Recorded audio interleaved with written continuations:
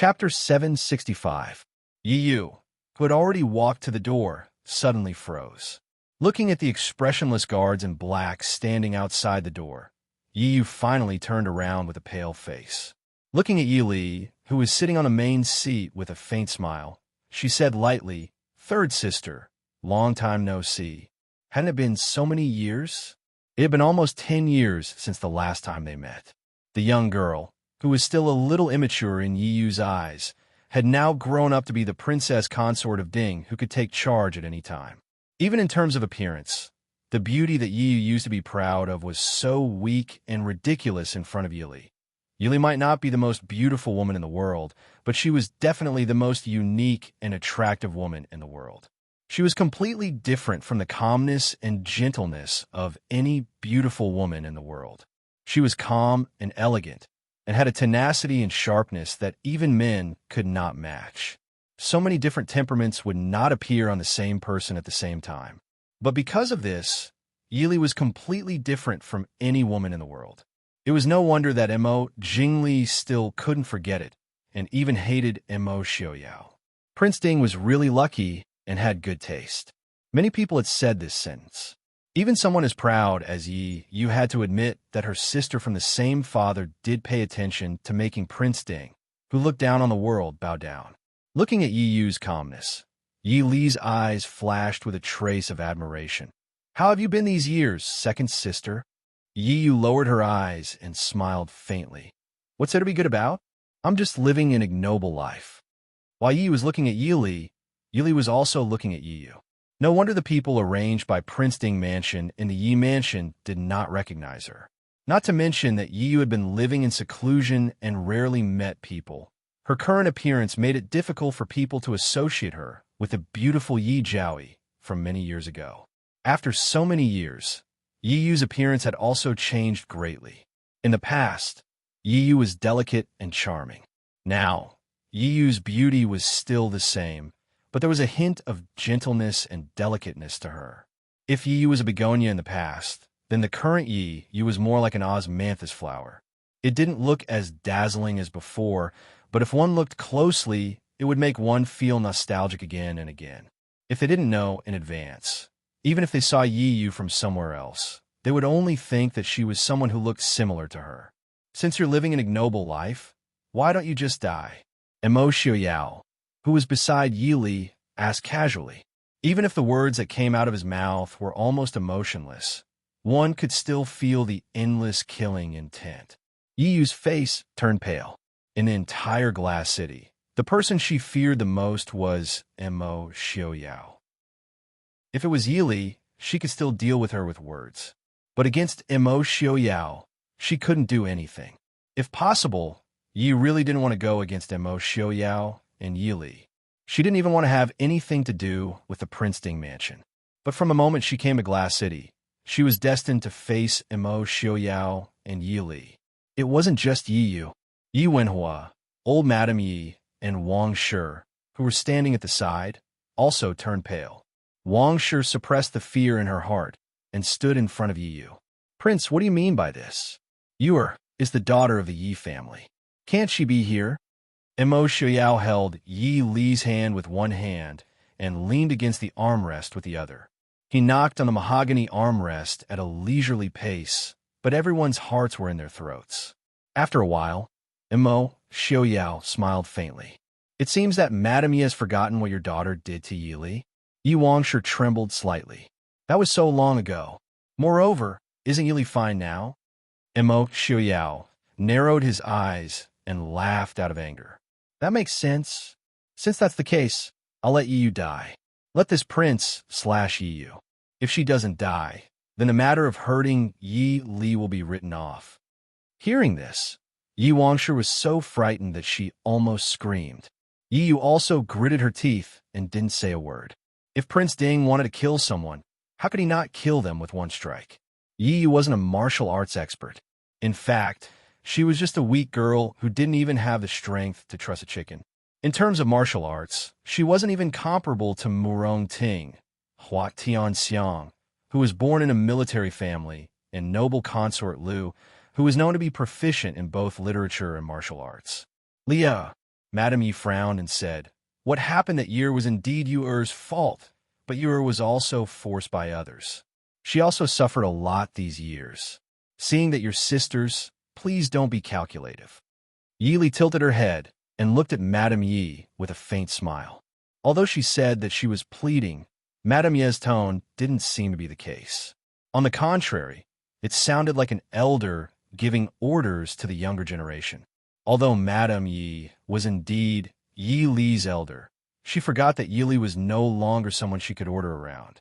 "Grandmother, second sister almost killed me that year. Although grandmother loves second sister more since she was young, she is also your granddaughter. Grandmother's heart is too biased." Madame Yi was stunned. Of course, she knew that she was biased. She had always thought that it was natural for her to be biased.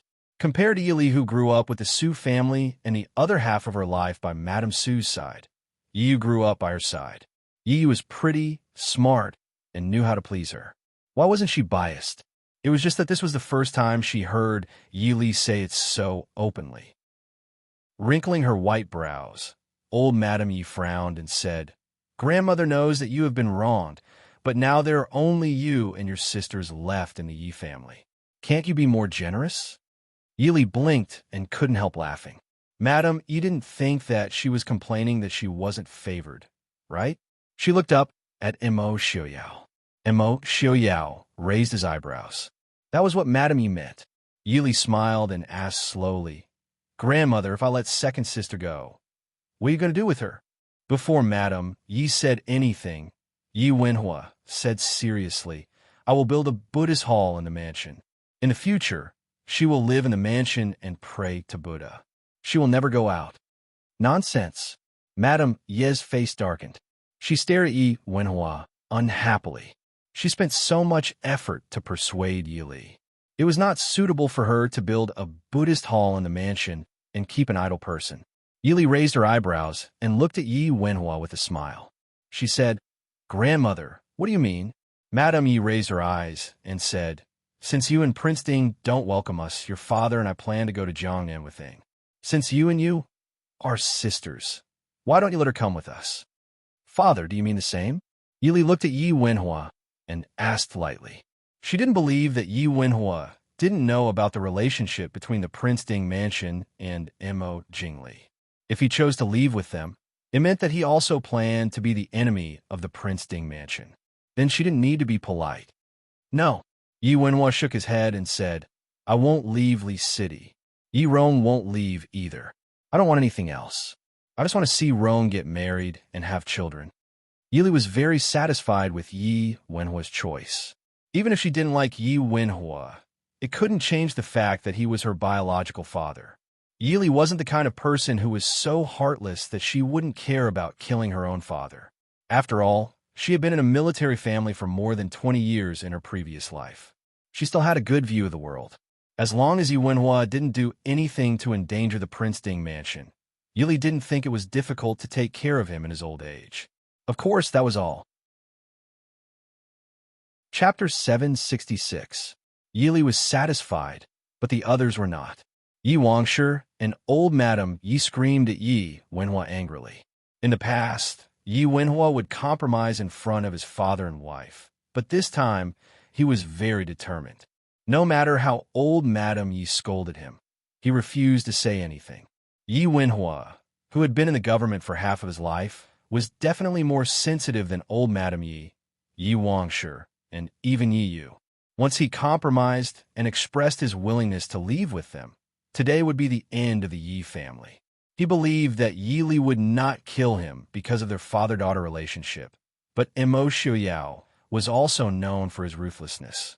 Mo Xiaoyao, who had been watching the show, seemed to be tired of the farce in front of him. He sat up and looked at everyone with a faint smile. "Old Madame Yi, do you know that the Prince Ding mansion and the Dechu state have a grudge against each other?" Old Madame Yi was stunned. Obviously, she did not understand what Mo Xiaoyao meant. Mo Xiaoyao said casually, "Since the Yi family has settled down in Li City, then they're under the Prince Ding mansion. Now you are telling me that I plan to bring the man who tried to assassinate Ai's concubine to Jiang and to seek refuge with the Li Palace. Can I assume that you are planning to rebel? Old Madame Ye's eyes widened in horror. She couldn't understand how this matter could be related to rebellion. But this did not stop her from knowing what kind of serious crime it was to rebel. How can this be considered? We are not under your Prince Ding mansion. Wang Shi screamed. Mo Xiaoyao's lips curved into a smile. Not someone for Prince Ding's residence? That meant they were Mo Jingli's men. Then, I can also treat you as spies. How about it? For the sake of Mr. Li, I will allow you to choose the way you like to die. This time, old Madame Yi and Madame Yi were really scared. They looked at Mo Xiaoyao's handsome face and trembled. No, don't. Yi Yu, who had been silent all this while, took a step back and fell into the chair behind her. In the end, she had underestimated the abilities of the Prince Ding mansion. She had planned everything well. She avoided the chaos of war and followed Wang Shi to Li City. She met Mo Jingli and persuaded Mo Jingli as she wished. However, he didn't expect to be defeated at this critical juncture. In the end, she was just a weak woman without the strength to truss a chicken. No matter how smart he was, without enough bargaining chips, he would not be able to withstand a single blow from a colossus like the Prince Ding mansion. And obviously, Yi Yu was the type of person who didn't have enough bargaining chips. The bargaining chips in her hands were only useful to Mo Jingli. In the eyes of others, they were of little value. Mo Xiaoyao stood up and walked slowly to Yi Yu. He lifted her chin condescendingly and looked at her carefully for a long time. Then, he said lightly, "You are the first person who dared to make a move on Mr. Li. I have always remembered you." Hearing this, Yi didn't feel the slightest bit of surprise. Instead, she shivered. Her beautiful eyes were full of fear. However, Yi Yu could escape from the Empress Dowager and the imperial family. She could also escape the investigation of the Prince Ding mansion. She had traveled thousands of miles from the capital to the Yi family's hometown in the southwest. She could even live peacefully for so many years. Naturally, she wouldn't be so easily frightened. After calming down, Yi tried to make her voice sound calmer. She said to Mo Xiaoyao, "Prince, what happened to third sister? It was the Empress Dowager who forced me. I also had no other choice. Prince, please be magnanimous. Yi Yu will repay Prince's kindness of not killing me, even if it cost me my life." "Force you to do it?" Mo Xiaoyao sneered. He shook off Yi Yu's chin with disdain. "Do you think I will let that old woman go? I don't care if you were forced or not. Those who hurt Mr. Li deserve to die. Even if someone forced you, you should die yourself. Why don't you die? If you die, perhaps I will avenge you and let your son be the emperor." Yi Yu had seen many unreasonable people. However, this was the first time Yi Yu had seen someone ask, "Why don't you die?" so matter-of-factly. For a moment, she couldn't come back to her senses.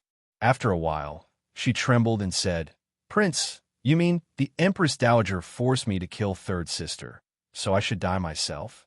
"That's right." Mo Xiaoyao nodded with satisfaction and said, "All of you can die. Only I, Mr. Li, can't be hurt. I will make anyone who dares to hurt her regret living. You should be satisfied after living for so many years." "Lunatic," Yi Yu said with a trembling voice. She turned to look at Yi Li and smiled bitterly. "Third sister, are you really not afraid of being with such a lunatic?" Mo Xiaoyao's face darkened. A trace of ruthlessness flashed across his eyes. He raised his hand and was about to slap Yi Li's head. Behind him, Yi Li raised her hand and grabbed his wrist. She pulled his hand back and interlocked their fingers. Seeing Yi Yu's shocked expression, Yi Li smiled faintly and said, "Why should I be afraid? I believe that if there is only one person in this world who won't hurt me, it will be him. Don't you think it's a very blissful thing to have such a person by your side?" "Blissful?" Yi Yu stared blankly at the two people standing side by side in front of her. A trace of confusion flashed across her eyes. When she looked back, she realized that she had never experienced blissful in her life. The only time she felt happy was when she was a young girl before entering the palace. Moreover, it was after Lady Su passed away and Lady Wang was promoted to the head wife. Because before that, she was just a concubine's daughter in the Yi family. These days only lasted for 2 or 3 years. When she entered the palace, She was walking on thin ice everywhere. How could she be happy?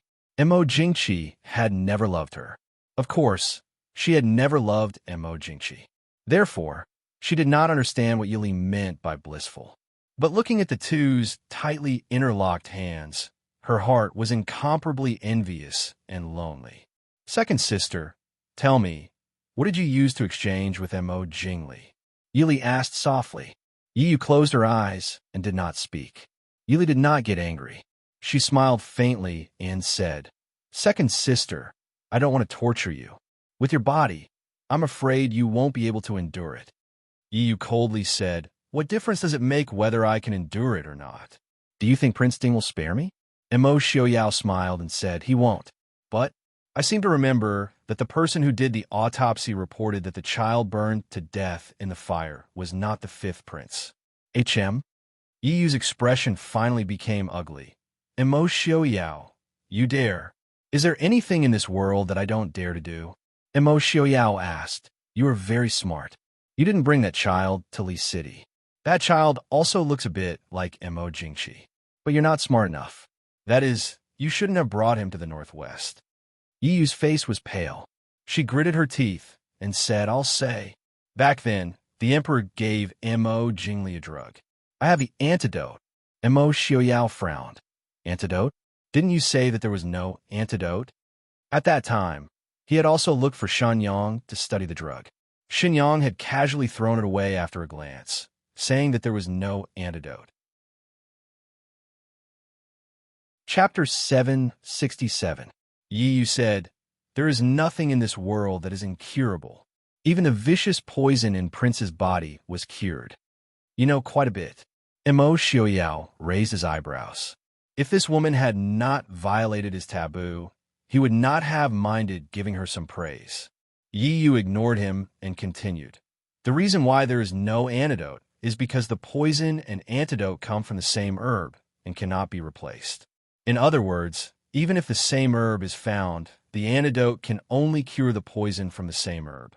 Therefore, every poison and antidote is unique.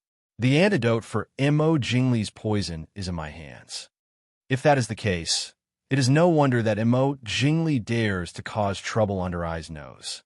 Mo Xiaoyao raised his eyebrows and said with a smile, To Mo Jingli, even if you had no other use, just this point was enough for Mo Jingli to do his best to take her away. After all, not having a son was Mo Jingli's greatest pain and weakness other than the throne. Where's the antidote? Mo Xiaoyao asked. Yiyu gritted her teeth. Mo Xiaoyao said calmly, I do not need that antidote. I only need Mo Jingli not to get it. Tell me, if I killed you now, would I be able to do it?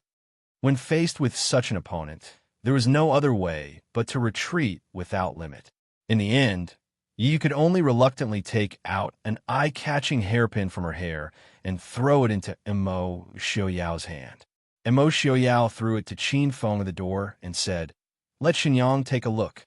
After losing almost all of her bargaining chips, Yiyu seemed to be much more relaxed. She fell into the chair and looked at Mo Xiaoyao, saying, I have nothing to say. What else do you want? Mo Xiaoyao still wanted to say something, but the guard outside the door reported, Prince Wangfei, Prince Li is here.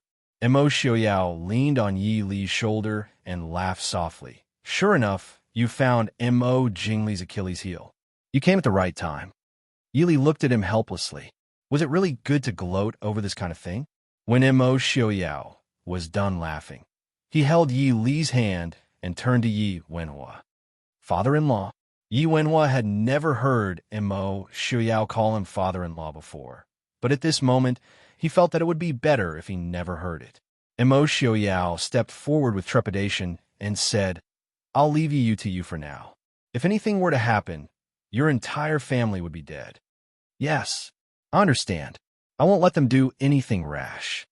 Yi Wenhua replied in surprise. He almost didn't expect that today's matter would end well. He thought that Yi was going to die. He didn't expect that Mo Xiaoyao would unexpectedly relent, so he quickly agreed. After all, Yi was his daughter. Mo Xiaoyao nodded with satisfaction and left with Yi Li. In the study, Old Madam Yi and others didn't catch their breath until all the guards outside the study left. Wang Shi pulled Yi Wenhua's sleeve and cried, "Old master, what should we do now?" Yi Wenhua's face was as calm as water. He stared at Wang Shi, who was crying for a long time. Just when Wang Shi thought that he was going to say something, he slapped her hard on the face. This slap was even harder than the previous one. Wang Shi's head hit the edge of the table, and blood immediately flowed out. "Old master, father, what are you doing?" The three of them screamed in fear. Yi Wenhua stared at Mrs. Wang and said, "Stay in your own room obediently. If you dare to step out of the room, you can get the divorce papers and get out." "Old master." Wang Shi was so scared that she even forgot to cry. Yi Wenhua stopped talking to her after he finished talking. He looked at Yi Yu and said, "And you, don't be so smart if you don't want to die. Don't drag the Yi family down with you." Yi Yu lowered her eyes and clenched her hands that were hidden in her sleeves. "Father, I know. It's good that you know," Yi Wenhua said in a low voice. Old Madam Yi frowned. She was very unhappy with her son's tough behavior. Yi Wenhua didn't wait for her to finish and said sternly, "Mother, do you really want to see the Yi family die without any descendants?" Old Madam Yi was shocked and said, "How can it be? You are Yi Li's biological father. How dare she?" Yi Wenhua smiled bitterly and said, "Li may not, but when did Prince Ding really treat me as his father-in-law?" "Mother, do you know how many people Prince Ding has killed these years? Or do you think that he can't do it?" Old Madam Yi was silent. These years, Mo Xiaoyao had killed many people on the battlefield. Just for Yi Li alone, how many people had he killed? Thinking of this, Old Madam Yi couldn't help but shiver. Yi Wenhua snorted and ignored Old Madam Yi, who wanted to say something. He turned around and left. Yi Li and Mo Xiaoyao walked out of the study and went to the front hall side by side. Yi Li asked curiously, "What are you going to do with Yi Yu?" It wasn't that she didn't trust Mo Xiaoyao, but it wasn't like Mo Xiaoyao to let her go so easily. Mo Xiaoyao lowered his head and looked at Yi Li with a gentle smile. "Since she entertained I will let her be happy for 2 days. Yi doesn't look like someone who will leave her fate to fate. She was able to escape from death in the palace, let alone now. And Yi was a smart person. She must have guessed that Mo Xiaoyao wouldn't really let her go. She was afraid that something would happen if she was left alone." Mo Xiaoyao smiled faintly and said, "I am afraid that she will leave her fate to fate. That year, didn't she want to burn Li to death? It's too easy for her to die like this. Li, don't worry about her. Come without a play with Mo Jingli." He didn't give Yi Li time to think and pulled Yi Li to the front yard. Zhuo Jing and Wei Lin, who were following behind them, couldn't help but shiver.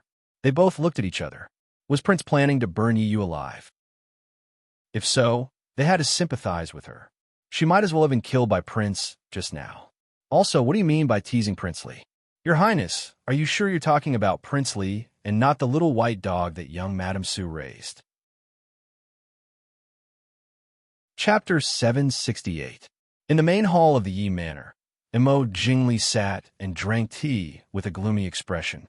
Only his tightly clenched hands showed the anxiety and anger in his heart.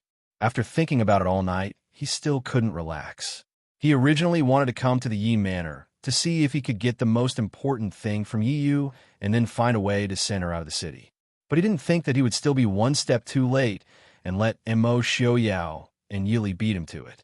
No matter how powerful Mo Jingli was in Jiangnan, in Li City, he could only tolerate Mo Xiaoyao's family.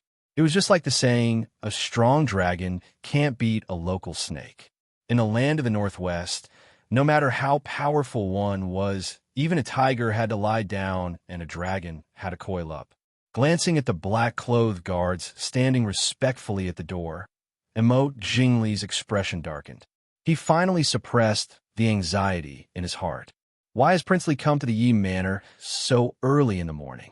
Mo Xiaoyao's voice carried a lazy smile from the door.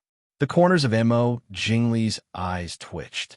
He raised his head and saw a pair of shadows walking hand in hand. His gaze fell on the two holding hands. Mo Jingli's expression became even uglier. He looked at Mo Xiaoyao with a fake smile and said, "Didn't Prince Ding and Princess Ding arrive earlier than I?" Mo Xiaoyao pulled Yi Li to the main seat and sat down. He smiled and said, Yesterday, someone came to report that the Yi Manor found a fugitive that the Prince Ding mansion has been chasing for many years. I and Princess Li were worried about the safety of the Yi family, so we came early in the morning to take a look. Could it be that Prince Li also received the news?" Mo Jingli said indifferently, "Prince Ding is joking. I haven't heard of it." Mo Jingli laughed coldly in his heart. How could he not understand Mo Xiaoyao? Even if the Yi family died in front of him, he might not even bat an eyelid. Coming up with such a lie was clearly just to brush him off. "King Li hasn't told I yet. Why is King Li here so early?" Mo Xiaoyao asked in a good mood. Mo Jingli said coldly, "Can I come to the Yi residence?" Mo Xiaoyao shrugged. "Prince Li is also the son-in-law of the Yi family, so of course he can come. Whatever, Prince Li is a guest. I don't want others to think that my Prince Ding mansion does not treat guests well." "Then Prince Li, please take a seat. I just obtained something interesting in the residence and was planning to go back and study it." A strange light flashed across Mo Jingli's eyes. He didn't expect Yi Yu to be able to withstand Mo Xiaoyao's attacks. But when he heard Mo Xiaoyao say this, he couldn't help but feel resentful. If he had known this would happen, he would have taken Yi Yu back to the post house, even if Mo Xiaoyao found out. The women of the Yi family, other than Yi Li, were all incompetent. After saying this, Mo Xiaoyao was no longer in a hurry. He leaned against the chair and played with Yi Li's hair while waiting for Mo Jingli's reaction. In any case, the bargaining chip was in his hands, so he had the final say in the price. From the looks of it, Yi Yu had really given him a big gift. After a long time, Mo Jingli stared at Mo Xiaoyao and said in a low voice, "What do you want?" Mo Xiaoyao raised his eyebrows in confusion, as if he didn't understand Mo Jingli's meaning. "What does Prince Li mean? I don't understand." Mo Jingli's eyes were filled with anger.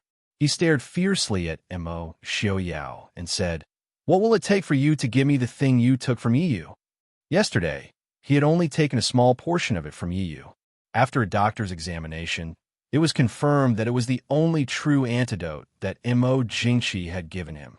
But the amount was so small that it could be ignored. This, Mo Xiaoyao looked at Mo Jingli with interest. He was like a cat that had been set on fire, so he was in a good mood. He happily rubbed Yi Li's hair and asked softly, "Li, if there's anything you want, quickly ask Prince Li. Prince Li occupies Jiangnan and is not as barren as the Northwest. It's rare that Prince Li is so generous." Yi Li looked at Mo Jingli's angry expression with amusement. She couldn't blame Mo Jingli for being so angry. Any man would be furious if they were caught in such a situation. Of course, Yi Li didn't know that the reason Mo Jingli was so angry was because Yi Li was sitting right in front of them and listening to their conversation. Even though he had been drugged by Mo Jingqi, but no matter what, a man with this kind of problem would always make him feel awkward and unable to raise his head, especially in front of a woman that he had always wanted. Mo Jingli sat in the chair and panted heavily. His eyes were red as he stared at Mo Xiaoyao. If it weren't for the fact that the difference in strength was too great, Yi Li believed that Mo Jingli would definitely pounce on Mo Xiaoyao without hesitation. After thinking seriously, Yi Li shook her head slightly and said, "I don't think there's anything I want." For a moment, Yi Li really couldn't think of anything valuable to ask Mo Jingli that Mo Jingli was willing to give. Mo Xiaoyao smiled gently and said, "Since Li can't think of anything, then let I think." Yi Li looked at him without commenting. Wasn't he the one who wanted to extort Mo Jingli? Mo Xiaoyao rubbed his chin and thought seriously for a moment before saying, "Since Prince Li is so generous, I won't be polite. 1,000 threads, snow robe, white jade phoenix zither, 9 dragons nation guarding seal, and Titan Emperor incineration sword. In addition, your nieces and nephews just turned a month old. Prince Li hasn't had time to send gifts. I remember that there's a shop called Agarwood Square. The children there are pretty good. It should be fine, right? Also, Mo Xiaoyao, Mo Jingli's eyes were almost bloodshot. His eyes staring at Mo Xiaoyao could no longer be described with hatred. It wasn't that Mo Jingli was too stingy, but that Mo Xiaoyao was too greedy. That so-called Little Agarwood Square was the most profitable of all of Mo Jingli's private properties. For example, the 4 items he wanted, although they were only 4 items, the value of these 4 items was something that even if the entire treasury of the Chu Imperial Palace was sold, it might not be able to match. The 1,000-thread snow robe was made from the silk of snow silkworms that grew at the peak of the snowy lands. It was said that the number of snow silkworms was extremely small. Only a few of them died in a year. It would take more than 100 years to gather enough silk to weave a single piece of clothing. The snow robe was warm in winter and cool in summer. It was impervious to fire and water. It could be said to be the world's best defensive treasure. Most importantly, the art of weaving silk had long been lost in the world. The one in the Chu State's Imperial Palace was the only 1,000 threads snow robe in the world. If it hadn't been kept in the Chu State's Imperial Palace, it would have caused a bloodbath in the world. The value of the other 3 items was also not below the snow robe. Among them, the incineration sword was said to be the first recorded sword of the Titan Emperor. Not to mention how the sword was still sharp after thousands of years. The sword itself was the symbol of the Imperial Palace's orthodox lineage. Mo Xiaoyao immediately asked for these 4 items. It could be said that he had dug up more than half of the Chu State's Imperial Palace's treasury. This made Mo Jingli's heart ache. His heart was about to break. Moreover, he dared to ask for more. Seeing Mo Jingli bristle with anger, Mo Xiaoyao seemed to be even happier. He calmly continued. Also, Kingly left behind some things in the north that he didn't dare to leave behind. Kingly, do you want to take them back yourself, or give them to I? Mo Jingli's pupils shrank. Of course, he understood what Mo Xiaoyao was talking about. Although the Chu State's imperial court had already moved south, whether it was the Chu capital or the northwest, Mo Jingli still had many spies. And Mo Xiaoyao wanted him to remove all of them. Chapter 769. Don't even think about it. Mo Jingli gritted his teeth. Mo Xiaoyao raised his eyebrows and smiled. Kingly doesn't need to be so angry. When giving a gift, it has to be given willingly. If Kingly can't bear to part with it, I naturally won't force it.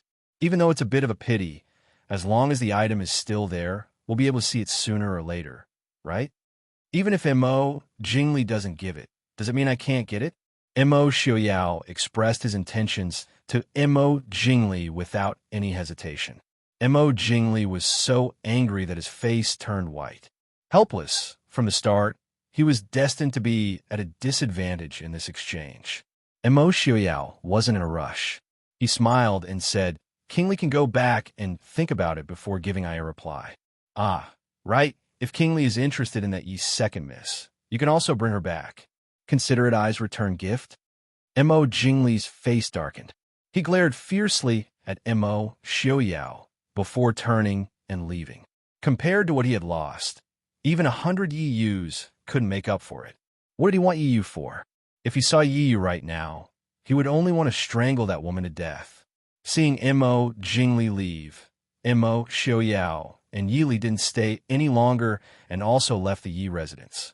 Seeing that Mo Xiaoyao had a rare smile on his face, Qin Feng and the others behind him couldn't help but put a large distance between them. Yili asked somewhat helplessly, Are you really that happy about scheming against Mo Jingli? Mo Xiaoyao disdainfully curled his lips and said, Who's happy about that? With Mo Jingli's brain, it's easy for I to scheme against him. Then it's for the treasure? Seeing Mo Jingli's expression, Yili also understood that Mo Xiaoyao's request must be extraordinary. Mo Xiaoyao nodded happily. I have been looking for the snow thread robe for a few years now. Unfortunately, Mo Jingqi had hidden it too well. Even the shadow guard of the Prince Ding mansion could not find the entrance to the Imperial Palace. There's also the Phoenix Zither. With it, young Master Qing Chun can at least work for us for another 20 years, right? Mo Xiaoyao held Yi Li's hand as they walked. He happily discussed with Yi Li how to use the treasures after they obtained them. The impenetrable snow thread robe would naturally be given to Yi Li. The phoenix zither would be used to trick young Master Qingchen into continuing to work for the Prince Ding mansion. As for the kingdom suppressing seal, it didn't have any practical use. However, it was said that there was a legendary book hidden within it. He could give it to Mr. Qingyun to study. There was also the incineration sword. Although the Prince Ding mansion had many treasured swords, one of which was personally forged by the founding Prince Ding Mo Lanyun, the cloud-embracing sword. Although it could not be considered a legendary sword due to its recent age, it was still a rare divine weapon. However, compared to the legendary #1 sword in the world, it was obviously not enough. Qin Feng and the others who were following behind them had black lines on their faces. Prince Li still hasn't agreed to give it to you. Mo Xiuyao, who was in an extremely good mood, did not care whether these things were his or not. If he took a fancy to something that was not his, it would become his sooner or later. Lowering his head to look at the beautiful and elegant girl beside him, Mo Xiuyao's lips curved into a satisfied smile. With the snow thread robe, he would be more assured of Li's safety in the future. Li, let's go shopping. Shopping? Yi Li looked up and asked with some confusion. Other things were fine, but in these past few years, they really did not go shopping. Even if they were free, they would go out of the city for a walk. The most important reason was that Mo Xiuyao's white hair was too dazzling. Even people who had never seen them before would naturally remember their identity when they saw the white-haired young man in Glass City. Wherever they went, they would be surrounded by people. It was better to go out of the city to a place with fewer people. Mo Xiuyao smiled and said, "Glass City is more lively than usual these days. Li and I worked so hard to manage Glass City. Shouldn't we go and enjoy the people? Let's go." He did not care whether Yi Li agreed or not. He pulled Yi Li and walked in the direction with the most people on the street. The guards following behind saw the prince pull Princess into the crowd like the wind and looked at each other. "Commander Qin, what do we do?" Qin Feng rubbed his chin and said, "A few people follow from a distance. Everyone else, go back to your fu. Don't get too close and let the prince and princess find out." It was clear that the prince wanted to spend some time with Princess. If they disturbed the prince's mood, they would be the unlucky ones. The guard behind him had bitter smiles. It was a very difficult task to follow the prince and princess without being discovered. The two held hands as they walked in the crowd. As expected, they attracted many people's attention. Not to mention Mo Xiuyao's white hair that showed his identity. Just the two's appearance and aura was enough to attract most people's attention. Even though they were surrounded by people, it was a good thing that Glass City's people were very polite and did not go up to disturb them. But the people of Glass City knew, the people of Dechu State knew, maybe the guests of Xiling and Nanzhao knew, but there were still a few people who did not know their identity. So when the two stood in a newly opened shop that sold goods from the Western regions and heard the tall boss of the Western regions, who was completely different from the people of the Central Plains, speak to Yi Li in a strange Central Plains accent, Mo Xiuyao's face instantly turned green. This was a shop that sold all kinds of exquisite jewelry from the Western regions. Even though the porcelain and gold products of the Central Plains could be said to be at the peak, the countries of the Western regions had unique craftsmanship in gold and stone, especially precious stones, and had a different style. And this young merchant who came all the way to Glass City to open a shop clearly had the genes of a romantic country. When he saw Yi Li come in, he immediately ignored Mo Xiuyao, who was standing beside her, and took out the most exquisite jewelry in his shop to curry favor with Yi Li. He also said that if Yi Li liked it, he could give it to her for free. Of course, if the beautiful Miss Dongfang could do him the honor of having afternoon tea with him, that would be even better. In this life, this was the first time someone hit on her like this. Of course, this was also because there were only a few people in this world who were so passionate and unrestrained. Even if there were one or two of them, they would be classified as lechers. Not knowing whether to laugh or cry as she looked at this tall and handsome Western region's man in front of her, Yi Li shook her head and pulled Mo Xiuyao, who was about to explode out of the shop. The Western region's merchant behind them held his most exquisite jewelry and felt sad. Why did the beautiful Miss Dongfang pull that white-haired man and leave without looking back? Could it be that white hair was more beautiful than his blonde hair and more attractive? The local waiter of Glass City, who was hiding at the side, silently watched his boss's suicidal actions. After thinking about it, he decided to tell his boss. After all, although this Western region's boss who had just arrived was a bit strange, he was still very good to people. If he died in a foreign land because he provoked someone he shouldn't have, that would be too tragic. He went forward and told him about Immerse Xiaoyao and Yi Li's identities. He also emphasized that the prince and princess were very close and had a very good relationship. The blonde young man who had just heard this immediately shouted, "You're saying that beautiful miss is a princess?" The waiter nodded, and the blonde young man instantly went crazy. "But that miss looks like she's only 15 or 16 years old. I heard that the powerful princess should already be the mother of 3 children." Chapter 770. The shop assistant silently rolled his eyes. "You don't look like you're just 20 years old. People from the West always look old. Anyway, boss, the princess consort is older than you. There are many beautiful ladies in Glass City. You don't provoke the princess consort anymore. You'll die. Even if the prince doesn't kill you, the people of Glass City will kill you." The beautiful love that had just sprouted was cruelly strangled in the beginning by the nameless shop assistant. They were indeed a passionate and unrestrained people. The blonde young man was dispirited for a moment before he became lively again. "Dearly, I just met the highest ruler here. Heavens, I didn't even greet him. That's so rude. Quickly prepare a gift. I want to personally pay him a visit. I heard that your king is a very wise person, although I didn't notice him just now. However, someone who is worthy of the beautiful princess consort should be a good king. He definitely won't mind doing business with me." He was the second son of a wealthy merchant in the West. According to the family's rules, the eldest son could inherit almost all of the family's wealth. The other sons could only inherit a small amount of wealth that was enough for them to live a carefree life or start a business.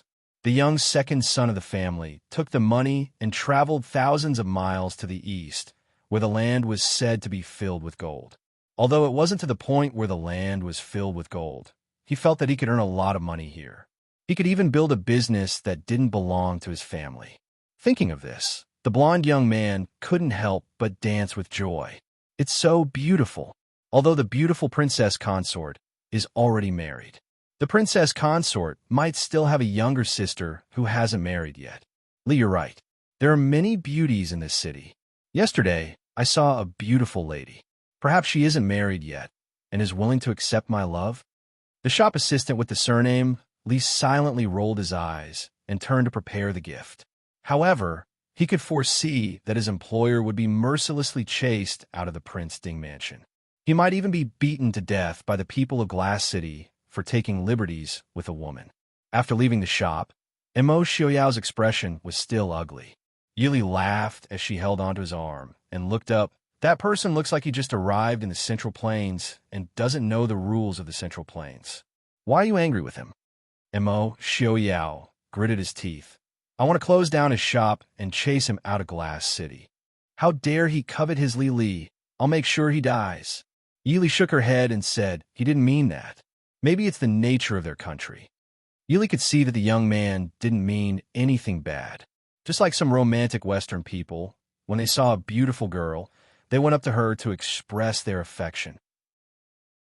If there was a chance, he might develop further. Most of the time, it would just be a cup of tea. Immerse Xiaoyao snorted lightly. Of course, he could see the sincerity and pure admiration in that person's eyes. But even so, he was still unhappy. "Well, let him be. Didn't you say you were going shopping with me? How can you go shopping with such a sullen face?" Yili said with a smile. It was rare for him to go out with Li, so Immerse Xiaoyao naturally didn't want to spoil the mood. Only then did he throw the matter to the back of his mind and walk with Yili in the crowd. On the busiest street in Glass City, in a tea house on the side of the street, one could clearly see the situation on the street through the open windows. Inside the window, a few men and women with extraordinary appearances sat facing each other. Beside Rin Qining sat Queen Helan and imperial concubine Yun, and opposite Yalu Yi sat Qing Yana, who still had a veil on her face. The women of the northern region had always been straightforward. Queen Helan looked down on imperial concubine Lu, who was secretive and looked down on everyone with a pair of cold eyes. Pursing her bright red lips, she said with a smile, "Seventh Prince, when did you northern tribes women learn the pretentious ways of the Central Plains?" As she spoke, she casually glanced at imperial concubine Yun, who was sitting on the other side of Rin Qining. Clearly, the pretentious words were directed at her. But even the pretentious imperial concubine Yun did not wear a veil on her face. Being secretly mocked by Queen Helan, imperial concubine Yun was naturally furious. But she also looked down on the woman in white opposite her. At a glance, she knew that this woman was from the Central Plains. Following the seventh prince of the northern tribes, she even took the name of the northern tribes. She was so secretive that it seemed like she could not be seen. She actually dared to look at her with that kind of disdain. Who did she think she was? Sister Queen, you're wrong. Although the women of the Central Plains are not as straightforward and generous as the women of the northern region, they're also open. Except for unmarried daughters, no one hides their heads and shows their tails. If she was an unmarried woman, she naturally should not follow a man everywhere. Since she followed a man everywhere, what was the point of covering her face? Imperial concubine Lu was mercilessly mocked by these two women, and her cold eyes seemed to freeze. King of the northern region, are the women in your palace all fond of gossiping? Or did Mo Shuyao kill all the women of your northern region before bringing these two women out to make a fool of yourself? As soon as these words came out, not only Queen Helan and imperial concubine Yun, but also Rin Qining's expression changed. He stared at imperial concubine Lu for a long time with gloomy eyes, and then said to Yalu Yi lightly, "Brother Yalu, your fiancé is interesting." This time, it was imperial concubine Lu's turn to look ugly. Just like how she disdained to quarrel with Queen Helan and imperial concubine Yun and directly talked to Rin Qining. Rin Qining ignored her and directly talked to Yalu Yi, which also showed that he disdained to argue with a woman. Yalu Yi vaguely gave imperial concubine Lu a warning look. Although imperial concubine Lu was angry, she could only secretly suppress the anger in her heart. Queen Helan looked at Yalu Yi, then looked at imperial concubine Lu, and said with a smile, "I'm indeed not as good as my cousin, but I am still presentable, right? Seventh Prince, there are still many suitable women in the northern region who are suitable to be wives. Your woman is not good." Imperial concubine Yun did not care about the fight with Queen Helan at this time, and asked gloatingly, "What's not good about her? I think this girl is very beautiful. She is too old. A woman of this age in the northern region can be a grandmother." Queen Helan said without any trace of politeness. The women of the northern tribes married at an earlier age than the women of the Central Plains. There were really many women of imperial concubine Lu's age who could be a grandmother or grandmother. No matter how beautiful imperial concubine Lu was, some traces of age could not be concealed. Chapter 771.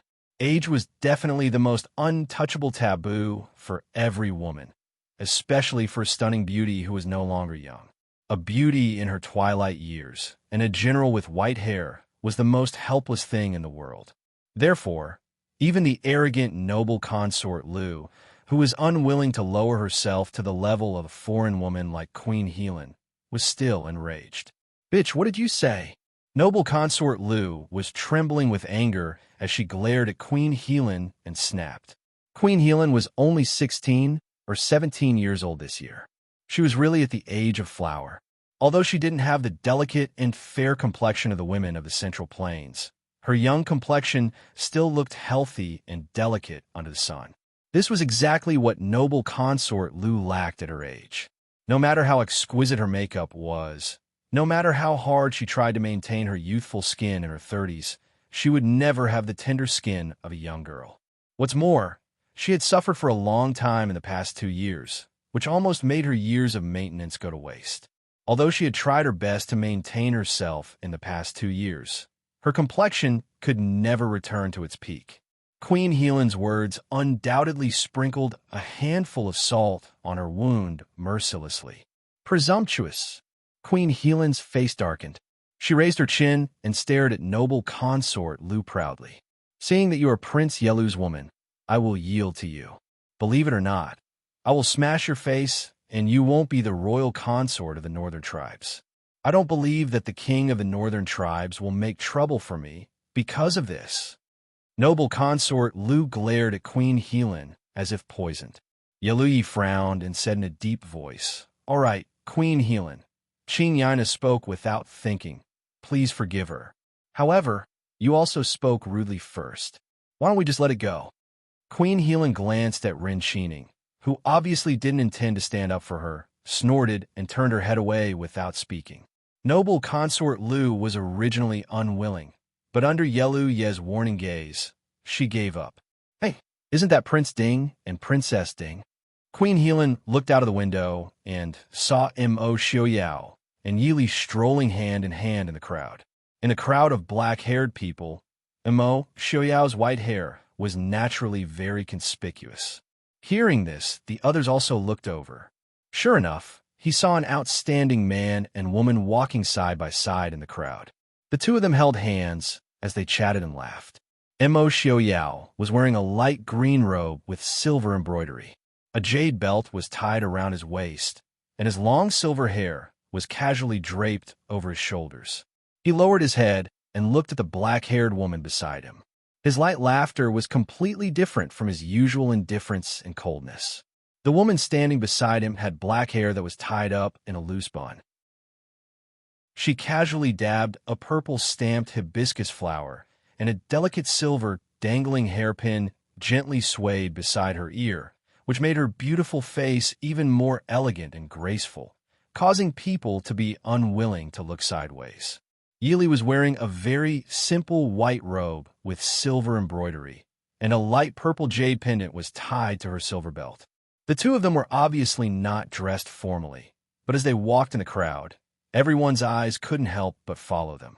It wasn't clear what Mo Xiaoyao said, but Yili angrily glared at him. She raised her hand to snatch the thing in his hand, but Mo Xiaoyao let her pass with a smile. He held her waist with one hand and brought the thing in his hand to her lips with the other. Only then did the crowd see clearly that Mo Xiaoyao was holding a stick of candied haws. Ren Qining and Yelu Yi couldn't help but twitch their mouths. With their status, no matter which woman they doted on, they would never do such a thing.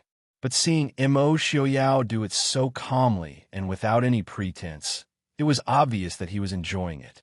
I've long heard that Prince Ding and Princess are deeply in love. Seeing it today, I know that the rumors are true. Imperial concubine Yun sighed faintly, and it was difficult to hide her envy for Princess Ding in her tone. Queen Helen also rarely agreed with Imperial concubine Yun's words. Prince Ding is an amazing man. Yelu Ye's mouth twitched. The standard of a good man was to buy candied haws on the street. Seeing his indifference, Queen Helen said unhappily, "Seventh Prince, can you buy candied haws on the street for any woman?" Yelu curled his lips in disdain. How could he, a prince, do such a degrading thing for a woman? Queen Helen was even more disdainful. I originally thought that only the men of the Central Plains were so hypocritical, but I didn't expect you northern tribes people to be the same. The men of the northern region are not as hypocritical as you. Every one of them is a good man like Prince Ding. Seeing that Mo Xiaoyao and Yili were about to pass by downstairs, Queen Helen stood up and said with a smile, "Prince Ding, Princess Ding." Downstairs, Yili and Mo Xiaoyao looked up and saw Queen Helen waving happily at them. Of course, there was also Ren Qining and Yelu Yi, whose expressions were not very good. Ren Qining and Yelu Yi had formed an alliance to fight against the Mahist army, so it was not surprising that the two of them would appear at the same tea house. But the two families had colluded under the eyes of the Mahist army in the city. They really did not put the Prince Ding mansion in their eyes. Yi Li's lips curled into a faint smile. She nodded at Queen Helen and said with a smile, "The queen is also here, What a coincidence. Queen Helan leaned against the window and said with a smile, Prince Ding and Princess Fei are out shopping. Why don't you come up and sit together? Deference is no substitute for obedience. Yili smiled and agreed. She pulled Mo Xiaoyao into the tea house. The two had just entered when the shopkeeper of the tea house came up to greet them with an excited expression. Even though Prince Ding and Princess Fei lived in Li City, the two usually did not go out. It was no wonder that the shopkeeper was so excited that they could visit this small tea house. Looking at the excited and bewildered shopkeeper, Yili nodded with a smile and said, Shopkeeper, don't mind us. We can go up ourselves. The shopkeeper naturally nodded and carefully snuck a glance at Prince Ding, who was standing next to Princess Fei. The prince holding the candied haws was really beyond the scope of what normal people could accept. He didn't dare to go up and make small talk. He could only watch as Yili pulled Mo Xiaoyao upstairs. Ren Xining's group did not sit in the side room, but the shopkeeper knew that their status was special. The place where they sat had the best view and the quietest place in the entire tea house. Separated by a folding screen of mountains and rivers, it formed a world of its own. It had the meaning of finding peace in the midst of chaos. Seeing the two come in hand, Ren Xining and Yelu Ye's gaze involuntarily landed on Mo Xiaoyao's other hand. Even though the candied haws were gone, Prince Ding, who was holding the dessert box in his hand, was still unbearable. This feeling was like a deity worshipped by all living beings in the ninth heaven, but someone suddenly told you that deities also needed to eat, drink, and defecate. Facing Ren Xining and Yelu Ye's strange gazes, Mo Xiaoyao did not care. He casually put the dessert on the table. Only then did everyone see the words, Tasting Lotus House, on the box. This was Li City's most famous dessert. Queen Helan's eyes lit up. This is Tasting Lotus House's dessert? Their desserts are the best.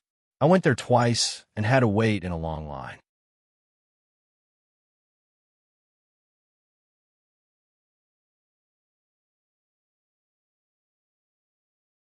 As for Yilu Yi, for the time being, he no longer had any plans to start a war with Mo Xiaoyao. Within the northern militant kingdom, there was news that his brother, the crown prince, was on the move. In addition, during this period of time, the battle with the Mahist army had been intense. This made his mind, which had been blinded by victory, clear up a little. If his brother, the crown prince, gained the upper hand within the kingdom, then even if he defeated Mo Xiaoyao once or twice, it would be of no use. Unless he could completely wipe out the Mahist army, otherwise it would just be a waste of his own strength. Thinking about how Yelu Hong's relationship with the Prince Ding mansion was much more harmonious than his own, Yelu Ye's heart moved slightly. Looking at Mo Xiaoyao, his gaze became more clear and deep. Prince Ding, I have a business deal that I would like to discuss with Prince Ding. What do you think? Business deal? Mo Xiaoyao seemed to have heard a joke. Seventh Prince, your northern militant army is still eyeing the border like a tiger watching its prey. What business deal do you want to discuss with I? Yelu Yi smiled carelessly. There's a saying in the Central Plains, there are no eternal friends, only eternal benefits. At the same time, there are no eternal enemies, right? Mo Xiaoyao raised his eyebrows. That seems to make sense. Why don't Seventh Prince say it? Ren Xining, who was sitting opposite, saw that Yelu Yi wanted to discuss a business deal with Mo Xiaoyao in front of him. His face immediately turned ugly.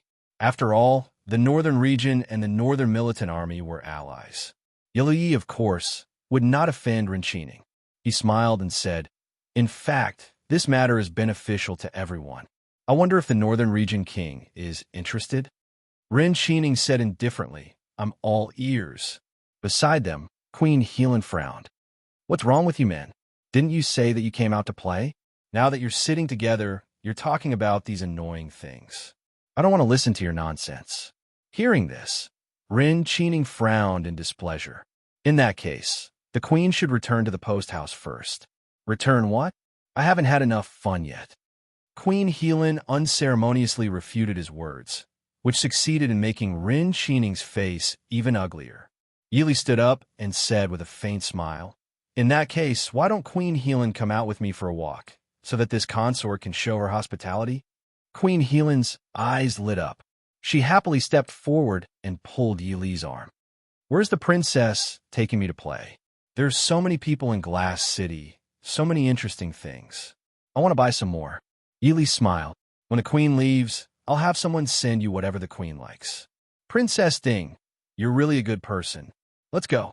After saying that, she did not care about the other people's reactions and hurriedly pulled Yi Li downstairs. Yi Li waved her hand at Mo Xiaoyao, indicating that it was fine, and followed Queen Helen downstairs. Mo Xiaoyao frowned. From the window, he watched the guards waiting outside the tea house follow them up. Only then did he feel relieved and sit back down. Prince Ding's affection for the princess is really enviable. Noble consort Lu stared at Mo Xiaoyao and gritted her teeth. Looking at Mo Xiaoyao, who was still handsome and had white hair, she felt awe-inspiring. Noble consort Lu's heart felt as if it was bitten by a poisonous snake. Mo Xiaoyao was 1 or 2 years older than her. If the two looked about the same age 2 years ago, now, if noble consort Lu took off her veil, even if she was still beautiful, she seemed to be a few years older than Mo Xiaoyao. Mo Xiaoyao acted as if he didn't hear. He lowered his head and took a sip of tea. He said to Yelu Yi, "What is the deal? Prince Yelu, please say it." The woman who was ignored, even the beautiful face under her face was twisted and ferocious. In another jewelry store in the city, not far from the tea house, Yi Li and Queen Helen sat across from each other in a quiet room on the second floor. Yi Li leisurely tasted the new tea that the shopkeeper had personally delivered, smiling as she watched Queen Helen curiously play with the various exquisite jewelry on the table. After a while, Yi Li asked softly, "Does Queen Helen have something to say to this consort?" Hearing this, Queen Helen put down the jewelry in her hand and raised her head. The arrogant and curious smile on her face gradually disappeared. It was replaced by the determination rarely seen in women of the Central Plains and the wisdom and calmness rarely seen in women of the northern region. The sudden change made the originally arrogant young woman look a little more imposing. Queen Helen nodded and said with a smile, "I knew I couldn't hide it from Princess Ding." Yi Li smiled and said, "The queen showed goodwill to this consort on the first day. If this consort couldn't see through it, wouldn't I disappoint the queen? It's just that I don't know what matter the queen wants to discuss in private without the Northern Region King."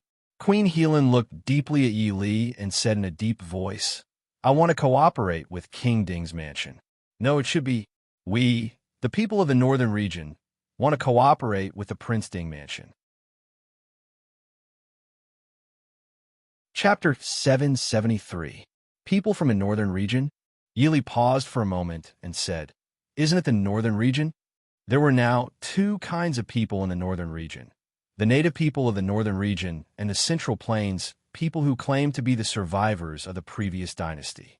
These so-called survivors of the previous dynasty were just the people of the Chu state who had turned to Ren Qining or had been taken in by him in recent years. Ren Qining trusted the Central Plains people more. If he wanted to restore the orthodoxy of the previous dynasty, he would have to suppress the people of the Northern Region and even abandon them completely in the end.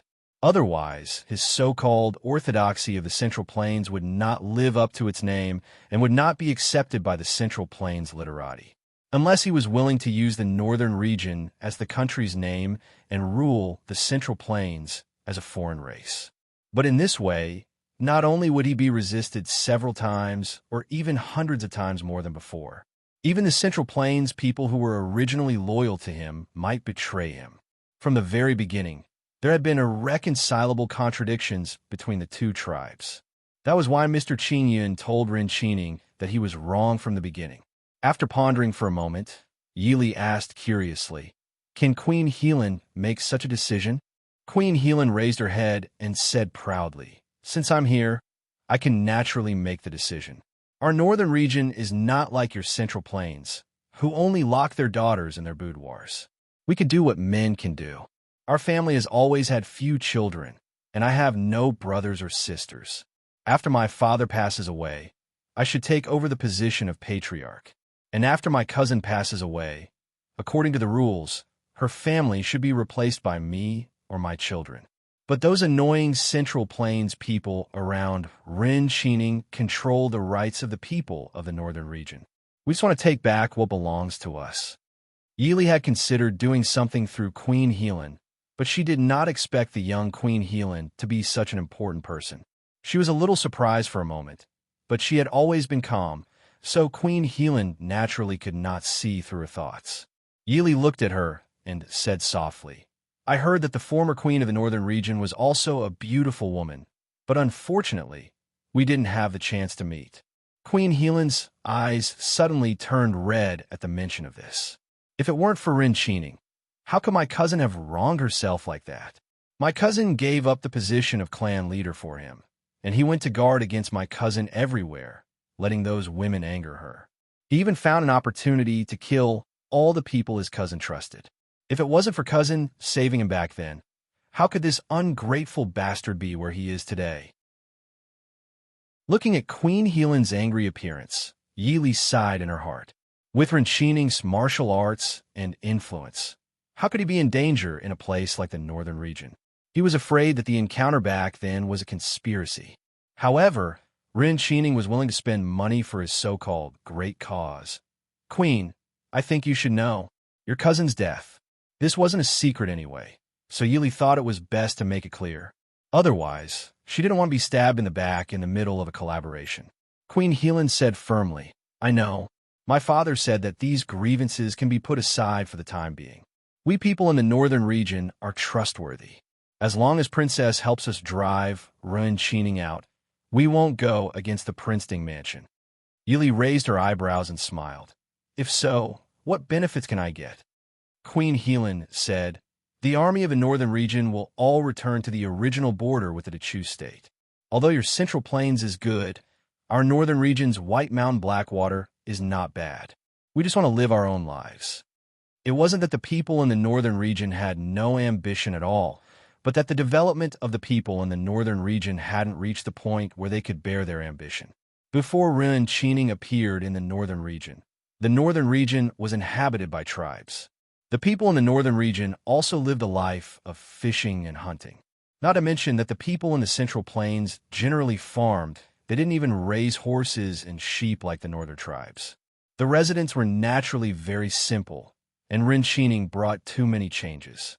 However, not everyone could accept the earth-shaking changes in less than 20 years. From the occasional fighting between tribes in the past to the current fighting with the regular Dechu state and the Mahist army, the people in the northern region suffered the heaviest losses. The people in the northern region were not stupid.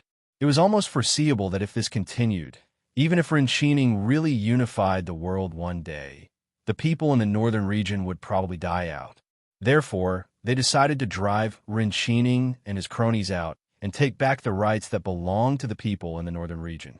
Perhaps one day, they would also participate in this battle for supremacy, but that was a matter for a very, very long time in the future. It was definitely not now. Yili was silent for a long time before she nodded and said, "Queen Helen's proposal is very tempting.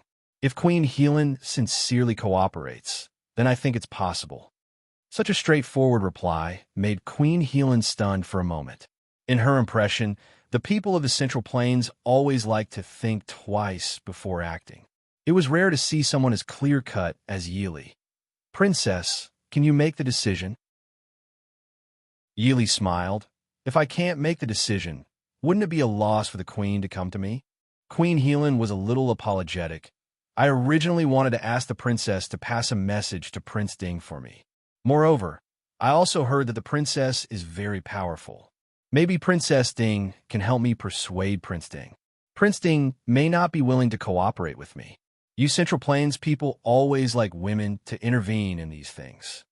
Yili smiled and said, "I can make the decision, but the queen has to let me see the sincerity of the northern region, right? Otherwise, how can I trust the queen?" Queen Helen nodded and solemnly took out a box and put it in front of Yili, saying, "This contains the sacred object of my ancestors in the northern region. With it, you can exchange all the people of the northern region's 26 clans to do one thing for you. As long as you mention it, All the people of the northern region will go through water and tread on fire for you. This is the most honorable treasure of our northern region. For the time being, the princess will keep it." Yili opened the box. The inside of the box was covered with brown patterned animal skin, which looked like the skin of a tiger. There was a short knife on the animal skin. It looked a little rough, but many of the engravings on it had been blurred and rounded. Obviously, it had been there for a long time. The material of the short knife was neither iron nor copper. It was not a common jade knife, but seemed to be made of stone. Although Yili was not superstitious about the binding force of tokens, she also knew that some people believed in the so-called sacred objects. "The queen is not afraid that I won't return it?" Queen Helan said seriously. "If so, the northern region will do everything to bring back the sacred object. But I believe that the princess and Prince Ding are not such people." Yili put away the box and nodded. "Tomorrow at the latest, the prince and I will give the queen an answer." Only then did Queen Helan reveal a smile. She nodded and said, "Thank you, Your Highness." Chapter 774.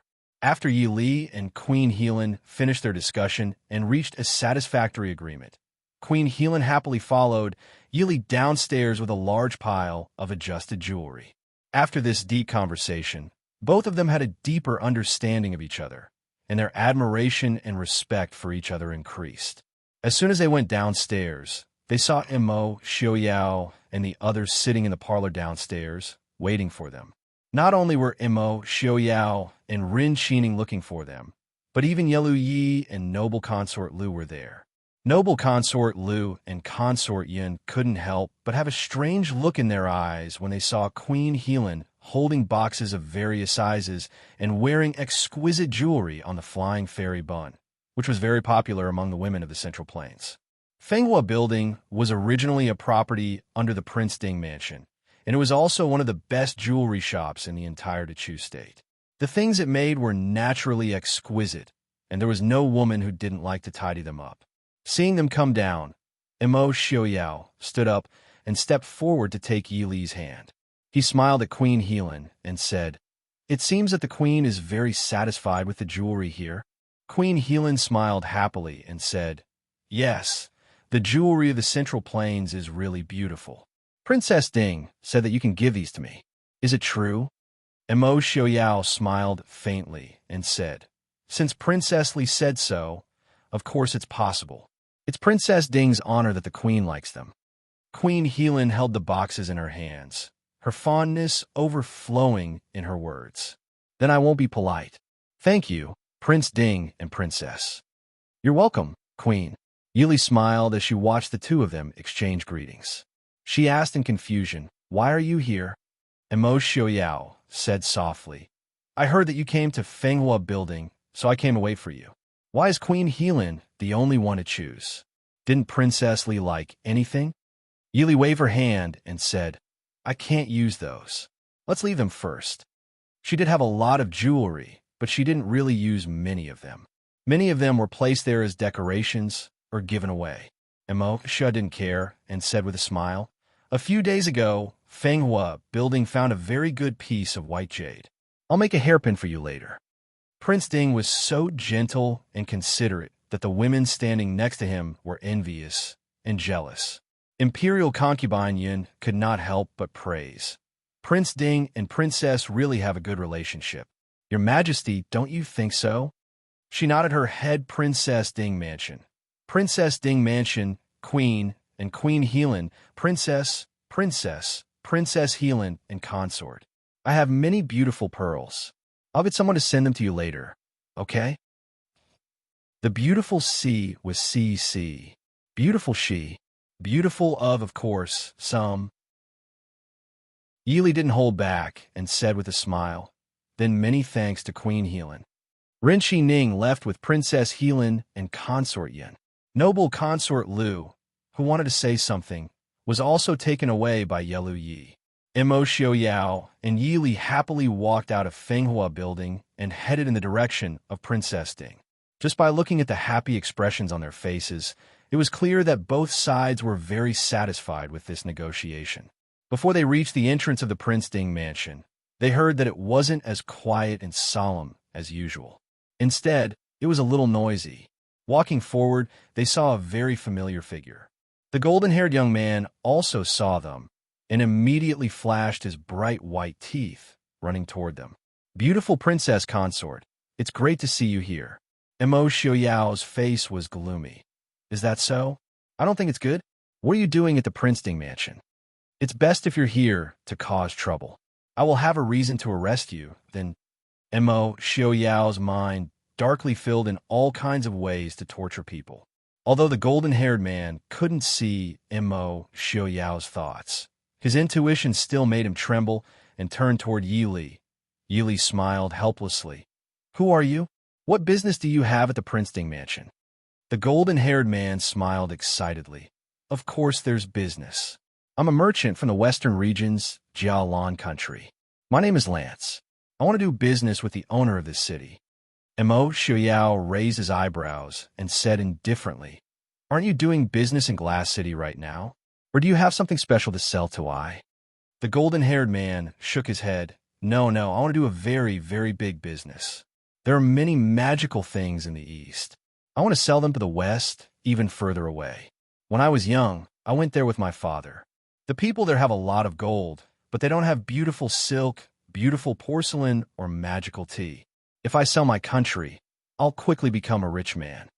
At least the golden-haired man knew how to read people's expressions. Seeing that Mo Xiaoyao's expression wasn't very good, he added, "Of course, there's also you. We'll all become the richest people." When he spoke excitedly, the golden-haired man began to dance with his hands and feet. Mo Xiaoyao and Yi Li exchanged glances. The Princeton mansion was very rich, but they didn't mind having more money. After all, fighting wars and raising an army had always been a money-burning job. "Why don't you come in with us, and we can talk about it in detail?" Yi Li said with a faint smile. "Of course, it's my honor. Beautiful princess." The golden-haired man said happily. His employee had warned him that he might be kicked out, but he was very lucky to get a chance on the first try. The heavens really favored those who were diligent and knew how to seize opportunities. The young man thought happily. He seemed to see countless glittering gold waving at him. "Beautiful." Mo Xiaoyao, who was walking in front, sneered. He waved his hand to summon the guards. "Call Han Mingyue and Han Mingxi over. And young Master Qingshun, let them deal with this guy." The young merchant from the western region, called Lance, followed the guards into the large Prince Ding's residence with a face full of excitement. The white-haired monarch told him that he didn't know much about business, so he had to wait for someone to come and talk to him. He also suggested that he stroll around the mansion's garden. This made Lance's impression of Prince Ding rise exponentially. After seeing countless superiors who pretended to know what they didn't know, this monarch who had the courage to admit his weakness was so great. No wonder this city was more prosperous and stable than any other city he had ever seen. In June, the Princeton mansion was still full of flowers. Lance curiously looked at these flowers unique to the East and wondered if he could bring them back to the western regions to plant. Just as he was admiring the beautiful scenery in the garden, he saw two people walking towards him. The two figures, one red and one white, were particularly eye-catching in the garden full of blooming flowers. Lance's gaze was firmly fixed on the figure in red, her tall and slender figure, as well as her beautiful face. Her black hair was casually tied up with a ribbon, and there was a lazy smile on her lips. All of them gave people a strange sense of beauty. Chapter 775. Although she was not as gentle and delicate as the beautiful princess consort, she had a different style. Thus, Lance once again ignored the man in white beside the woman in red and ran over with a flower in his hand. "Beautiful Miss Dongfang, may I have the honor of having afternoon tea with you? If you are not married like the beautiful princess consort, please consider accepting my deep love." The two people in front of him were stunned. They were obviously shocked by this sudden display of love. After a while, the woman in red asked in a low voice, "What did you say?" Lance was stunned. This lady's voice seemed to be worse than the beautiful princess consort's. But a perfect beauty like the princess consort was probably rare. However, this red-clothed beauty was also a rare beauty. If you are not married, please accept my deep love. Lance raised his head and said sincerely. Bang! What answered him was a fierce and heavy punch. Lance was hit so hard that his head was in a daze. He could not react for a moment and shook his head. Beautiful little... Bang!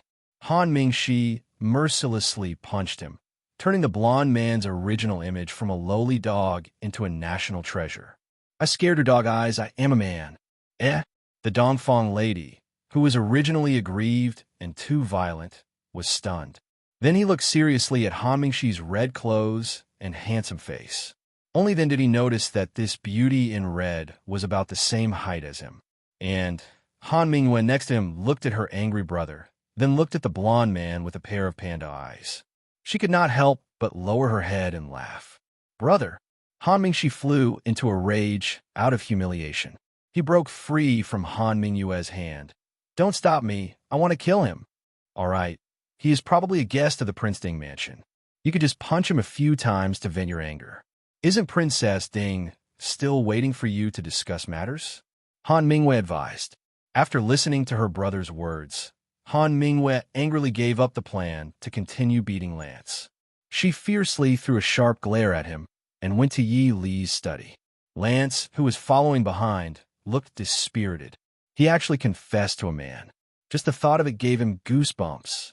Shaking, Lance decided to follow his employee's advice and asked the matchmaker to introduce him to a gentle and beautiful lady as a wife. The East was too scary. He couldn't tell the difference between men and women. The worst thing was that they all had long hair. Poor Lance would never know why he was punched twice. In Yi Li's study, when Han Mingxi and the others arrived, Mo Xiaoyao and Su Qingqian were already there. Seeing Lance's new look, Yi Li was a little stunned. Similarly, when Lance saw Su Qingqian, who was more handsome than Han Mingxi, and then looked at Han Mingxi, who was still waiting for him fiercely, he blinked and lowered his head. Looking at his pitiful eyes, young Master Qingqian's mouth twitched, and he raised his eyebrows doubtfully. No one saw that someone sitting next to Yi Li lowered his head to drink tea, with a triumphant smile on his lips. Although Lance's matter was very important, it didn't mean much to Prince Ding at present. Even if he cooperated with Lance, he wouldn't be able to see the benefits in a short time. So after briefly explaining the plan, this matter was directly handed over to Han Mingxi to deal with. All these years, Han Mingwei had been hanging around in a lukewarm manner. Mo Xiaoyao didn't mean to pay attention to him. Anyway, if Han Mingxi was in trouble, Han Mingwei would naturally solve it for him. Although he didn't have much friendship with Han Mingwei, at least Han Mingyue's brain was very good. If he could use it for free, why not? After dismissing Han Mingxi and the other two, Mo Xiaoyao and the other two sat down to discuss business again. After listening to Mo Xiaoyao and Yi Li's description of today's trip, young Master Su's attention was focused on the Phoenix Zither that had yet to be obtained, and not the fact that Mo Xiaoyao and Yi Li had schemed against several people at once. He stared at Mo Xiaoyao and asked, "Will Mo Jingli really give it to you?" Losing the Chu capital was already humiliating enough. If he also lost the Chu state's national treasure, Mo Jingli's face as the Prince Regent would really be trampled under everyone's feet. Mo Xiaoyao smiled complacently, compared to a few inanimate objects that can't be eaten and can't be used. Isn't it more important to have a healthy son? Young Master Qingqian was silent for a while. As expected, Mo Jingli didn't want to be a righteous person. Give me the Phoenix Zither. Mo Xiaoyao's smile became even more cheerful. Brother Su, this is the Chu state's national treasure. Even if it's you, I can't just give it to you casually, right? Su Qingqian looked at him indifferently. Do you know how to play the zither? A little. Compared to young Master Qingqian, Prince Ding's zither skills could only be said to be a little. Besides, Prince Ding's interest wasn't in the zither. Naturally, he didn't care whether the zither in his hands was a newly crafted one or a famous one that had been handed down for generations. But it was different for young Master Qingqian. The white jade phoenix zither was probably more attractive to young Master Qingqian than a peerless beauty.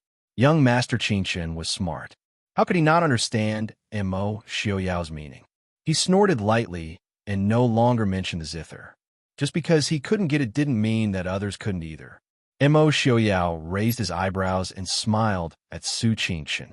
Although he couldn't guarantee that others couldn't get it, he could guarantee that young Master Qingshan wouldn't be able to touch it. Seeing the murderous look between the two, Yili helplessly interrupted. Let's wait for Mo Jingli to deliver the item first.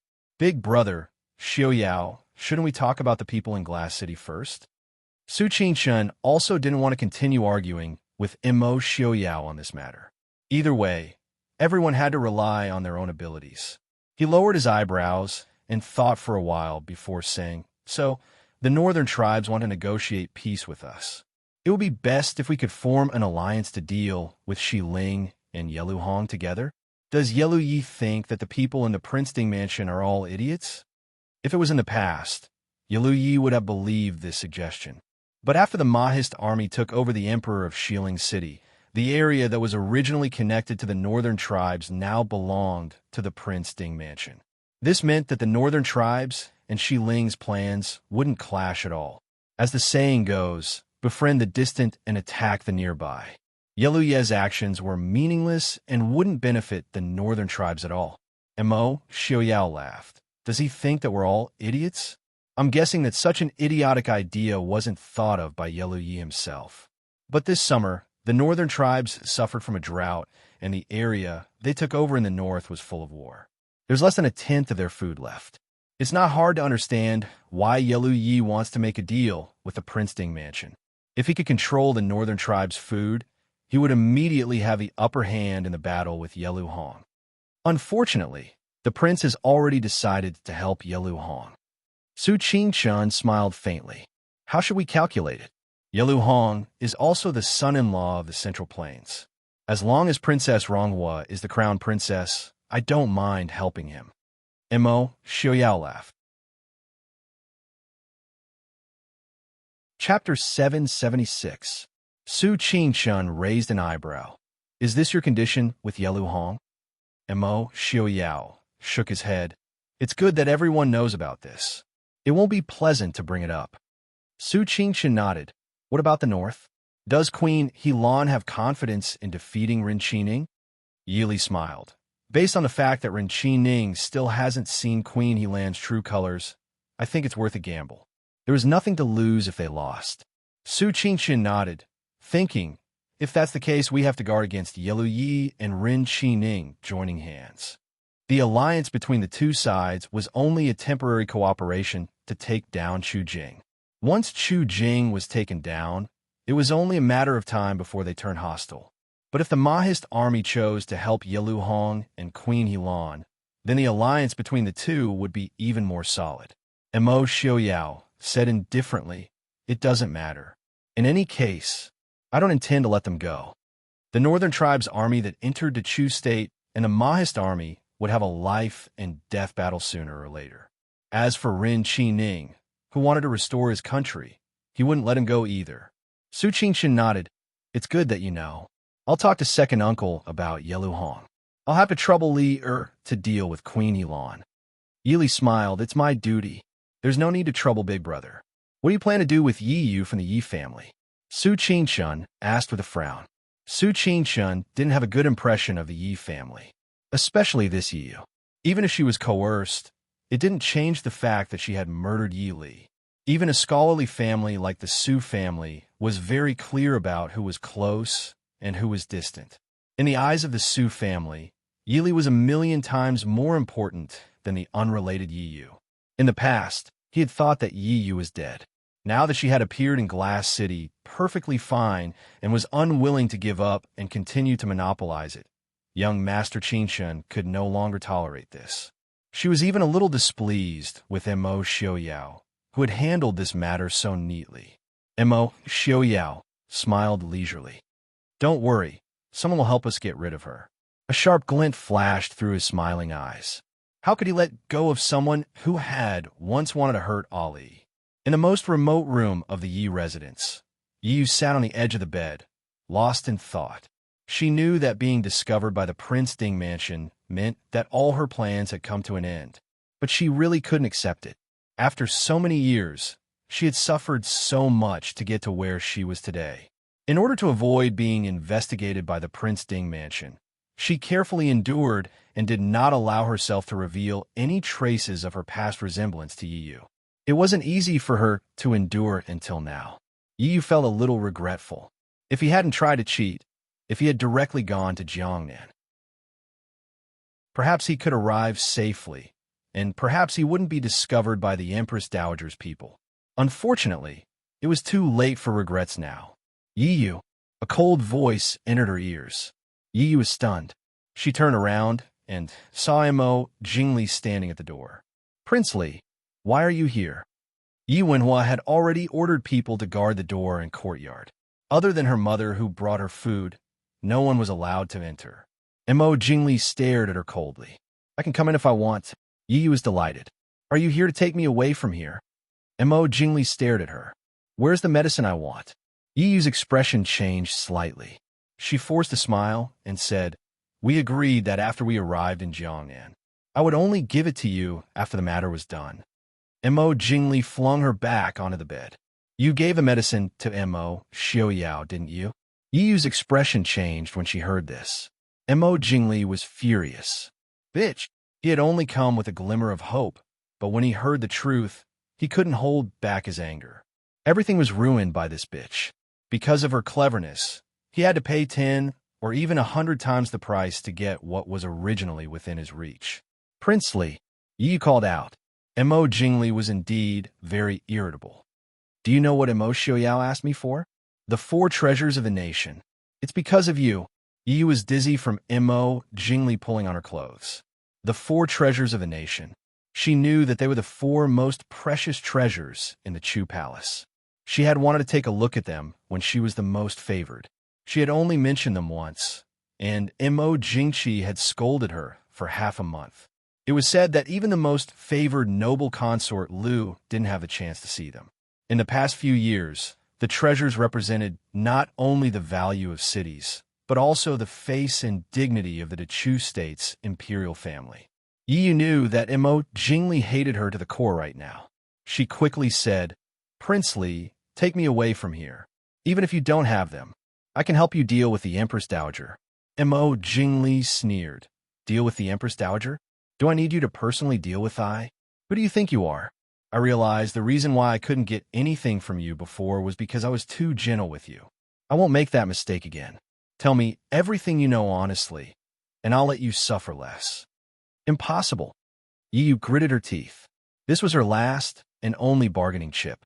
If she told him everything, she would die. Mo Jingli revealed a cruel smile. Impossible? Gradually, do you think this person is still impossible? He waved his hand, and 2 guards at the door walked in with a child less than 10 years old. My son. Yi turned pale with fright. She had hidden the child very well outside the city. Why?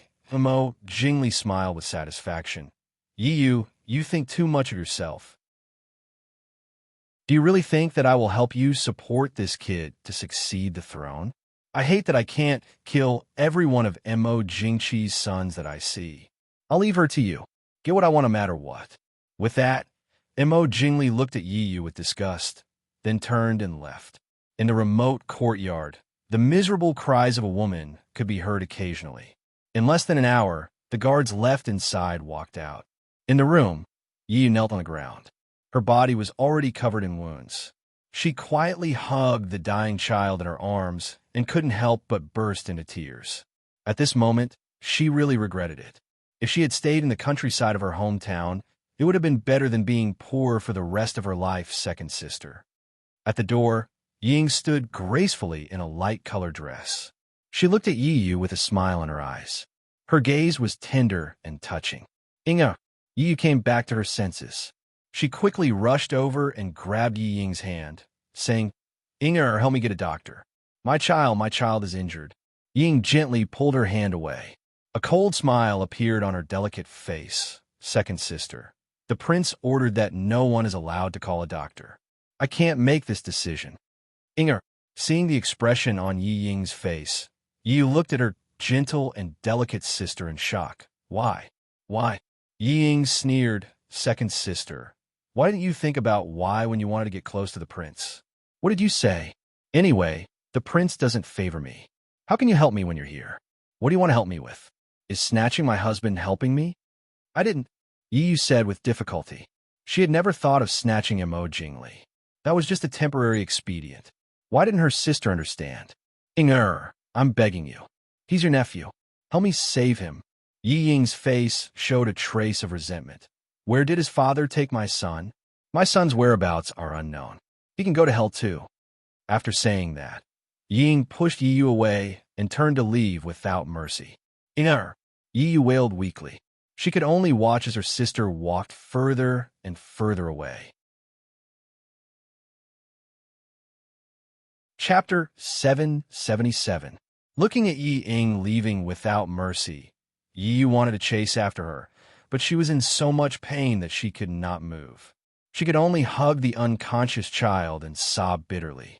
If she had not wanted to rely on Imo Jingli to regain a more honorable status, she would not have ended up like this. However, no matter how much regret she had, she couldn't bring herself back to reality. Not long after, a courtyard in the most remote corner of the Yi residence was on fire. In the front yard, Yi Wenhua and Madame Yi were politely sending Imo Jingli out. Although Yi Wenhua was polite on the surface, he wished that Imo Jingli would never come again. Originally, she did not want to agree when Imo Jingli came back and asked to see Yi Yu. However, Madame Yi was not satisfied and agreed to let Prince Li see Yi Yu. At this moment, looking at Imo Jingli's gloomy face and Madame Yi's disappointed face, Yi Wenhua did not know what to say. Master, it's not good. The backyard is on fire. The servant behind him hurriedly caught up and shouted anxiously. Yi Wenhua was stunned and asked, "Where is the fire?" The servant said, It's the courtyard where Prince Li and Princess Consort went." This answer was very strange. If it was the courtyard where Second Miss was locked up, everyone would think that it was related to Imo Jingli. However, the answer was that Prince Li and Princess Consort Li went to the courtyard. Prince Li just came out, and the courtyard was on fire. Even a fool would think that Prince Li had something to do with this. Everyone turned around and saw thick smoke billowing out from the backyard. Wang screamed. Yi Wenhua said in a low voice, "Send someone to put out the fire." After that, he ignored Imo Jingli and bowed to Imo Jingli. Then, he turned and left for the backyard. Wang Shi came back to her senses and followed Yi Wenhua to the backyard. Imo Jingli's eyes darkened as he stood at the entrance. He glanced at Yi Ying beside him and said in a deep voice, "Return to the post house." Yi Ying nodded obediently. "Yes, Prince." In the blink of an eye, the somewhat irritated door suddenly became silent. Old Madame Yi was still in a daze. How could this be? When the news of the fire in the Yi mansion reached the Prince Ding mansion, Imo Xiaoyao just smiled indifferently. "Are you sure this time? That woman won't come back to life again, right?" Jean, who was standing at the door, nodded seriously and said, "Prince, don't worry. Jean personally went to check. It's definitely Yi Yu." Imo Xiaoyao smiled in satisfaction. "Very good. You just returned, and I'm already asking you to do this. Thank you for your hard work. Go back and see Uncle Imo." Jean nodded and turned to leave without asking any more questions. Imo Xiaoyao's calm voice came from behind. "You don't have to tell the princess consort about this." Jean paused and then continued to walk out. The prince probably felt that there was no need to tell the princess consort about this kind of small matter. The study was silent. Imo Xiaoyao looked at the letter on the table and showed a trace of a happy smile. At this time, Yi Li's courtyard was very lively. Not only were there second Madame Su, Qin Zheng, and the others, there were also first Madame Su, Empress Hua, Murong Ting, and the other womenfolk who were close to Yi Li. Imo Xiaobao, Lung Junhan, Su Zhiwei, and the twins who just turned 1 month old were also there to join the fun. There were only 2 days left until Mr. Qingyun's birthday. Li City had already prepared everything that needed to be prepared. For this matter, the Princeton mansion had been busy for many days. When it really came to this time, it was rare for them to have some free time. A group of womenfolk gathered at Yi Li's place to visit the two babies. The two madams Su held one baby in each hand. Looking at the pink and tender babies, they couldn't bear to part with them. The Su family only had one child, Su Jirue. When the two madams saw the babies, they naturally liked them very much. Moreover, ever since the two little things opened their eyes, they were exceptionally obedient and smart. One was happy when he saw people. Although the other was more quiet, he was also very obedient. They were even easier to take care of than Mo Xiaobao when he was young. Even Mo Xiaoyao had to admit that these two little guys added together couldn't be compared to Mo Xiaobao when he was young. Good boy. My Xiaolin, he really looks. First Madame Su was especially fond of Xiaolin. Once she held him, she refused to let go.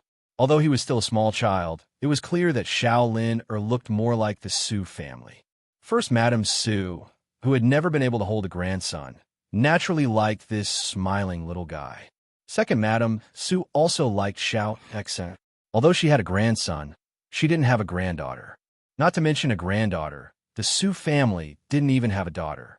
Seeing this obedient and beautiful little girl, Second Madame Su also fell in love with her. Yi Li looked at the obedient baby lying in the arms of the two Madame Su. She covered her mouth and smiled. Aunts, since you like children, why don't you urge third brother and fourth brother to get married sooner or later? As soon as she said this, Hua Tianxiang and Mo Wuyo, who were sitting next to her, immediately blushed. Mo Wuyo blushed and hid behind Empress Hua. Hua Tianxiang had nowhere to hide. She could only glare at Yi Li with a red face. Li, are you? Qinzheng covered her mouth and smiled. Li is right. Tianxiang, I'm waiting for you to enter the Su family to accompany me. Murong Ting hugged her baby son and smiled. Isn't that right? My Junhan is almost 5 years old. You're so shameless. Hua Tianxiang stomped her feet in embarrassment. Second Madame Su was very satisfied with Hua Tianxiang as her future daughter-in-law. Seeing her embarrassed, she quickly said, That's enough. Why are you talking about this in front of their daughter? I've already discussed it with your uncle, grandfather, and Madame Yang. The old duke died for the country, so there's no time to get married during the mourning period. We can only move the wedding to next year. When the time comes, Tianxiang and Wuyo will marry into the Su family. It'll be a good story. Wuyo was still young, but Hua Tianxiang wasn't young. Originally, it would be good if they could get married later during the mourning period. However, at that time, Su Qingfeng would be fighting in the Chu capital. They had no choice but to wait until after the mourning period. Second Madame Su was originally worried that she couldn't find a suitable daughter-in-law. Now that the candidate had been decided, she wasn't so worried. What's more, after Master Qingyun's birthday banquet, they would start to prepare for the wedding, slowly and leisurely until next year. Empress Hua looked lovingly at her red-faced niece and daughter. Being able to marry into a family like the Su family was definitely a rare good marriage for them. She could rest assured, although the Hua family was quite famous and had a noble family background. Everyone knew that after Duke Hua passed away, the Hua family could be considered to have declined. Even if their descendants lived up to expectations, they wouldn't be able to rise again in 10 or 20 years. The Su family didn't have many members. Family background wasn't important.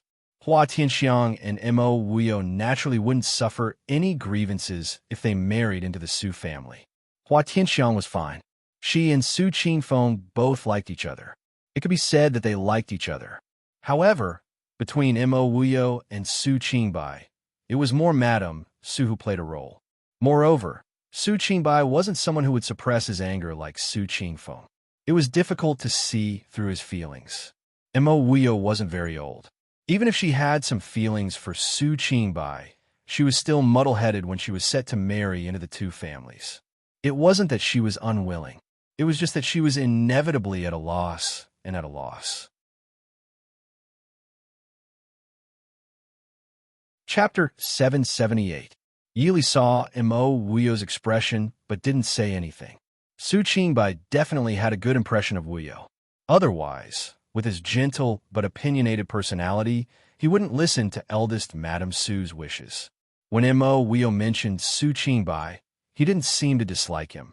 They were both still young and had plenty of time to grind. Princess Consort, Duke Chongqing and Princess Zhen Ning request an audience. Qing Shuang came in to report while everyone was chatting. Everyone was stunned. Empress Hua and Mo Wuyo's expressions were even more complicated. The others only found it strange at most, but the two of them had a deeper relationship with Mo Xiaoyun and Princess Jinning. Murong Ting asked curiously, "What are they doing at the Prince Ding mansion at this time?" Ever since they moved to Glass City, Mo Xiaoyun and Princess Jinning had lived in seclusion. Other than visiting Yi Li when they first arrived, they had never set foot in the Prince Ding mansion. It was no wonder that Murong Ting was curious. Yi Li thought for a moment and said, "Let them in." Qing Shuang accepted the order and left. Eldest Madam Su asked, "Duke Chongqing and Princess Jinning are looking for you. Shall we leave first?" Yi Li shook her head and said, "They will be living in Glass City for a long time in the future. Don't tell me we won't see each other anymore. They should be here for Noble Consort Lu." Noble Consort Lu. All the womenfolk were shocked. In their opinion, Noble Consort Lu was someone who had passed away a long time ago. Yi Li nodded and pondered for a moment before saying, "Noble Consort Lu isn't dead. She's in Glass City right now. Duke Chongqing and Princess Zhen Ning should have gotten the news and came to me for confirmation." Soon, Mo Xiaoyun and Princess Zhen Ning were brought in. Both of their complexions were quite good. It seemed that they were living quite comfortably in Glass City. However, looking at the hideous scar on Princess Zhen Ning's half-drooping face, everyone couldn't help but sigh in their hearts. Greetings to Princess Ding. The two didn't have the arrogance of the princes and princesses of the Chu state. When they saw Yi Li, they greeted her respectfully. Yi Li smiled and said, "Prince Chongqing and Princess Zhen Ning need not be so courteous. Come and have a seat. Have you gotten used to living in Glass City these days?" Mo Xiaoyun nodded calmly. "Thank you for your concern, Princess Consort. My sister and I are fine." Although these words were polite, they were also sincere. Although they were powerless princes and princesses in Glass City, after experiencing all kinds of hardships and pain in the past 2 years, this kind of life was not so difficult. Moreover, the Prince Ding mansion did not mistreat the siblings. Although Mo Xiaoyun was young, he could see it clearly. In this world, other than Glass City and the Prince Ding mansion, there was no place for the two of them.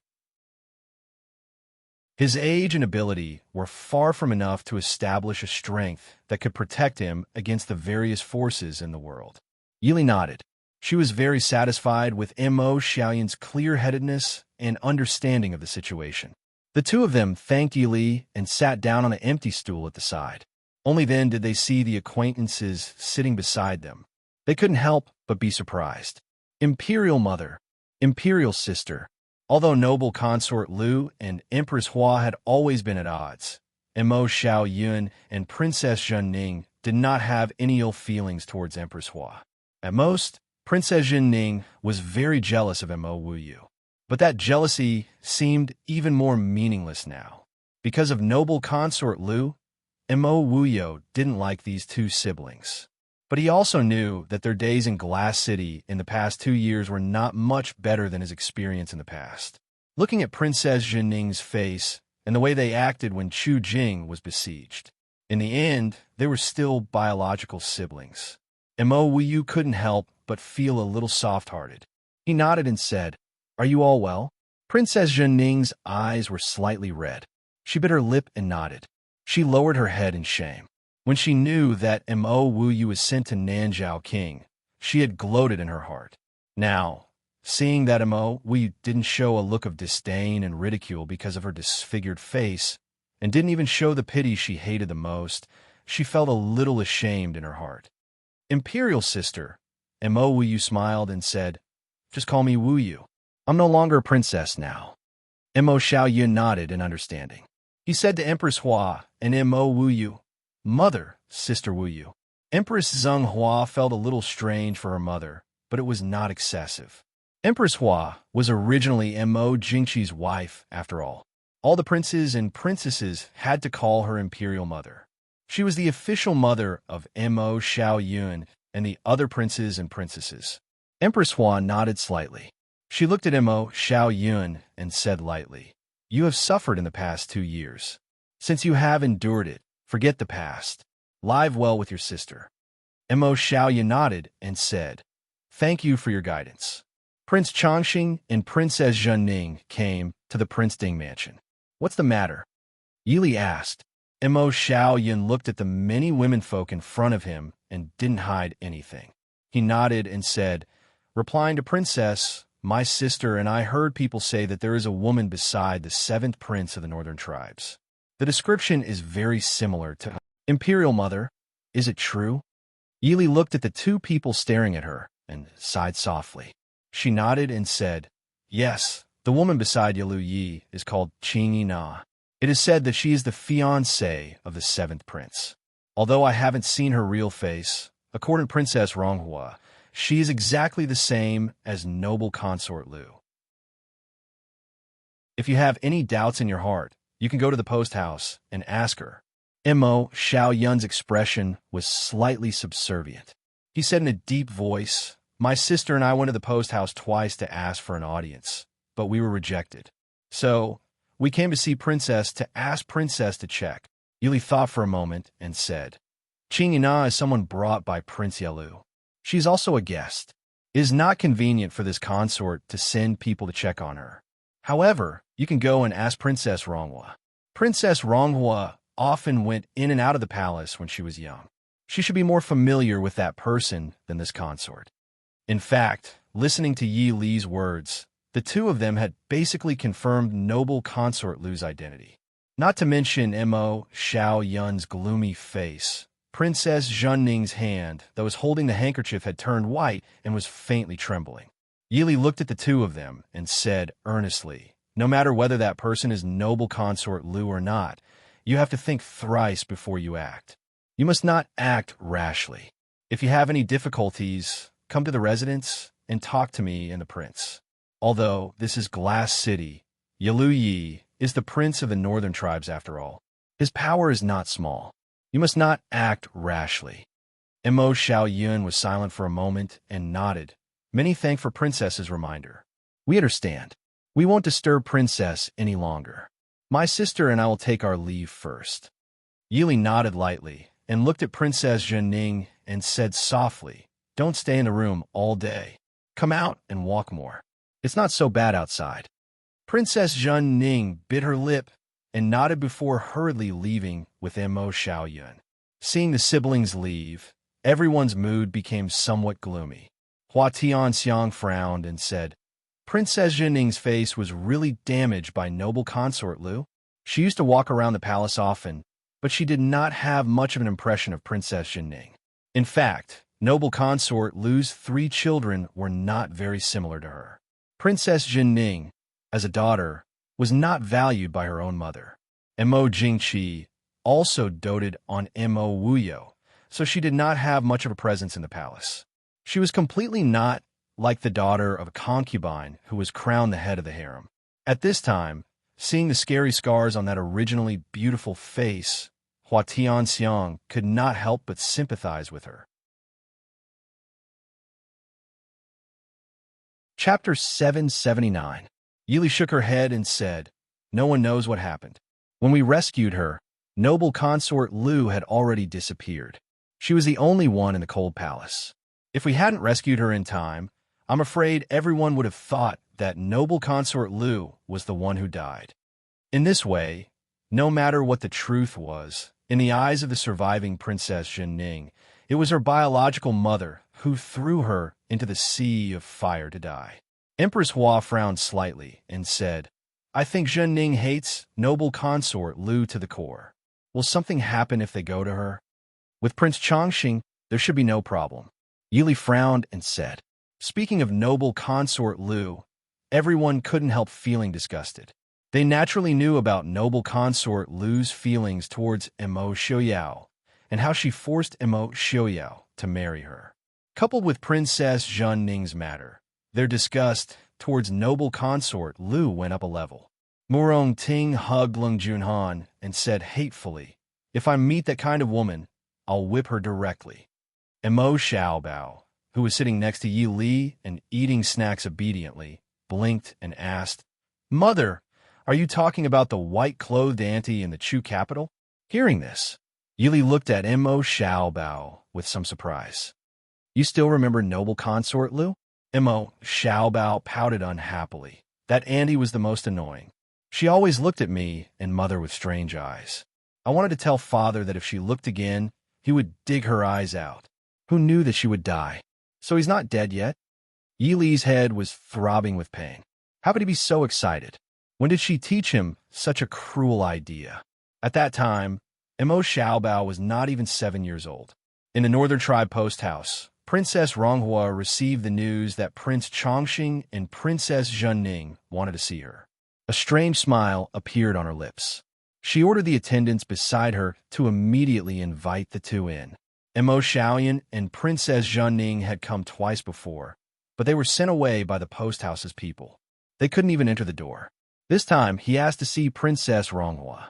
Sure enough, he was soon taken in. Princess Ronghua specially received the two people in the main hall of the post house.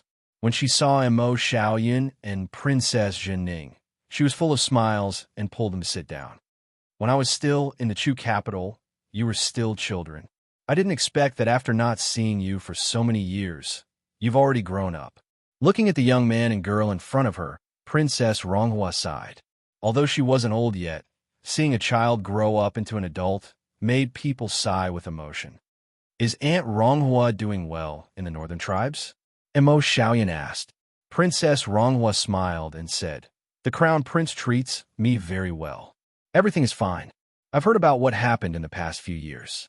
It's just that the two of you have suffered." Mo Xiaoyan was no longer a child who didn't know anything. He smiled faintly and said, "Royal sister and I are also very good. The Prince Ding mansion is very good to us." "That's good.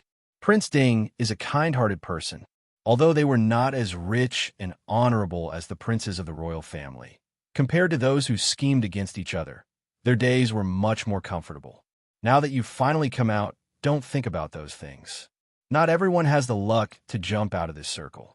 Princess Ronghua felt that it was also a piece of advice to the two. Mo Xiaoyan nodded and said, "I understand.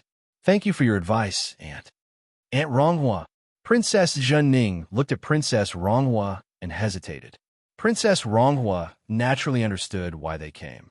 She raised her hand and patted the back of her hand gently and said softly, "I've heard about what happened to you.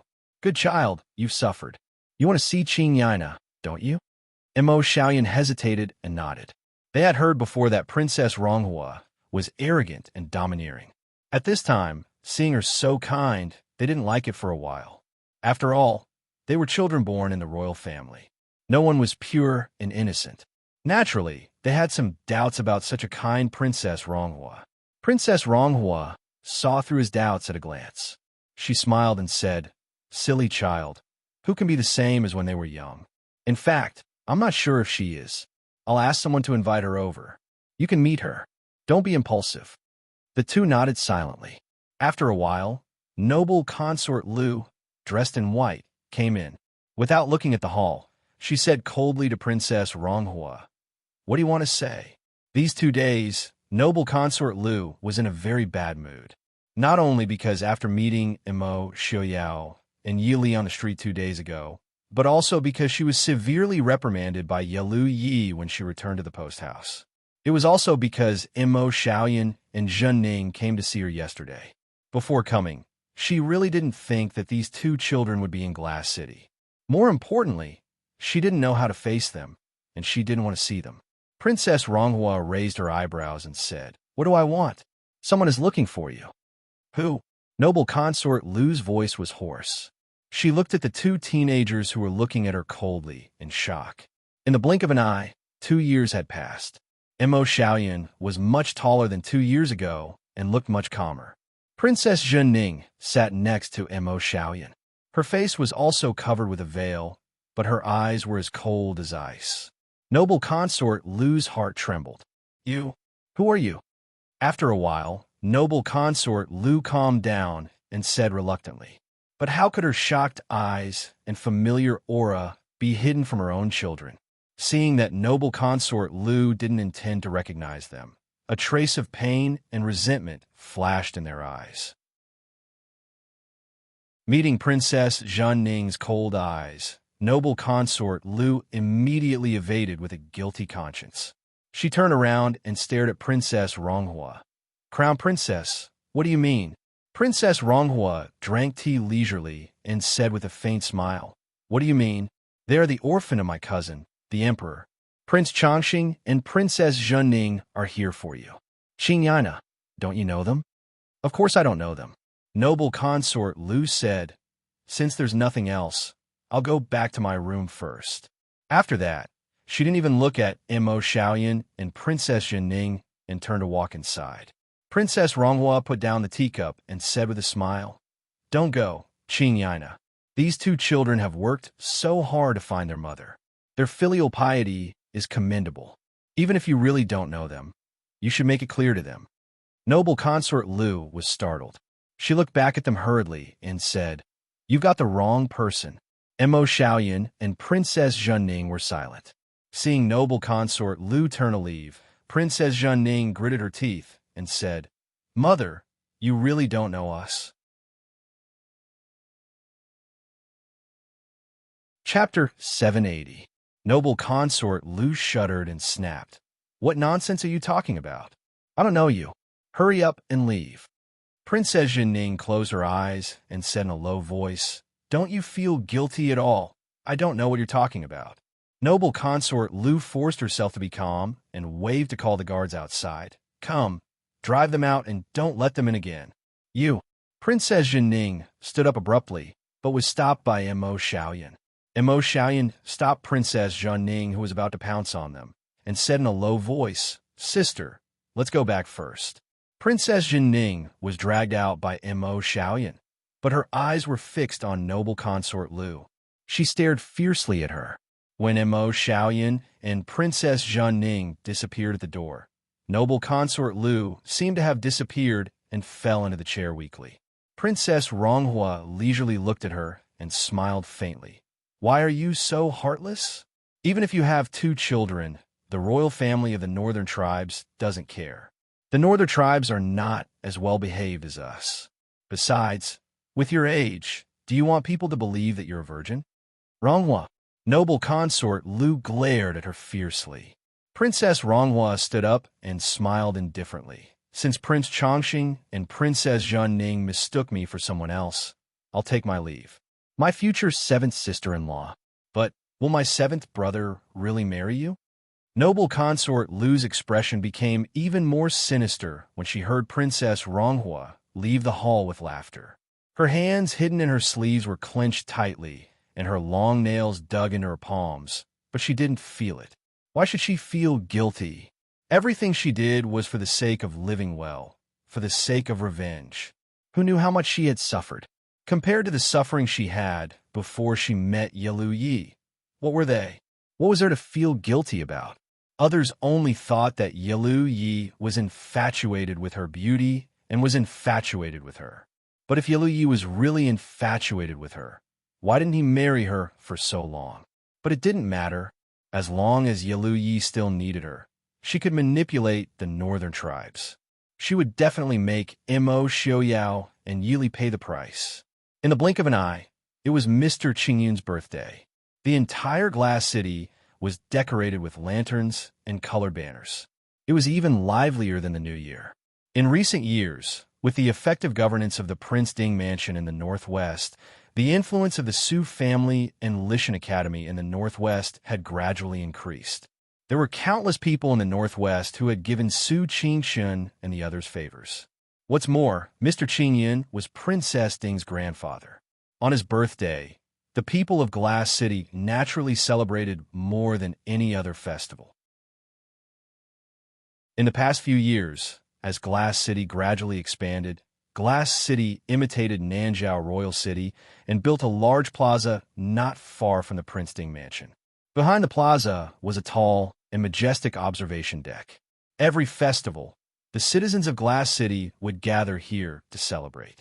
It was the first time that a banquet was held here, but because of this, the commoners were able to enjoy the banquet at a closer distance. Although this was a great test in terms of security, the shadow guards of the Prince Ding mansion were not afraid of this. When the lanterns were lit, the entire square was decorated with lanterns and colored banners. Countless beautiful fireworks bloomed in the sky. The people in the square cheered. The citizens of the city all walked out of their homes and gathered in the square to enjoy the rare and beautiful fireworks. On the observation deck, there were several banquets that could accommodate thousands of people. When this place was built, it was originally designed to hold large banquets. After all, the Prince Ding mansion was not large and Glass City was not suitable to be a true capital city. If they built a temporary palace here, it would be a waste of money and manpower. Building this plaza and observation deck would not only allow the commoners to play here, but also allow them to gather during festivals. At the same time, it also solved the problem of the Prince Ding mansion not being able to hold large banquets. After all, they couldn't hold banquets on the city gate tower every time, right? The two sides of the observation deck were concave forward, forming a semicircle. No matter which corner one sat in, one could see the whole picture of the entire square. It was like a 3-level staircase, allowing all the guests to see the host at the top. This was originally something that Yili had mentioned, but in the end, it was Su Hongyan who completed it himself. In the past 2 years, many of the Prince Ding mansion's banquets were held here. It could be considered as sharing the joy with the people. At the top of the building, there was a large golden longevity character on a red background. If one looked closely, they would find that this longevity character was made up of countless small longevity characters of different shapes. The characters were elegant and graceful, but it was young Master Qing Chen's handwriting. Tonight, the person sitting at the top was no longer Imo, Xiaoyao, and Yili, but the white-haired young Master Qing Yan. Yili and Imo, Xiaoyao sat to his right.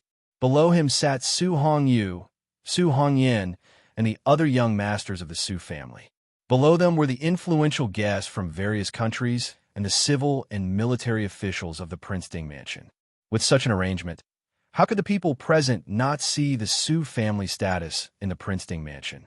When the banquet started, Yili and Su Qingyan helped young Master Qingyan to his seat.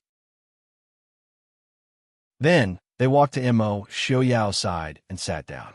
After all the guests were seated, there was an empty space in the plaza below. Hundreds of women in colorful clothes held colorful lanterns and danced to the melodious music. Such a grand scene was naturally much more magnificent than the banquets that people were used to in the palace. Many of the people gathered here to watch the fireworks also had a feast for their eyes. Imo Xiaobao sat between Yi Li and Imo Xiaoyao. He also curiously looked at the grand scene in front of him. Although he was the young heir of the Prince Ding mansion, Imo Xiaoyao and Yili had never hidden him at home.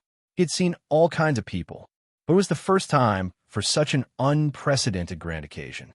The nobles of the various countries below also noticed the black-clothed child in the middle of Prince Ding and Princess Ding. At such a young age, he was already very handsome. A pair of big black eyes looked curiously at the people below. He did not feel the slightest fear. This child was the eldest son of the Prince Ding mansion, who was named Yu Chun by young Master Qingyan. Not to mention that Prince Ding and Princess Ding just got a pair of twins. Just by looking at the child in front of them, he was much more outstanding than everyone present. The Prince Ding mansion's heir could have such an imposing manner and composure at such a young age. The Prince Ding mansion should be proud to have a son like this. The guests on the observation deck weren't idle either, as they were singing and dancing below. While enjoying the rare, magnificent song and dance, they chatted with the people sitting next to them. Then, they all came forward to present young Master Qing Yun's birthday gifts. Perhaps they learned from Yelu Ye's lesson at Imo Xiaobao's 1-month birthday banquet. This time, the gifts were quite well behaved. The gifts that the guests sent were all festive and appropriate birthday gifts. Imo Xiaoyao and Yili were very satisfied with this. After all, they prepared this banquet for young Master Qing Yun's birthday. Naturally, they did not want any accidents to happen and ruin the old man's trust. Even Imo Xiaobao personally presented a 100 lifespan painting that he wrote.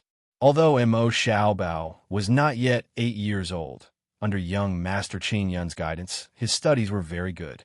His handwriting was also decent, making young Master Qin Yun very pleased. Chapter 781.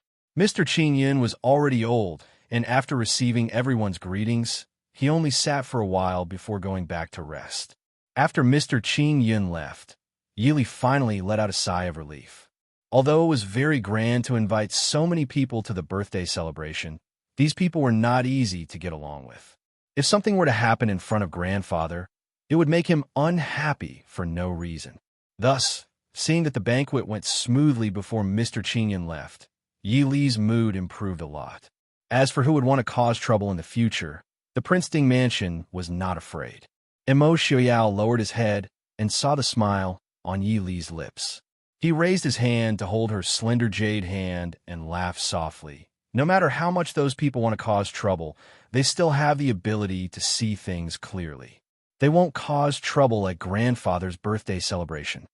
Yili smiled and nodded. I know, but I'm still a bit worried. Now that grandfather has gone back to rest, there won't be any problems. Knowing was one thing, but there would always be people who liked to cause trouble at this time. To Yili, nothing was more important than Mr. Qin Yun's mood today. After the birthday star left, the guests were much more at ease. When it came to Mr. Qin Yun, the #1 scholar in the world, even the nobles of the various countries couldn't help but feel a bit restrained. Not long later, the atmosphere in the observation tower became lively. Sitting below, Lei Jinting casually drank his wine while sizing up Yi Li, who was carefully wiping Mo Xiaoyao's mouth. Under the bright candlelight, the faint smile on the woman's lips seemed especially gentle and moving. Lei Jinting's sharp eyes slightly narrowed as his gaze swept over Mo Xiaoyao. I heard that Prince Ding and Princess Ding had twins a month ago. Such a happy occasion. I haven't congratulated you yet.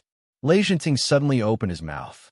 His voice wasn't loud, but with his internal energy, it easily spread throughout the observation tower. The guests all came to their senses and hurriedly congratulated Mo Xiaoyao and Yili.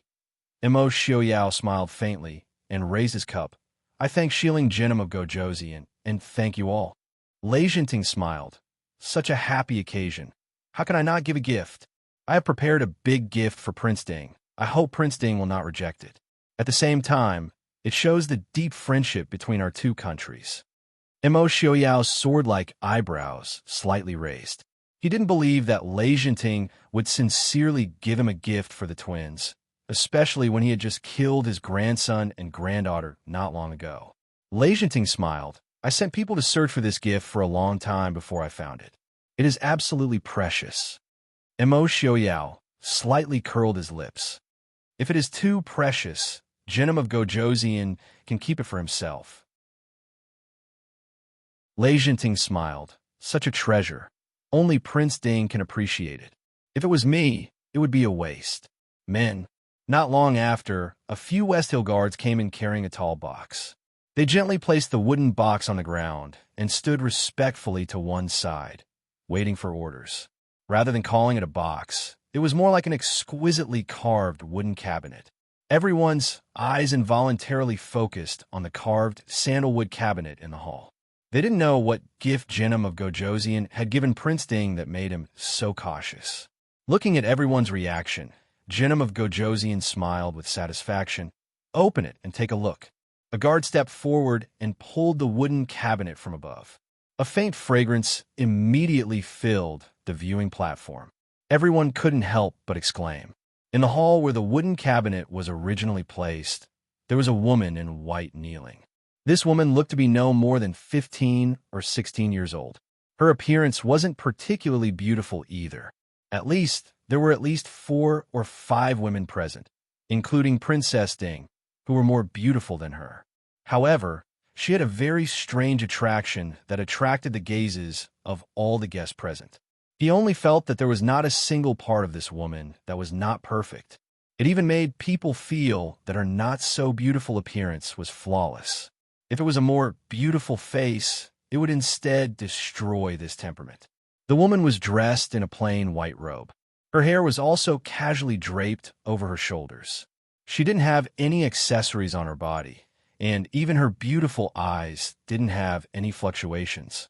However, those who met her eyes couldn't help but hear their own thumping heartbeats. Jinam of Gojoseon, what is the meaning of this? Before Mo Xiaoyao could speak, Su Hongyan's face had already darkened.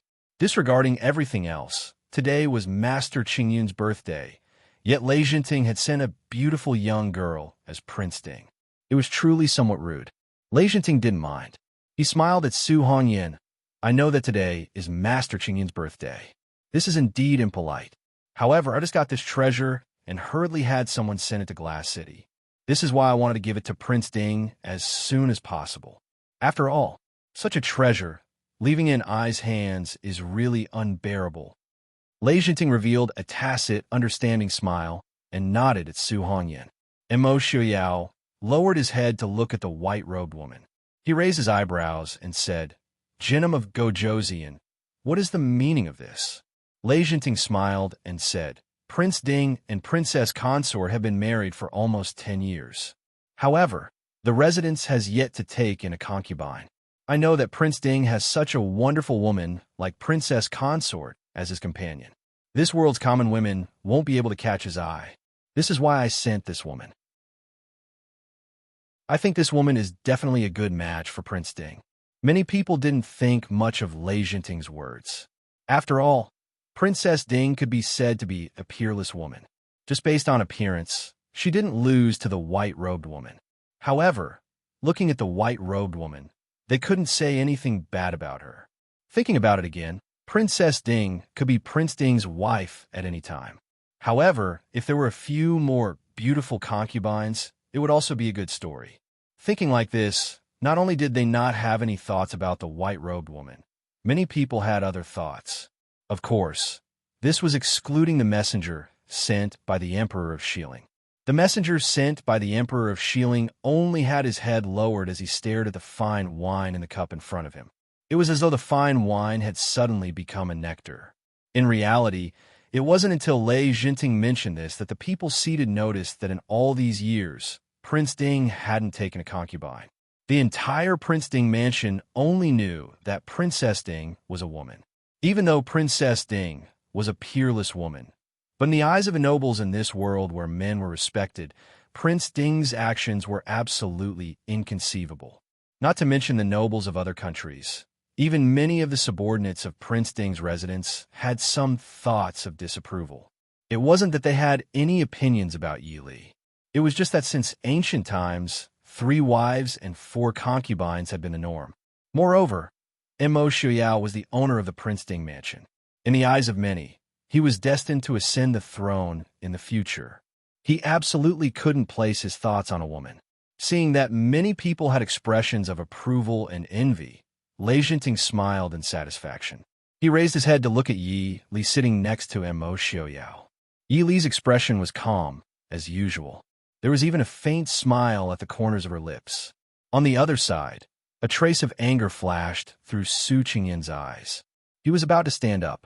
Su Qingbai, who was sitting next to him, held him down. Su Qingyan angrily said in a low voice, "Fourth brother, what are you doing?" Su Qingbai glanced at the indifferent Mo Xiaoyao and said, "This is Prince Ding and Li Er's matter." The Su family wouldn't ask for Mo Xiaoyao to only have Yi Li for the rest of his life. And if they weren't willing to insist on this matter, then no matter how many promises they made, it would just be nonsense. The Su family could only support Mo Xiaoyao's decision and Yi Li's decision unconditionally, no matter what choice she made. Chapter 782. Definitely enough? Mo Xiaoyao's cool voice rang out from the observation tower. The entire place was silent, and the outside was bustling with noise and excitement. I can't see how this woman can compare to Ai's princess. Lei Jinting smiled confidently and said, "The princess consort is naturally a rare woman in this world, but the one in front of us isn't bad either. I can guarantee that her martial arts, talent, ability, and even medical skills and miscellaneous studies are among the best among the women in the world. If the prince doesn't believe me, why don't you ask the princess to come down and spar with her? Impudent! Mo Xiaoyao shouted angrily. A white shadow flashed across the sky, and everyone couldn't help but cry out in surprise. Mo Xiaoyao had already appeared in front of the white-clothed woman, and mercilessly raised his hand to strike the top of the woman's head. Just when everyone thought that the woman was going to die, the white-clothed woman suddenly raised her head and raised her hand, blocking Mo Xiaoyao's attack. Mo Xiaoyao snorted, and once again clawed at the woman's shoulder. The white-clothed woman didn't meet force with force this time, and instead retreated. Mo Xiaoyao's claw missed, and a hole was made in the wooden cabinet beside him. From this, it could be seen that if his claw had really grabbed the woman's left shoulder, it would have been crushed. Mo Xiaoyao didn't pursue after his two moves had failed. He waved his sleeve and flew back to his original seat. However, a gust of wind shot out from his sleeve towards the white-clothed woman. Just now, the woman had narrowly avoided the attack. She had just stood firm, but this time she couldn't avoid it. She could only raise her hand and take it head-on. Unexpectedly, she only took a step back. Even her expression didn't change. She just stood silently beside Lei Jinting. Mo Xiaoyao stood above, looking down at Lei Jinting and the white-clothed woman, and calmly said, "To be able to take 3 of I's moves and not lose, you do have some skill." In fact, this wasn't just some skill. Just now, Mo Xiaoyao had used at least 80% of his strength, and the white-clothed woman was able to receive it without any change in expression. This proved that whether it was her moves, reaction, or internal energy, they were all not bad. Even in the martial arts world, she would definitely be ranked. Most importantly, she didn't look more than 16 years old. This level of skill was about the same as Mo Xiaoyao's when he was the same age. Lei Jinting wasn't surprised and smiled. "I said that I would definitely satisfy Prince Ding." Mo Xiaoyao looked at him and revealed a mocking smile. "Who said that I will accept her? Seeing that she has some real ability, this prince will not fuss over this offense. Scram back to where I came from." Once these words were said, the crowd couldn't help but go into an uproar. Even the white-clothed woman's expression changed slightly. For such a beauty to be rejected by Prince Ding without any hesitation, in the eyes of the crowd, it was no different from a waste. After all, in this world, no one was forced to choose between a beauty and Princess Ding. Wasn't it the dream of all men to have a beautiful wife and concubines? Lei Jinting slightly frowned and looked at Mo Xiaoyao with some difficulty. "Prince Ding is really going to reject her?" Mo Xiaoyao coldly smiled, but didn't say anything. Lei Jinting seemed helpless and sighed. "Does Prince Ding know where she came from?" Mo Xiaoyao said, "I already said, scram back to where you came from. She comes from Infinite Boundless Mountain." Lei Jinting's words were like a drop of water in a pot of oil, instantly causing the entire viewing tower to explode. Infinite Boundless Mountain was actually a place that the people of Dechu State were not unfamiliar with. It was the only main peak in the central and southern part of Dechu State, and was currently in the hands of Lei Jinting. However, the reason why everyone was familiar with it was not because of how beautiful its scenery was or what miracles had appeared before. In truth, Infinite Boundless Mountain was hidden within countless mountains, and the surrounding peaks all looked the same. If one didn't have someone familiar to lead the way, it would be impossible to tell which one was Infinite Boundless Mountain, and it was very likely that one would get lost in the depths of the mountain. Legend had it that there was a hidden family in Infinite Boundless Mountain. The people of this family were proficient in astronomy, geography, medicine, divination, and astrology. The men were talented, and the women were capable of assisting the king and supporting the country. Every 60 years, a descendant would descend the mountain to temper themselves. However, this family was dominated by Yin, and in the past few hundred years, it was extremely rare for a man to appear. As for the women who descended the mountain to temper themselves, all of them were extraordinarily intelligent. The most famous amongst them were the empress of the previous dynasty and the queen of the Chu state's second generation, as well as the queen of the Western tomb from 60 years ago, Lei Jinting's late grandmother. It was said that the ancestor of the Su family had also married a woman from infinite Boundless Mountain, although the Su family had never acknowledged it. However, it was precisely because in a short few hundred years, 3 empresses had appeared, and their appearance had brought about the prosperity of the dynasty. From then on, infinite Boundless Mountain had a secret connection with the rise and fall of the dynasty. Now, this white-clothed girl had chosen Prince Ding. Could it be that the gazes with which everyone looked at Mo Xiaoyao had become somewhat different? Lei Jinting smiled. Now Prince Ding should understand, right? It's not that I want to make things difficult for Prince Ding and Princess and intentionally destroy the relationship between the two of you. It's just that everyone somewhat understood now. This matter was naturally not something that Lei Jinting could decide. If Lei Jinting could make the decision, even if he himself could not marry this white-clothed girl, he could still let his son do so. How could he let his enemy have it so easily? Everyone involuntarily looked at Prince Ding. Prince Ding, who had just solemnly vowed to scram back to where she came from, would he still be so resolute in the face of this white-clothed young lady with such a background? The viewing platform was silent for a long time.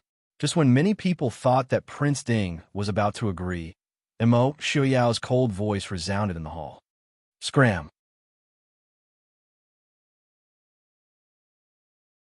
Chapter 783. Mo Xiaoyao had never liked to shout loudly, but perhaps due to his personality, his voice always carried an extremely faint coldness. Therefore, when his face really darkened, even if it was just a casual sentence, one could feel the cold, killing intent contained within. The girl who had originally been standing by Lei Jinting's side suddenly raised her head, looking in shock at the man whose hair was as white as snow. Clearly, she had not expected that Mo Xiaoyao would actually reject her so mercilessly. It must be known that although Infinite Boundless Mountain's successor only entered the world once every 60 years, the significance of this, as well as the tangled and complicated relationship between Infinite Boundless Mountain and the various countries over the past few hundred years, caused everyone to treat this with caution. Originally, Lei Jinting's suggestion to present her as a present had already caused her to feel somewhat displeased. However, she also knew that Lei Jinting's words were not false. She had indeed come a step too late, as Prince Ding already had a Princess Ding by his side. Although she did not believe that Princess Ding was superior to her, the 10 years of relationship between Prince Ding and the princess were not fake. A man could have countless beauties, but only needed a virtuous wife. In a situation where he already had Yi Li, her advantage was not so obvious. However, even so, her willingness to be a secondary consort was already a huge concession in her eyes. She had not thought that Mo Xiaoyao would actually reject her. This was originally already a temptation that no man would be able to reject. However, thinking about it from another perspective, if he was unable to reject such a temptation, wouldn't Prince Ding be as unbearably vulgar as the majority of men in the world? Prince Ding, are you really going to reject me? The white-clothed girl stepped forward, asking. Mo Xiaoyao laughed coldly. I am not rejecting you. I want you to immediately scram. The white-clothed woman's face paled. No matter how calm and confident she was, it was unbearable for her to be humiliated in front of all the heroes of the world. The woman in white looked at Mo Xiaoyao, who was staring at her coldly, and then looked at Yi Li, who was sitting next to him. She asked, Princess Ding, what do you say? Yi Li looked up and asked in confusion, what does this imperial consort want to say? The woman in white stared at her and said in a low voice, I've heard that Princess Ding's talent and beauty are unparalleled, and that you are Prince Ding's virtuous wife. Presumably, Princess Consort also knows what to do. Prince Ding is the best. She definitely won't spoil Prince Ding's plans for unnecessary matters. Yi Li slightly frowned and asked in a soft voice, Miss, do you really want to know this consort's thoughts? The woman in white was slightly startled. She nodded and said, Of course. Yi Li indifferently said, From a woman's point of view, This consort only wants to tell you one word, scram. From a princess consort's point of view, this consort also wants to tell you to scram immediately. As a wife, she should naturally follow her husband's lead. Therefore, this consort still wants to tell you to scram back to where you came from. Well said. On the other side, Su Qingyin couldn't help but loudly praise. You. The woman in white's expression changed, but she didn't become angry. Instead, she quickly calmed down. She calmly looked at Yi Li and Mo Xiaoyao and said, "It seems like today isn't the time to discuss matters. Why don't we wait for the two of you to think things through before we discuss?" After she finished speaking, she didn't care about the gazes of the people in the hall. She calmly turned and walked away, leaving behind a group of dumbfounded people. Yi Li's words clearly improved Mo Xiaoyao's mood greatly. Pulling Yi Li back to her seat, he looked coldly at Lei Jinting, saying, "Jinim of Gojoseon, is this the gift you sent?" Lei Jinting shrugged rather helplessly, saying, "I also had no choice. Anyway, the matter has already been settled. Prince Ding can just do as he sees fit." This time, he had really wronged Lei Jinting. First, let's not talk about whether or not this woman was of any use. Even Infinite Boundless Mountain's reputation and hidden power was enough to make people drool. Even if there was something wrong with Lei Jinting's head, he wouldn't be willing to gift such a person to his greatest enemy. But who asked Infinite Boundless Mountain to be within his current jurisdiction? And who asked him not to offend people of Infinite Boundless Mountain? Of course, there was no lack of thoughts of wanting to see Mo Xiaoyao and Yi Li fall out. Still, that was just in passing. Is Prince Ding really not interested in Infinite Boundless Mountain's descendant? Down below, Yaluyi asked darkly. While the northern tribes belonged to the barbarian tribes beyond the Great Wall, they had also been influenced by the culture of the Central Plains in recent years. This was especially so for those of the royal family, who were naturally very familiar with the legends of the Central Plains. While they didn't completely believe in those legends of Infinite Boundless Mountain, there were times when these so-called legends were also a kind of symbol of the will of the heavens, and when used, might not necessarily be any less effective than a million brave soldiers. Holding Yi Li's hand, Mo Xiaoyao said mildly, "Whoever is interested, feel free to give it a try. I, however, do not have the fortune to enjoy it." Hearing his words, everyone felt both jealousy and admiration in their hearts. They were jealous of Mo Xiaoyao's luck, actually being unable to catch the descendant of a legendary hidden family who had personally delivered herself to his doorstep. At the same time, they also admired him for remaining unmoved in the face of such temptation for the sake of Princess Yi. On the Su family's side, Su Qingbai's sword-like brows furrowed slightly as he looked at Su Qingchen in front of him, saying in a low voice, "Big brother, the people of Infinite Boundless Mountain have also come down to cause trouble. I'm afraid that there will be some trouble." Su Qingchen's smile was gentle and refined as he said mildly, "Fourth brother, do you still remember the last time something happened to someone of Infinite Boundless Mountain?" Su Qingbai furrowed his brows as he recalled. The last one seemed to be Jinim of Gojoseon's grandmother. It should be more than 60 years ago. Logically speaking, the people of Infinite Boundless Mountain should have appeared a few years ago, perhaps even 10 years ago. Su Qingshan raised his brows, saying, "The people of Infinite Boundless Mountain do indeed have some ability. Otherwise, they wouldn't have produced so many Empress mothers in succession. However, that's all. If they think too highly of themselves, my Su family is also not afraid of them." Between his brows, an air of transcendent arrogance naturally seeped out, as if he didn't place that so-called legendary family in his eyes at all. Hearing Big Brother's words, the expressions of the others also eased greatly. It was instead Su Qingyan who asked curiously, "Big Brother, have any of our family's ancestors ever married a girl of Infinite Boundless Mountain?" Su Qingze swept him a cold glance. There has never been anyone of unknown origins who entered the Su family. Go back and take a good look at the family records. The wives of the Su family didn't seek high positions, nor did they seek to be as beautiful as flowers or overflowing with talent. There is only one most important thing, which was to have a clean and upright family background.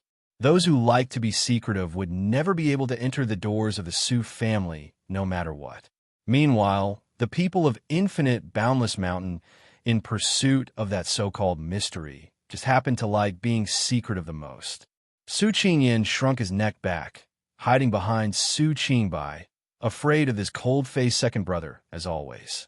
Up ahead, Su Hongyu and Su Hongyan, seeing their nephews calm and collected, also nodded their heads satisfactorily. The little interlude just now didn't affect the singing and dancing in the square below. The guests on the viewing tower very quickly began to drink and chat, but there were also many who were clearly a little distracted. Sitting beside Mo Xiuyao, Yili frowned slightly as she looked at the guests below, just feeling that something was missing. Looking down at her frowning appearance, Mo Xiuyao asked rather worriedly, "What's the matter, Lili? Did that woman make you unhappy?" Yili shook her head, smiling mockingly at him. Prince's luck with women really isn't bad. Even this legendary fairy reclusive has come to throw herself into his arms.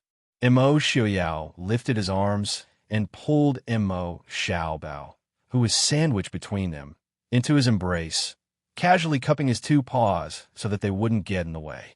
Only then did he reach Yili's side, curling his lips disdainfully.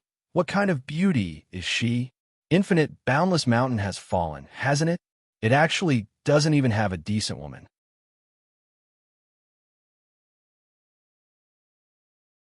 Chapter 784. Yili smiled and raised her eyebrows, not commenting on Mo Xiuyao's evaluation.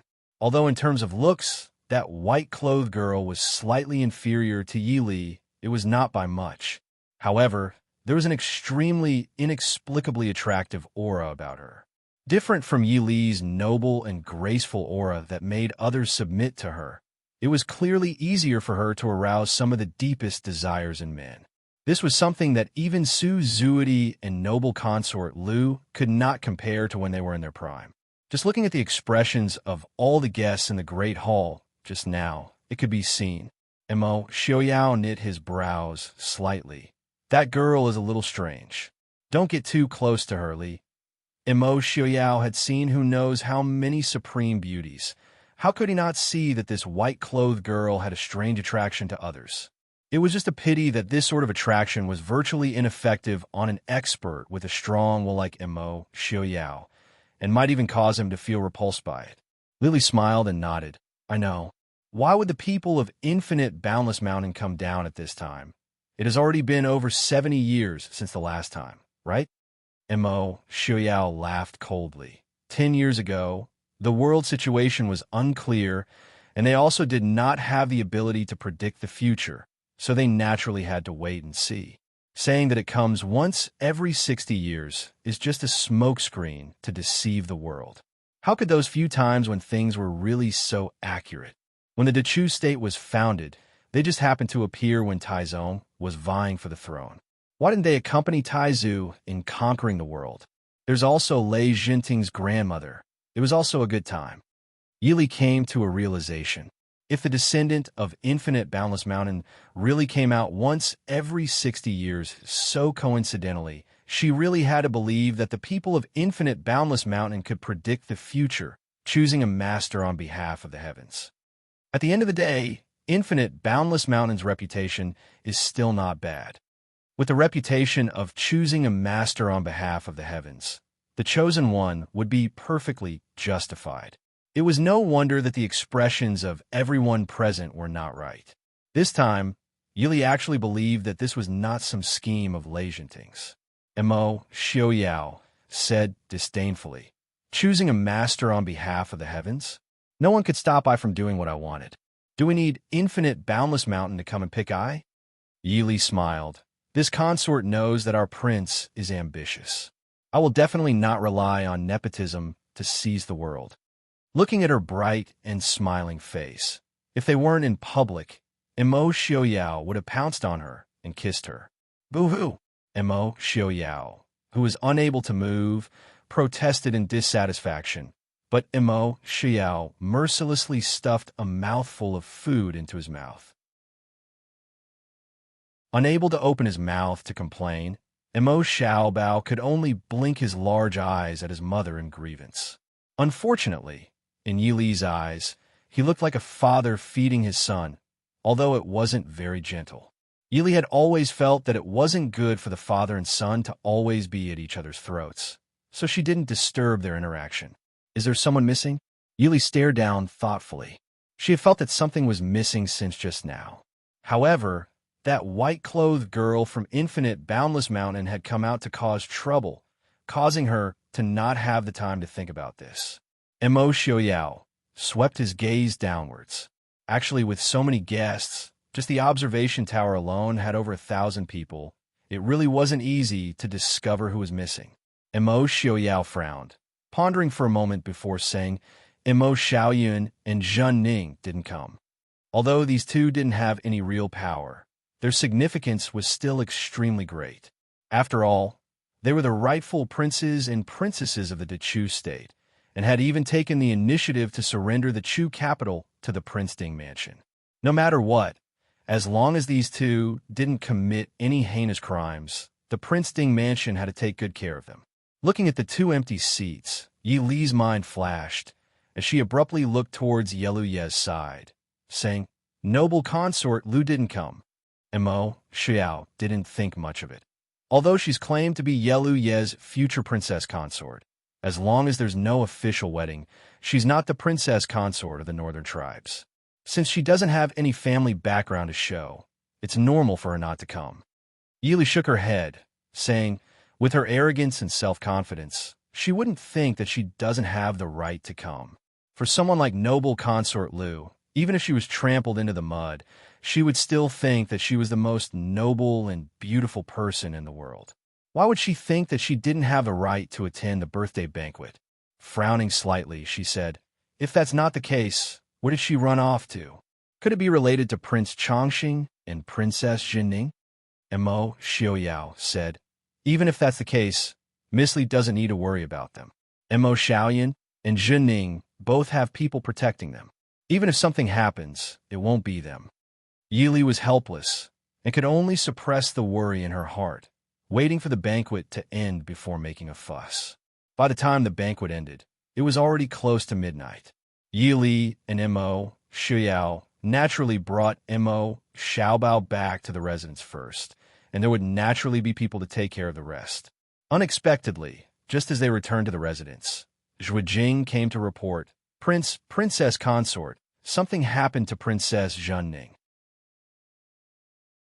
Yi Li and Emo Xiaoyao could only settle Emo Xiaobao down and follow him to Prince Chongqing's residence. When they arrived at Prince Chongqing's residence, they realized that Zhuijing wasn't exaggerating. Something really did happen. Princess Zhenning sat in the main hall in a daze, and there was a pool of half-dried blood on the ground beside her. Princess Zhenning had always been brooding over her appearance and would never forget to wear a veil in front of outsiders. But right now, her hair was disheveled, and the hideous scars on her face were undisguised in front of everyone. Not far away, there was a white-clothed woman lying on the ground, with a golden hairpin stuck in her abdomen, and her white clothes were already soaked with blood. Shenyang and Emo Wuyo, who had come over at some point, were squatting on the ground to check. Yi Li looked at the woman's face, and sure enough, it was noble consort Lu. She sighed softly and understood what had happened without asking. Yi Li looked at Emo Xiaoyun, who was standing at the side. Emo Xiaoyun's face was pale, and his hands hanging by his side were tightly clenched. He said in a low voice, "Princess consort, I was impulsive and injured the 7th imperial consort of the northern tribes. Princess consort, please punish me." Emo Xiaoyun had experienced many unforeseen events these years, and had long understood the fickleness of human nature. If noble consort Lu was really the 7th imperial consort of the northern tribes, Yi Li would definitely find trouble with the Prince Ding mansion after being injured by them. The best way for the Prince Ding mansion to settle the matter was naturally to hand her over, and at the same time get rid of him, the Prince of the Chu state. It could be said to be killing two birds with one stone. Yi Li shook her head and pulled Emo Xiaoyao to the side to sit down, asking, Why is Mr. Shen here? How's her injury? Yang rolled his eyes in annoyance and said, This old man was about to return after the banquet, but I was caught by this brat on the way back. Mo Wuyo raised his head and smiled at Yi Li, saying, Master and I passed by the entrance of the Prince Chongqing's mansion, and just happened to bump into Prince Chongqing. Princess Consort, don't worry, Master's medical skills are superb, so there shouldn't be any problems. Yang glared at Mo Wuyo and said, What do you mean there won't be any problems? In such a place, what's the use of this old man's medical skills? There was a difference between men and women, and Yang couldn't treat an injury in a place like the abdomen. Although a doctor had the heart of a parent, noble consort Lu's identity was really not easy to deal with. Mo Wuyo wasn't afraid of being glared at by him, and said with a smile, Then Master can guide this disciple, and this disciple will treat it, okay?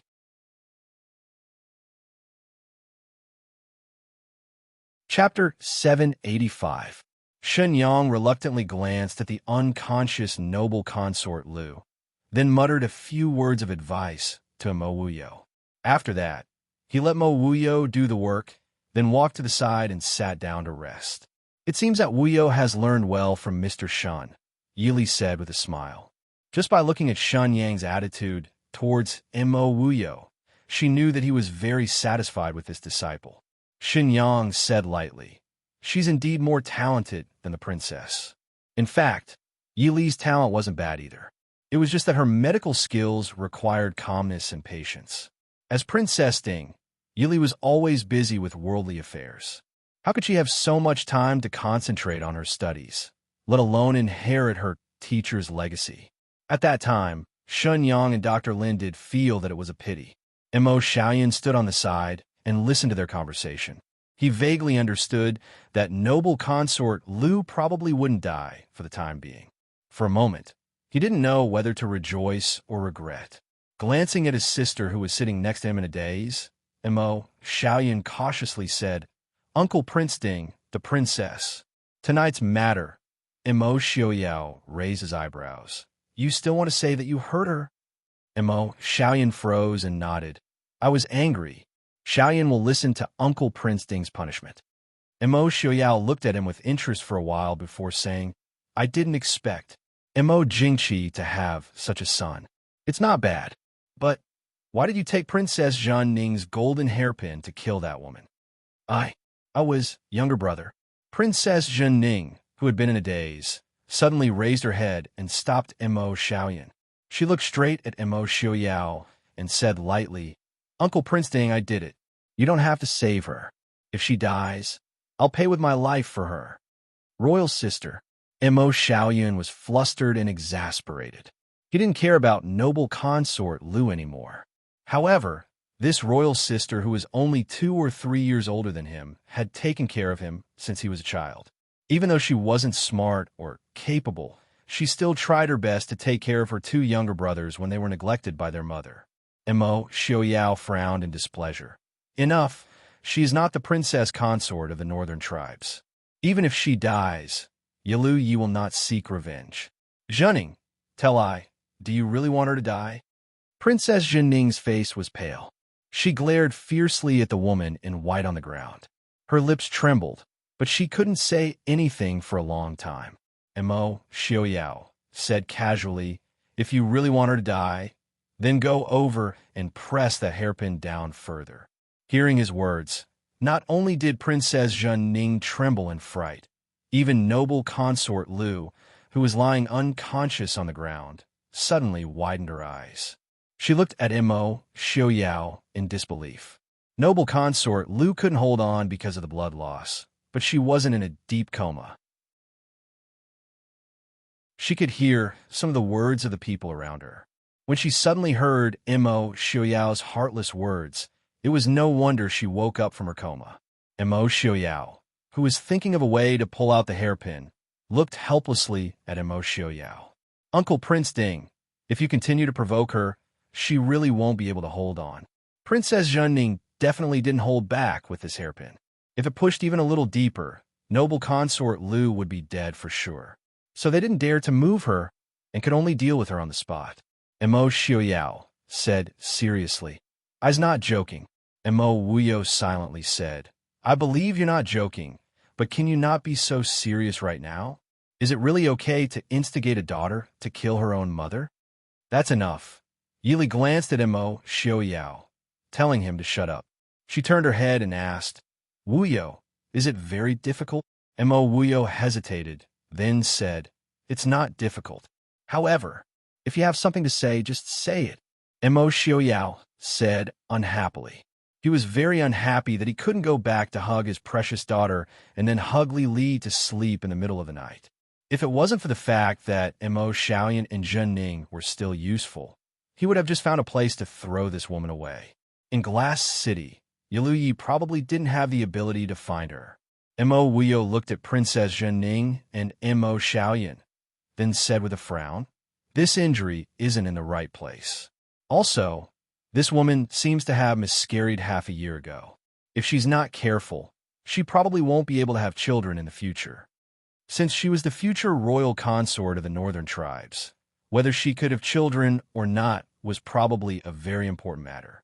Xinyang raised his brows, then looked at Mo Wuyo and said, "Disciple, your medical skills still need to be trained." Please advise me, master." Hearing his master's words, Mo Wuyo thought he had diagnosed wrongly, and a trace of annoyance flashed across his small face. Xinyang said, "How is this woman miscarrying half a year ago? She has miscarried at least 3 times in the past 2 years. Don't worry about it. You don't have to care about something that is destined to never exist again. Even if she didn't have this injury, she would still be like this." Looking at noble consort Lu, Shenyang's expression was full of disgust. He naturally knew noble consort Lu's identity, but this wasn't enough for Shenyang to dislike her. However, personally killing her own unborn child was not within Shenyang's tolerance range. Shenyang's medical skills could be said to be unparalleled in the current era. He could even calculate what kind of abortion medicine noble consort Lu had taken.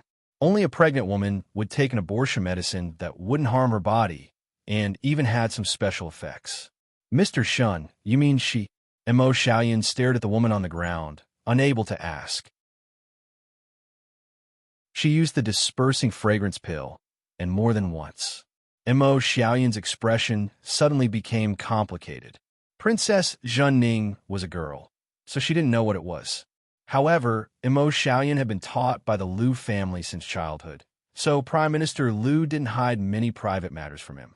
Rather than calling the dispersing fragrance pill an abortion medicine, it was better to call it a kind of beauty-preserving holy product. However, it was unknown who discovered that this thing had even more miraculous effects when used during pregnancy. Once a woman was pregnant, her appearance would definitely not be as good as before. Such a miraculous medicine naturally attracted people like a flock of ducks. However, someone soon discovered that women who took this medicine during pregnancy would all have miscarriages without exception, and those who used it less would also give birth to stillbirths. However, the beauty-preserving effect was 10 times better than usual.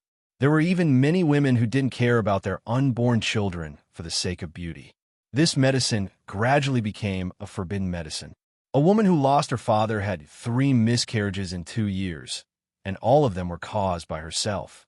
Mo Xiaoyan really didn't understand what his mother, who used to be high and mighty, was doing. However, looking at that delicate and beautiful face, Mo Xiaoyan suddenly rushed out of the door and vomited.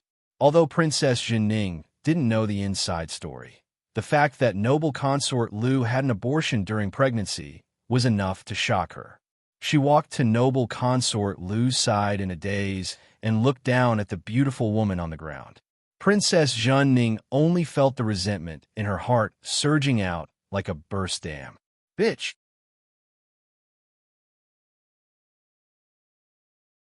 Chapter 786. Princess Zhen Ning stared at noble consort Lu, who was lying on the ground, her face full of cold resentment and disgust. Xinyang's words completely shattered the last trace of hope Princess Zhen Ning had for her mother. Back when Princess Zhen Ning was drugged and knocked unconscious in the cold palace, her face was disfigured. For the past 2 years, She had never stopped hating noble consort Lu. However, this hatred was also mixed with a trace of hope for her mother and an unbreakable admiration. If noble consort Lu sincerely apologized to her tonight, even if there was a trace of guilt and remorse, Princess Zhenning's golden hairpin wouldn't have pierced her body. However, at this moment, there was only pure disgust and hatred in Princess Zhenning's eyes. The relationship between mother and daughter was truly severed from now on. Hearing Shun Yang's words, Mo Wuyo didn't hesitate anymore. She raised her hand and quickly pulled out the golden hairpin. For a moment, blood gushed out. Mo Wuyo ferociously took out the holy healing medicine Shun Yang refined and poured it on the wound. Then, she tore a piece of white gauze from noble consort Lu's clothes and began to bandage the wound. Princess Zhenning didn't hurt noble consort Lu's fatal spot. If the fact that she couldn't have children in the future was excluded, even if noble consort Lu died in the end, it would only be due to excessive bleeding. Now that she had Shun Yang's holy bleeding medicine, her life naturally wouldn't be in danger. After bandaging the wound, Mo Wuyo took out a small porcelain bottle and poured it down noble consort Lu's throat. After a moment, noble consort Lu's originally pale face began to recover its color at a speed visible to the naked eye. Isn't it a waste to let her use such a good thing? Did I give you such a thing for you to abuse? Xinyang stared at Mo Wuyo and said unhappily. Mo Wuyo raised his head and smiled sweetly at Xinyang. Master, Uncle Prince Ding and the princess consort must have something to ask. How could they get anything out of her when she was in such a state just now? Xinyang snorted. You're smart. Mo Xiaoyao narrowed his eyes and saw that noble consort Lu's complexion had improved. He nodded indifferently. Since it's fine, Xiaoyan, what do you think? Mo Xiaoyan lowered his hands and said indifferently. Everything will be handled by Uncle Prince Ding. This person has nothing to do with me and my royal sister anymore. Even though we are no longer related, she turned her head and glared at noble consort Lu's beautiful face. Gritting her teeth, she said, she still owes me a face. Hearing this, noble consort Lu's expression changed. She glared at Princess Zhenning and said angrily, What do you want? Princess Zhenning looked at her, gritted her teeth, and said word by word, You ruined my face, shouldn't you compensate me? Noble consort Lu sneered and said, I gave birth to you. Even if I took your life, you should accept it, let alone disfiguring your face. Mo Xiaoyan walked to Princess Zhenning's side and took her hand. He looked at noble consort Lu and said, I just said that we have nothing to do with you anymore. Noble consort Lu snorted disdainfully. The relationship between mother and son couldn't be broken so easily. In noble consort Lu's opinion, Mo Xiaoyan and Zhenning would always be her children.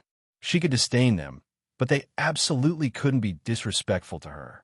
She forced herself to stand up and sit in a chair on the side.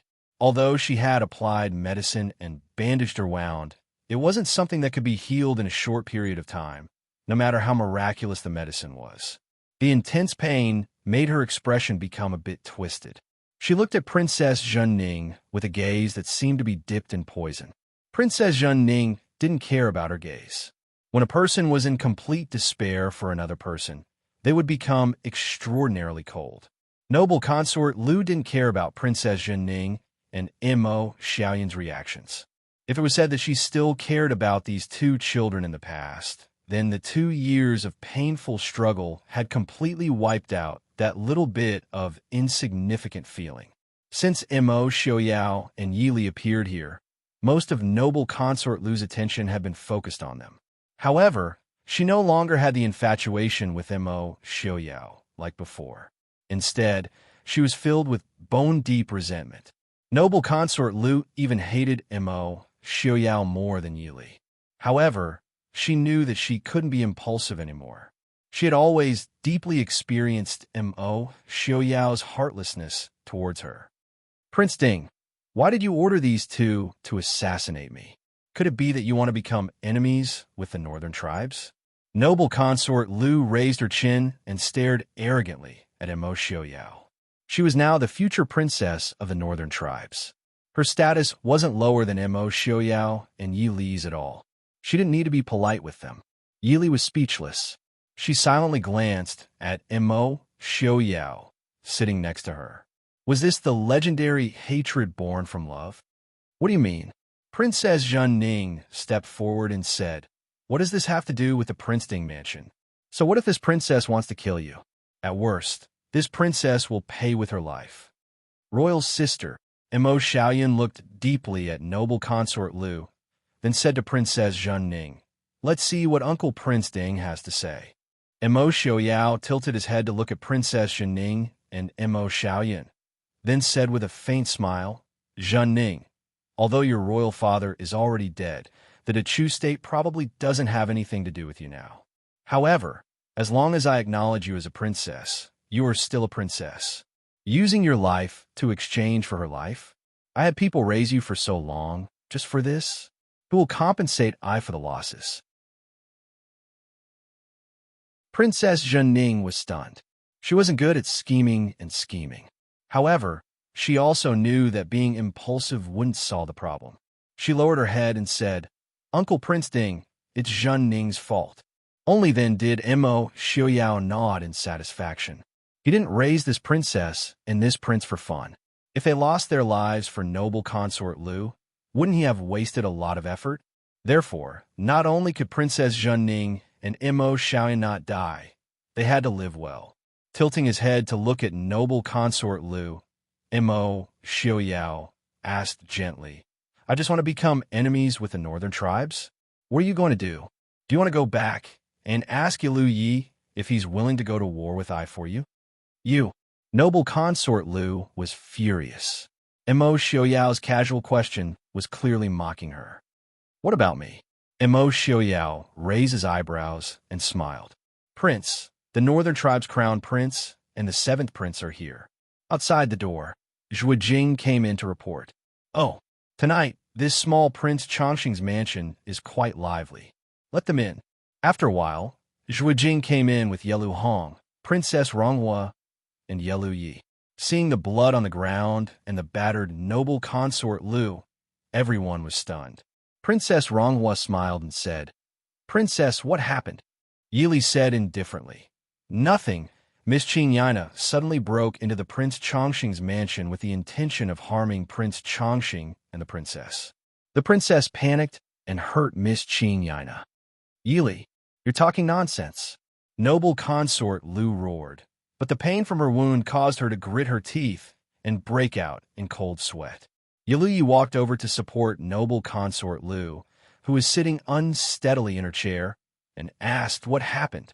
Noble consort Lu bit her lip and said with grievance, "Prince, it was Prince Ding and Princess Ding who ordered that girl to hurt me."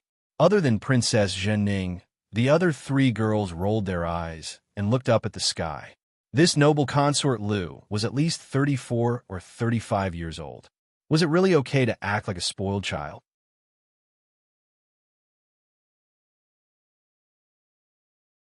Chapter 787. Yili obviously didn't approve of noble consort Lu's delicate appearance, so he asked in a low voice, "Why are you here?" Yili smiled faintly. "Miss Qing Yana isn't going to say that I sent people to kidnap you, right?" Noble consort Lu misspoke. She did come to Prince Chongqing's mansion by herself, but she couldn't say the reason in front of so many people. Yili looked at Yelu Yi indifferently. "Prince Yelu, Miss Qing Yana just accused me and Prince of instigating Princess Zhen Ning to assassinate her for no reason. Now I want to say that she broke into Prince Chongqing's mansion with the intention of harming the princess and Prince Chongqing, framing consort I." Yelu Yi frowned, although he believed noble consort Lu's words more in the current situation. However, Yili's words made him speechless. At the same time, Yili was also unhappy that noble consort Lu had come to Prince Chongqing's mansion without permission. Yelu Hong, who was sitting on the side, looked at Yili making trouble for Yilu Yi, but his expression was very calm. He just frowned slightly. Prince Ding and Princess Ding are the hosts, so they definitely wouldn't be so rude to guests. Moreover, it's unreasonable for them to instigate Princess Zhen Ning to assassinate Qing Yana. But seventh brother, isn't Qing Yana always with you? Why did she come to Prince Chongqing's mansion? Yi Li and Mo Xiaoyao instigated Princess Zhenning to assassinate Princess Zhenning was indeed unreasonable.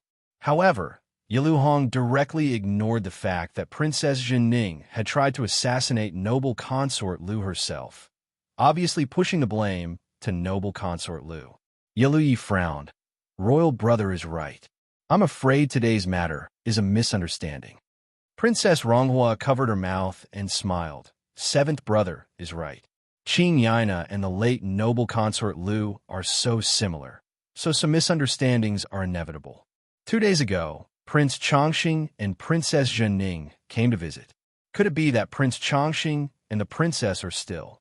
Mo Xiaoyan cupped his hands to Princess Ronghua and said respectfully, Aunt Ronghua, you are right. I and my royal sister were reckless before. The matter is already clear. Us siblings have nothing to do with Miss Qing Yana. We mistook her for someone else. After saying that, Mo Xiaoyan took a step back and secretly grabbed Princess Zhenning's hand tightly. Princess Zhenning lowered her eyes to hide the hatred in her eyes. In the end, she didn't say anything and silently agreed with Mo Xiaoyan's words. Yilu Hong smiled. It's fine as long as it's a misunderstanding. Then, tonight's matter, Mo Xiaoyan said. Tonight was also a misunderstanding. Miss Qing Yina's sudden arrival caused us to have some verbal conflicts. Royal sister thought that Miss Qing Yina wanted to harm us, so she stabbed her. Please forgive me, Prince Yelu.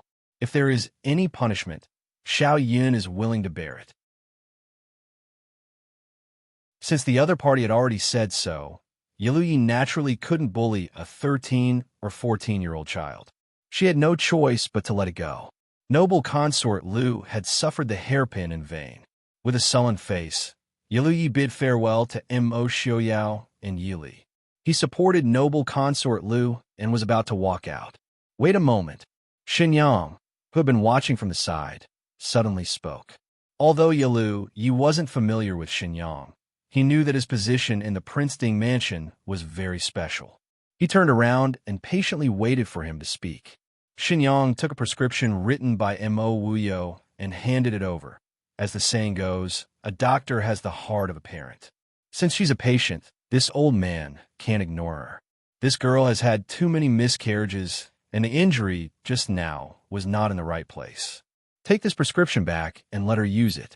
Although it can't guarantee that she will be pregnant in the future, it's still good for her body. As soon as these words came out, the expressions of the people in the hall became strange. In fact, Yi Li and the others already knew, but seeing Shen Yang say this to Yilu Yi in such a serious manner, Yi Li's smile couldn't help but stiffen. Yilu Ye's face was so gloomy that it was frightening. Even if the people of the northern tribes didn't particularly care about women, that was only referring to the common people of the northern tribes. The imperial family's degree of fussiness about these matters was no less than that of the people of the Central Plains. Even if Yilu Yi and noble consort Lu didn't have such a thing, it was still very embarrassing for someone to say it in front of so many people. Noble consort Lu's face was pale because of Shun Yang's words. She glared at Shun Yang and Mo Wuyo with resentment, then left with Yilu Yi in a daze. After Yilu Yi left, Yilu Hong and Princess Rong Huan naturally couldn't stay any longer. They also got up and left. Seeing that there was nothing for him to do, Xinyang stood up and left with Mo Wuyo.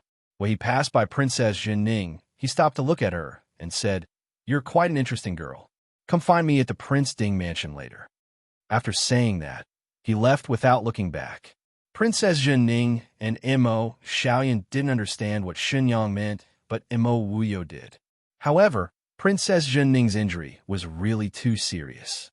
Even Mo Wuyo, who was very confident in his master's medical skills, couldn't guarantee that she would be able to recover completely. He could only say, "Zhenning, remember master's words. When you have time, you must come to the Prince Ding mansion." Seeing Princess Zhenning nod, he then bowed to Yi Li and Mo Xiaoyao and chased after her. For a moment, only Mo Xiaoyao and the other three were left in the hall. The originally tense atmosphere in the hall suddenly quieted down. Mo Xiaoyao frowned as he looked at the young man and woman in front of him. Although there weren't many things happening tonight, two things happening in a row made Mo Xiaoyao very unhappy.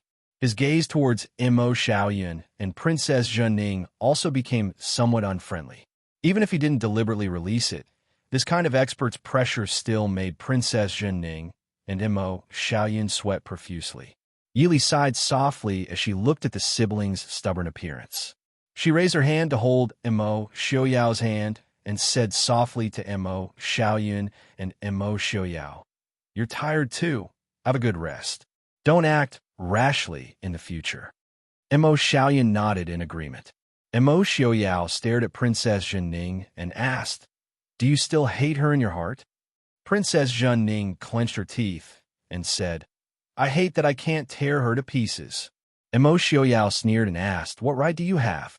Princess Zhenning was stunned and looked at Mo Xiaoyao with some confusion. Mo Xiaoyao said indifferently, "Do you have the ability to tear her to pieces? I'm afraid that the next person to fall into her hands will be you." Princess Zhenning clenched her teeth. In terms of ability and means, she was indeed inferior to noble consort Lu.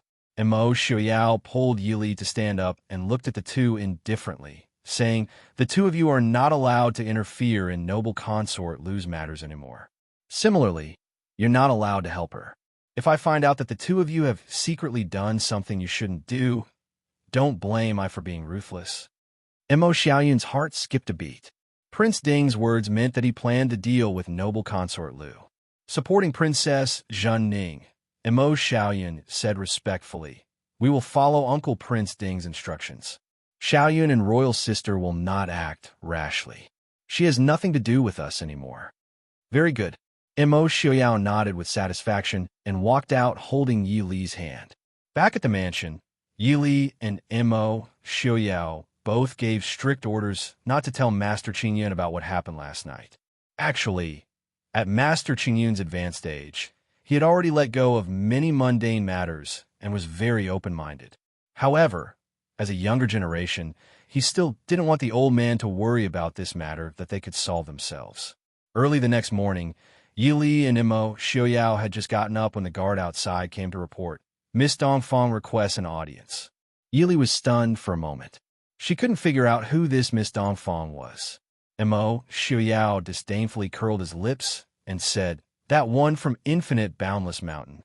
Go ask young Master Qingshun to deal with it. I and the princess consort still have matters to attend to." The guard accepted the order and left.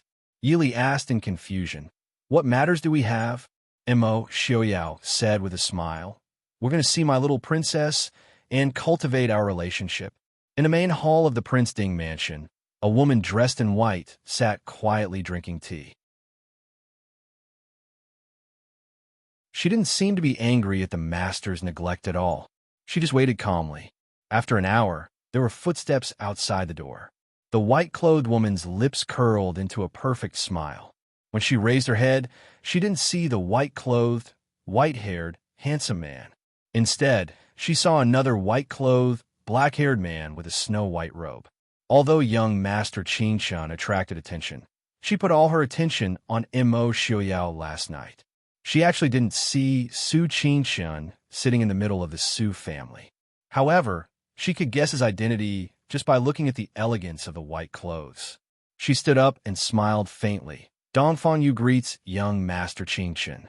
Su Qingshun smiled faintly and nodded. "Miss Dongfang, you don't have to be so polite.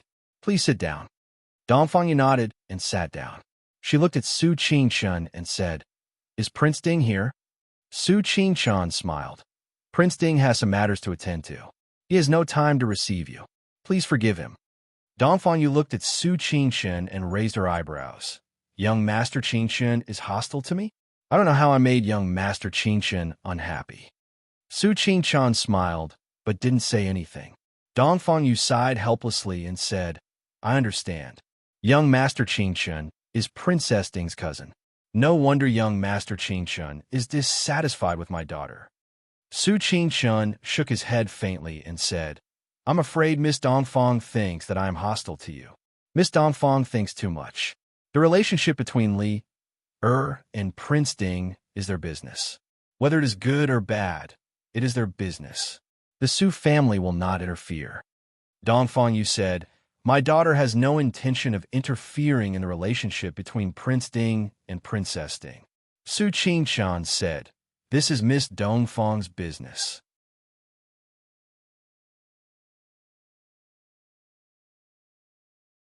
Chapter 788.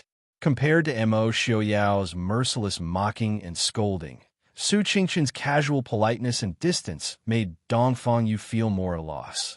Dongfang Yu looked at Su Qingshan for a long time, then sighed and asked, you don't believe me, young Master Qingshan? Su Qingshan smiled and didn't say anything, neither yes nor no. Dongfang Yu clearly took Su Qingshan's silence as a tacit agreement. She said mildly, young Master Qingshan, rest assured. The reason why I chose to marry Prince Ding as a concubine is not because I want Prince Ding's love or anything else. It is only to assist Prince Ding. Once Prince Ding reigns supreme, Dongfang Yu will naturally leave to pursue my own happiness. I will not miss Prince Ding, nor will I bring any trouble to Princess Ding. Su Qingshan said with a smile, Miss Dongfang, you can go and pursue your own happiness now. Forgive me for being blunt, but Prince Ding does not seem to need your help. Also, it must be because Miss Dongfang has not left the mountain for too long, so you do not know some of the established rules of this world. For example, a concubine cannot be said to marry, but to accept. How could a woman who could say so openly that she wanted to marry Prince Ding be as uncompetitive as she said? Perhaps she really did not need Prince Ding's love, because what she wanted was something more important than Prince Ding's love. Su Qingshan had never had a good impression of these so-called legendary reclusive families. As for the so-called choosing a master on behalf of the heavens, it was even more nonsense. If they really had such foresight, they should have come out 10 years ago. Although the world situation was not clear now, Mo Xiaoyao obviously had the greatest chance. Adding on the power of infinite boundless mountain, it was indeed not difficult to create a hegemon that could unify the world. However, even without the people of infinite boundless mountain, the Prince Ding mansion could still do this. Why did they have to take on such a reputation? A trace of anger flashed in Dongfang Yu's eyes. She found it hard to remain calm at Su Qingshan's lack of respect for her. However, Su Qingshan's attitude made it impossible for her to vent her anger. For a moment, her expression became a little complicated. Dongfang Yu had always been aware of her own strengths and abilities, but she also knew that her innate talent was useless in front of determined people like Mo Xiaoyao and Su Qingshan, so she did not want to embarrass herself. He looked at Su Qingshan calmly and said, I think there are some things that I need to discuss with Prince Ding personally. Perhaps Prince Ding will give a different answer. After all, young Master Qingshan doesn't have full authority to represent the Prince Ding mansion, right? Su Qingshan raised his handsome eyebrows slightly and didn't comment. He simply said, Prince Ding is not free right now. Dongfang Yu is not in a hurry. I can wait. Su Qingshan frowned as he looked at the woman in front of him. He suddenly felt that this woman was trouble. What he didn't know was that this woman was indeed troublesome, but she wasn't Mo Xiaoyao's problem. Dongfang Yu was indeed very patient. Su Qingshan sat in the hall and accompanied her to drink 6 or 7 cups of tea. Even young Master Qingshan, who was always calm and composed, felt that he couldn't bear to sit in silence with such a woman. However, Dongfang Yu didn't seem to be impatient at all. She sat in the hall with a dignified expression and occasionally took a few sips of tea. It wasn't until close to noon that Mo Xiaoyao and Yili finally arrived. Seeing the stiffness and helplessness hidden under Su Qingshan's gentle and elegant face, Mo Xiaoyao's mood was obviously much better. As the host and guest sat down, Mo Xiaoyao leisurely leaned back in his chair and let Yili take the lead. Yili smiled at Dongfang Yu and said, I haven't asked for your name. Dongfang Yu stood up and bowed, saying, My name is Dongfang Yu. Greetings to Princess.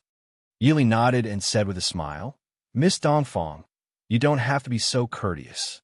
The prince and I have some small matters. Sorry to have kept you waiting. Dongfang Yu smiled and said, How could it be? With young Master Qingshan receiving us, my daughter and young Master Qingshan had a great time. Mo Xiaoyao smiled at Su Qingshan and said, In that case, why don't Miss Dongfang tell young Master Qingshan directly? Now most of the affairs in the Prince Ding mansion are handled by young Master Qingshan. Hearing this, Dongfang Yu frowned slightly and said, Prince, forgive my daughter for speaking bluntly. Although the prince and princess are deeply in love, and the prince also trusts the Su family. Since ancient times, the monopolization of power by relatives has been the source of chaos. Moreover, the prince hasn't really achieved anything yet. If in the future, the three people in the hall silently looked at Dongfang Yu's words of advice. They were speechless. It was not that there was anything wrong with these words. At a certain time, these words could even be said to be priceless advice. But the problem was that Miss Dongfang was now neither a relative of the Prince Ding mansion nor a confidant of the Prince Ding mansion. Was it really good to speak so bluntly and speak ill of others in front of the Su family and Princess Ding? Did this girl actually memorize these words from a book? After Dongfang Yu finished speaking, Yili smiled and said, Thank you for your advice, Miss Dongfang. I think the prince knows these things in his heart. Dongfang Yu frowned slightly and looked at Yi Li with some dissatisfaction. She said, Princess Ding, although the Su family is your maternal family, as the saying goes, a married daughter is like spilled water. Moreover, you're not the daughter of the Su family. Shouldn't you be thinking of the Prince Ding mansion wholeheartedly? How could such a thing for the family be the way of a wife and concubine? Yili was silent. This girl not only wanted to be a loyal minister and a martyr, but also wanted to be Empress Zhang's son. If the successors of the Boundless Mountain were all like this, Yili really doubted how they climbed to the position of empress. She should have been killed by the emperor because of her advice. Miss Dongfang, you don't need to think about these things for the time being. Why don't you tell me what you came to the Prince Ding mansion for? Yili finally couldn't help but interrupt her and ask. Dongfang Yu's beautiful face showed a trace of disbelief. She stared at Yi Li and said, Princess Ding, don't you understand? Finding that her intelligence was doubted, Yi Li felt very innocent. What should I understand? Dongfang Yu said, I went down the mountain to assist the new emperor, then go and find a new emperor. Yi Li's mood was also rather gloomy as she replied mildly. Dongfang Yu choked on her words, forgetting about Yi Li for a while before she smiled mildly. The new emperor chosen by this generation of infinite boundless mountain is Prince Ding. I am this generation's successor of infinite boundless mountain, and have come to assist Prince Ding by the mandate of heaven. Yi Li looked at her, asking, Miss Dongfang's so-called assistance is to enter the Prince Ding mansion and become the prince's concubine? Dongfang Yu said unconcernedly, This is only a temporary measure. Since Prince Ding has already taken a wife, I will naturally not interfere. When Prince Ding unifies the world, I will naturally retreat with success. Yi Li tilted her head and passed the problem to Mo Xiaoyao. Prince, do as you see fit. Do you want to take in a female strategist? Mo Xiaoyao's reply was merciless. Throw her out for eye, wasting Ai's time. Prince Ding. Dongfang Yu opened her eyes wide in shock, glaring at Mo Xiaoyao as she said, Prince Ding, do you really not want to know what benefits I can bring to you? Infinite Boundless Mountain's power is much greater than you can imagine. Mo Xiaoyao didn't even lift his eyes as he said indifferently, I have no interest in that infinite boundless mountain of yours. Moreover, with a successor like you, even if infinite boundless mountain could withstand 1,000,000 mighty soldiers, it would still be useless.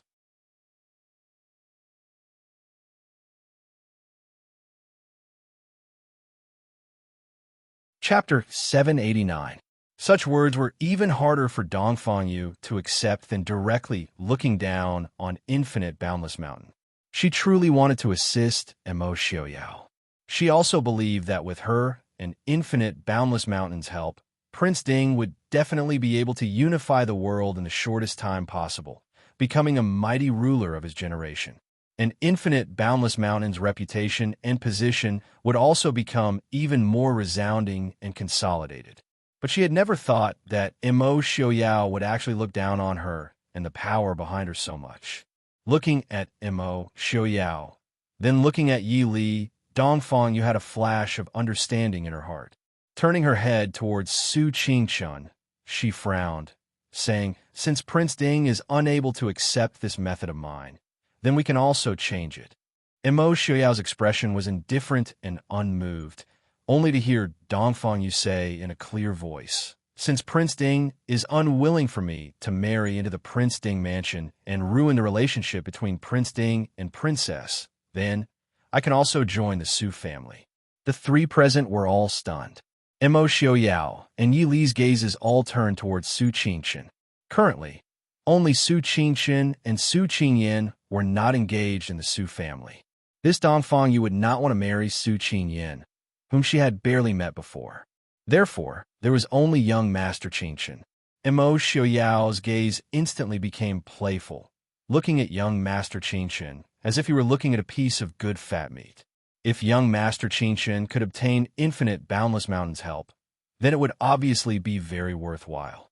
Of course, this girl called Dongfang Yu could only obediently stay at home to take care of her husband and children and serve her in-laws.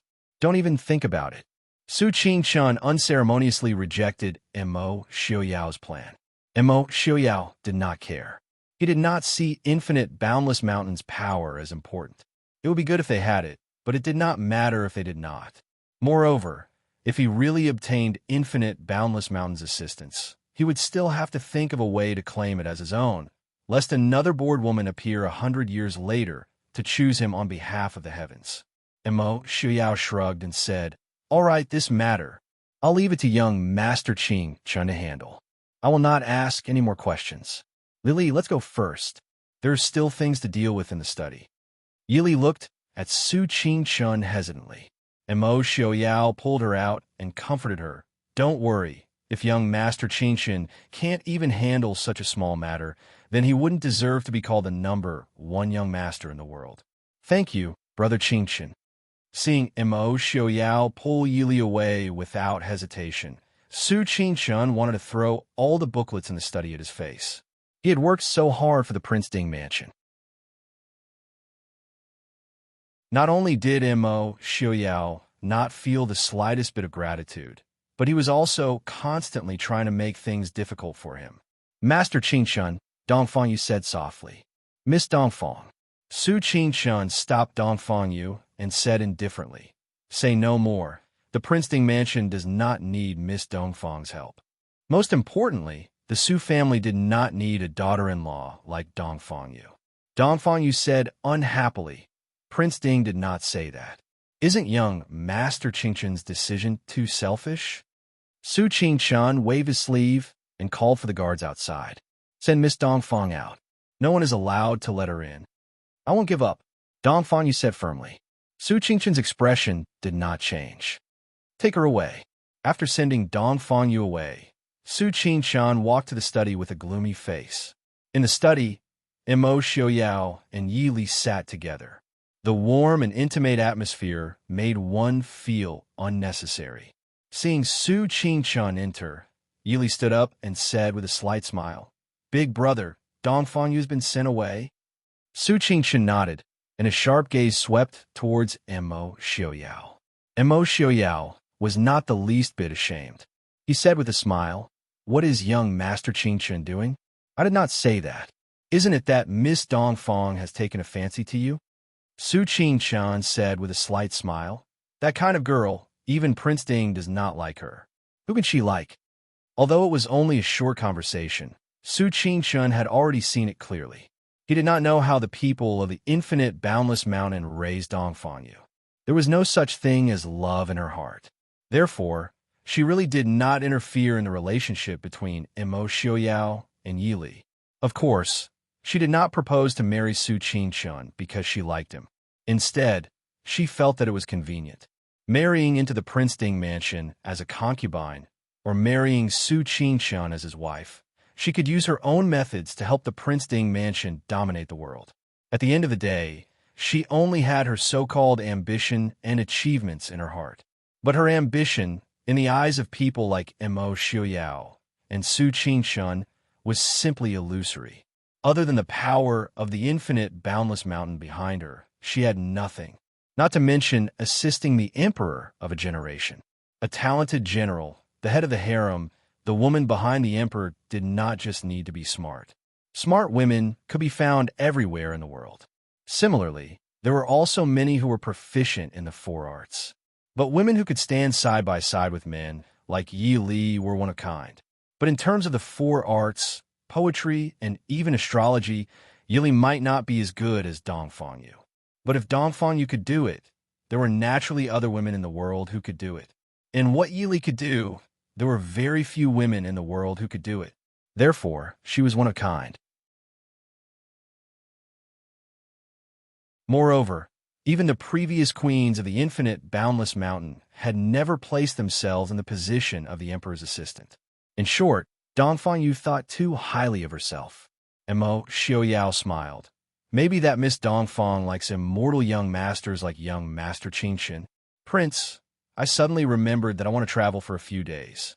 I'll have to trouble Prince to settle the matters of the Prince Ding mansion by yourself. Su Qingxin's expression was unfriendly as he said mildly. At the mention of this issue, Mo Xiaoyao could only admit defeat. After all, if he really forced young Master Qingxin to leave, it would be a huge loss. Coughing twice, Mo Xiaoyao said righteously. In any case, I'll leave Dongfang Yu to deal with. Whether you want to kill her or take her home, I don't need to ask. Brother Qingxun, don't worry. No matter what you do, Ainli will definitely support you. Saying that, he did not forget to pat Su Qingxun's shoulder to show his support. Su Qingxun raised his hand in disdain and pushed Mo Xiaoyao's hand away. Had he ever seen such a shameless person? Young Master Qingxun deeply felt that having such a cousin-in-law was definitely the greatest disbelief in his life. If he had known that there would be such a day, he would never have married Li Er to such a shameless person. Yi Li helplessly put her hand to her forehead and said, "Big brother, Xiaoyao, what exactly is this infinite boundless mountain?" Yi Li was not completely a person of this world after all. There were many things that were not especially important that she would not go out of her way to understand. For example, this infinite boundless mountain. Yi Li really did not have much of an impression of it. Su Qingxun sat down and said with furrowed brows, "The reason why infinite boundless mountain is so mysterious is greatly related to the fact that it has produced 3 empresses. Also, the people who have left the mountain for training in the past are indeed all elites amongst people. But if they are really so powerful that they can rule over the world..." Young Master Qingxun's lips curled up slightly. Mo Xiaoyao and Yi Li were both people who understood him very well. They naturally understood the mockery in his words.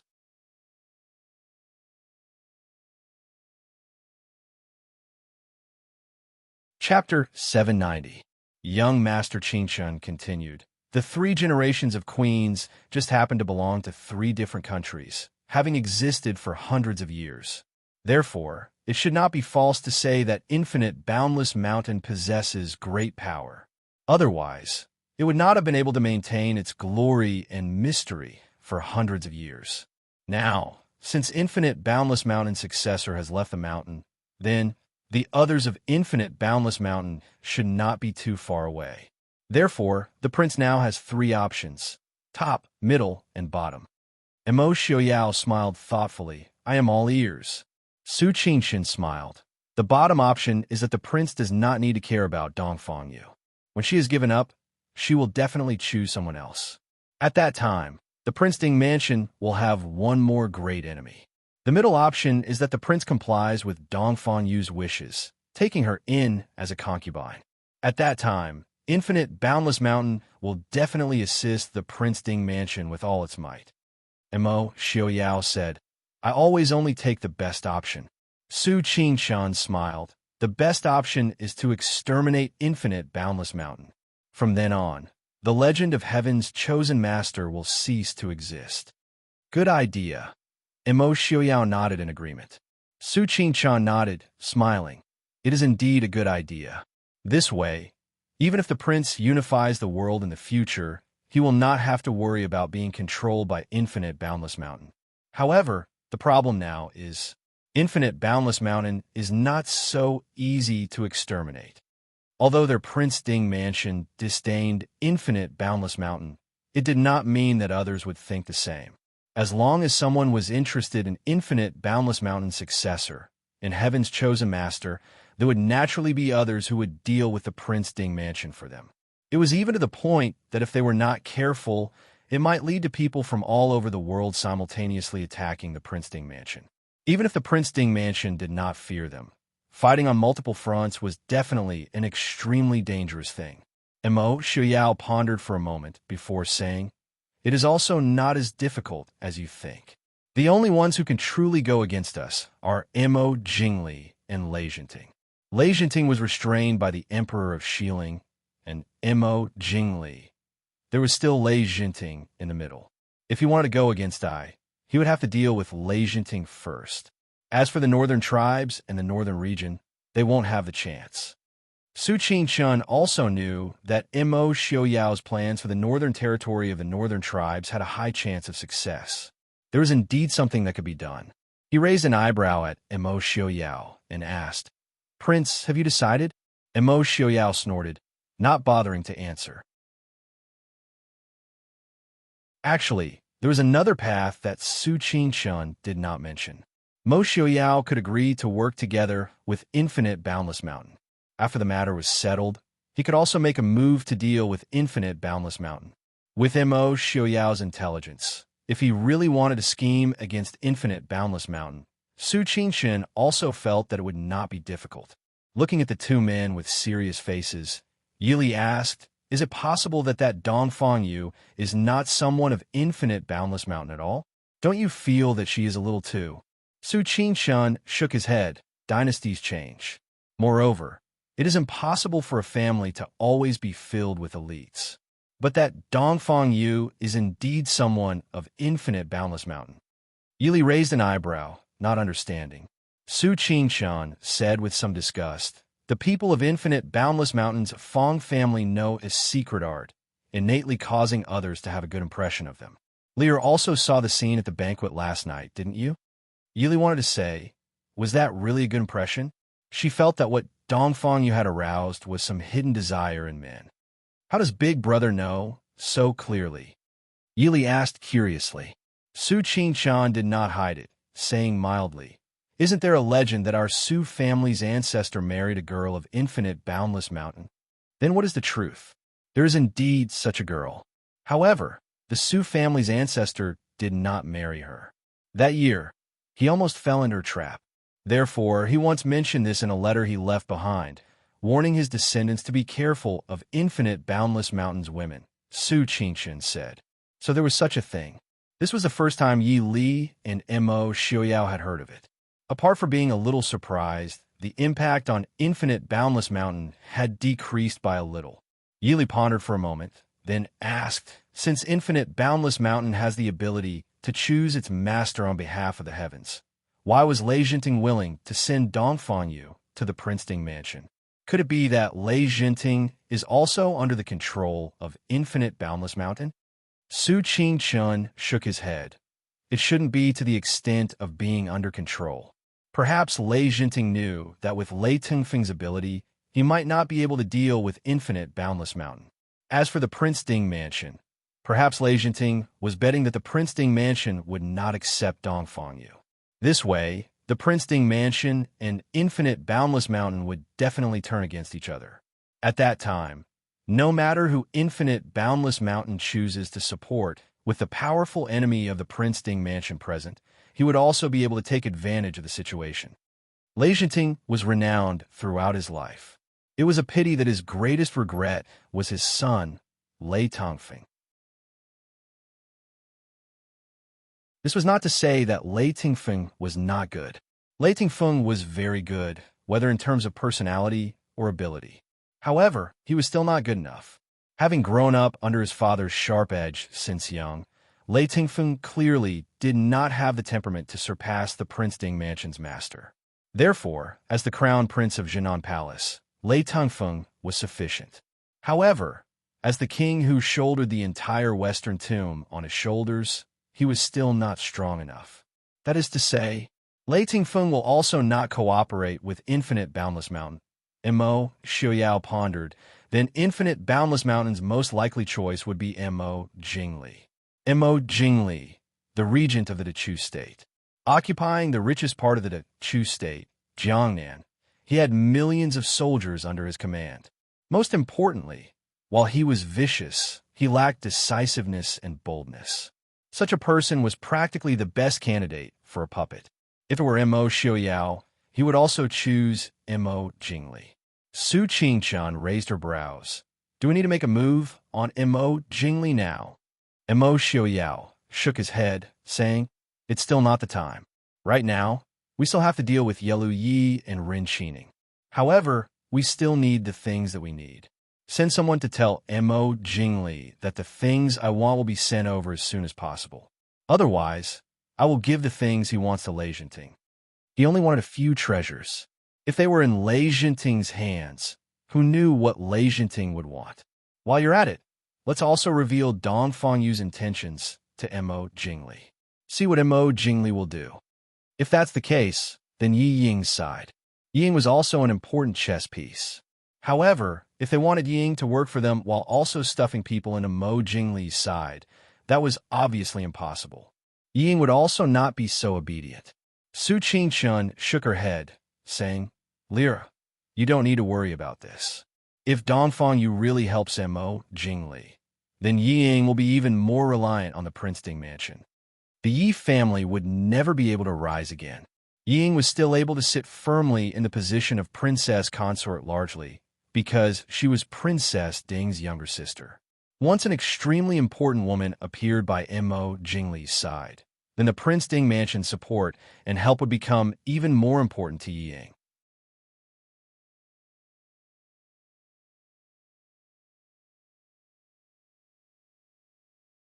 Chapter 791. Mr. Qingyun's birthday banquet could be said to have ended perfectly. Many of the guests who had come left one after another. This included Su Qingbai and Mr. Xiaoding, who had rushed back to the Western Tomb as soon as possible. After all, the Western Tomb had just been conquered, and there was still a need for someone to hold the fort there. As for the dignitaries of the various countries, including Jinnam of Gojoseon and Mo Jingli, they had no intention of leaving. Everyone understood that the true negotiations in game of chess would only truly begin today. Whoever left at this time would be the one who would be sidelined in this competition, thus losing the opportunity to seize the initiative. Glass City, which was originally already surging with undercurrents, became even more mysterious because of the sudden appearance of the Infinite Boundless Mountain successor at Mr. Qingyun's birthday banquet. In the Prince Ding mansion, Lei Zhenting sat in the study, sipping tea as he sized up Yi Li and Mo Xiaoyao, who were seated at the head of the table, his expression somewhat complicated. Although he had already considered the possibility that Mo Xiaoyao might reject him when he had brought Mo Xiaoyao to Glass City, he still could not help but feel a little shocked when he heard Mo Xiaoyao's answer from the start. To be honest, if not for the fact that the Emperor of Xiling had once given birth to a queen of the Infinite Boundless Mountain, Lei Zhenting was not sure if he would be able to reject such a temptation. However, Mo Xiaoyao had already rejected him. Although he was a little shocked, the overall situation was still in his favor. He naturally would not be so foolish as to push the power of the Infinite Boundless Mountain onto Mo Xiaoyao. Prince Ding's decisions always surprise I. Lei Zhenting raised the teacup in his hands towards Mo Xiaoyao to show his respect. Mo Xiaoyao smiled mildly. Jinnam of Gojoseon overpraises me. Isn't Jinnam of Gojoseon also not interested? Lei Zhenting sighed somewhat regretfully. If I said that I was really not interested in the power of the Infinite Boundless Mountain, that would be a lie to Prince Ding. It was just that it wasn't suitable. Moreover, even at this age, I am still being manipulated by others. I might as well just die here and be done with it. If Infinite Boundless Mountain only had Dong Fengyu alone, it would not be of much use. After Dongfang Yu, there would definitely be others joining. Lei Jinting's grandmother was of the infinite boundless mountain. He could be said to be the person who understood infinite boundless mountain the most in this world. Naturally, he would not allow himself to be made into a puppet. I heard that Prince Ding has officially rejected Dongfang Yu. However, based on Ai's understanding of her, I'm afraid that she won't give up so easily. Lei Jinting calmly reminded.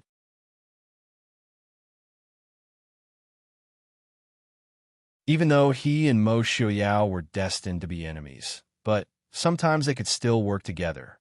And Mo Xiaoyao raised his eyebrows and said disdainfully, "So what if I don't give up?" Infinite Boundless Mountain's descendant is actually like that.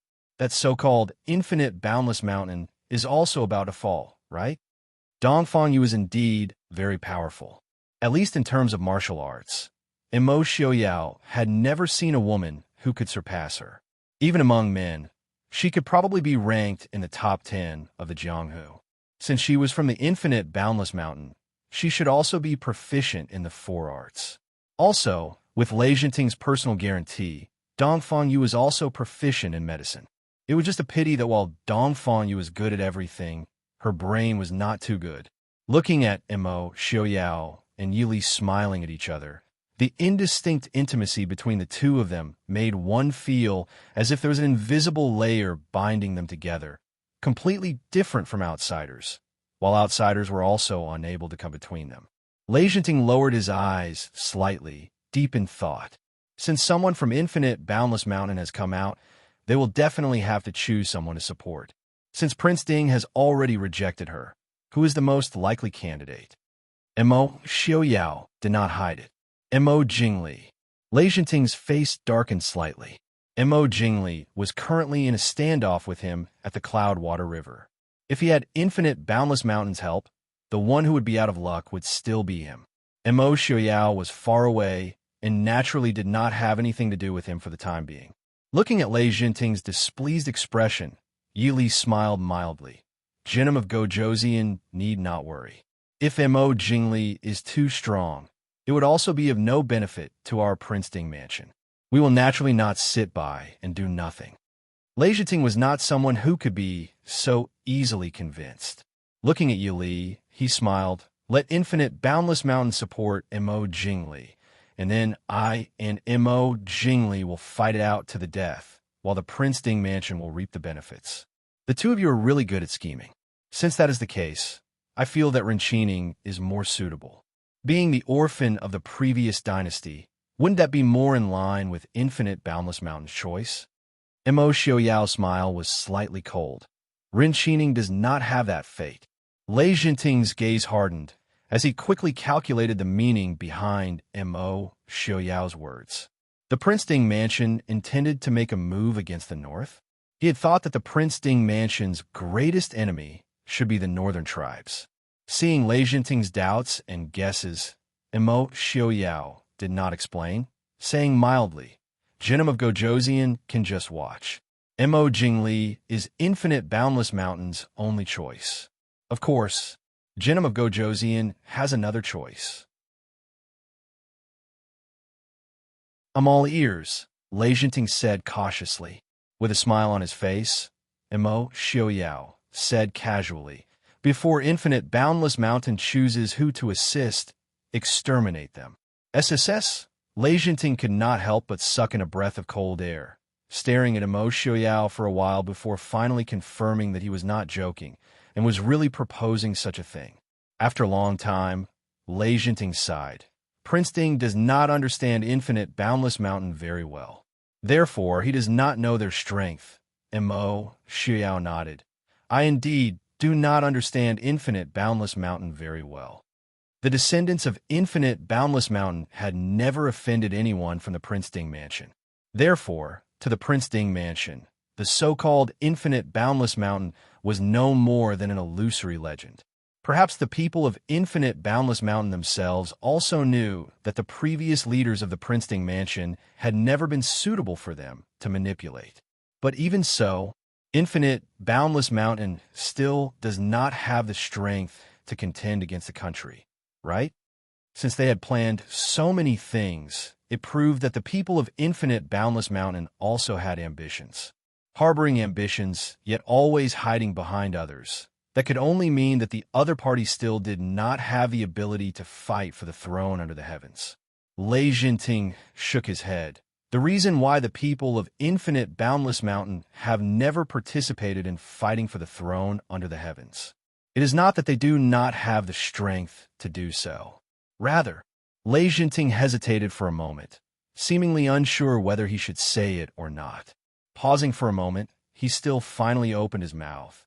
The reason why they have always been in seclusion is because the previous lords of Infinite Boundless Mountain have always been women. They simply cannot come out and fight for the position of a 9 and 5 themselves. The Central Plains are not like the Southern Territories. Whether it is the common folk or the generals, they would definitely not tolerate a woman ascending to the throne. Therefore, they can only choose to control it from the shadows. After hundreds of years of operation, Infinite Boundless Mountain's influence has long since spread throughout the western tomb of the Dechu state. Even the southern Zhao and northern tribes, and even the various countries of the western regions have traces of them. Does Prince Ding know why Dong Fong Yu has suddenly appeared this time? Mo Xiaoyao raised his brows, not saying anything. Lei Jinting said coldly, because quite a few of the people Prince Ding killed in the Emperor of Shiling's city belonged to Infinite Boundless Mountain. It was only because of this that the current Lord of Infinite Boundless Mountain was alerted. Prince Ding is right.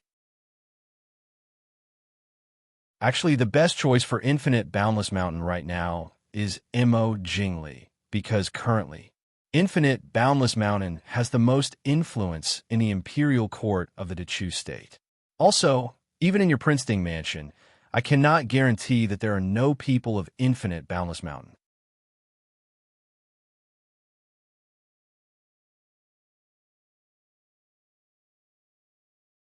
Chapter 792.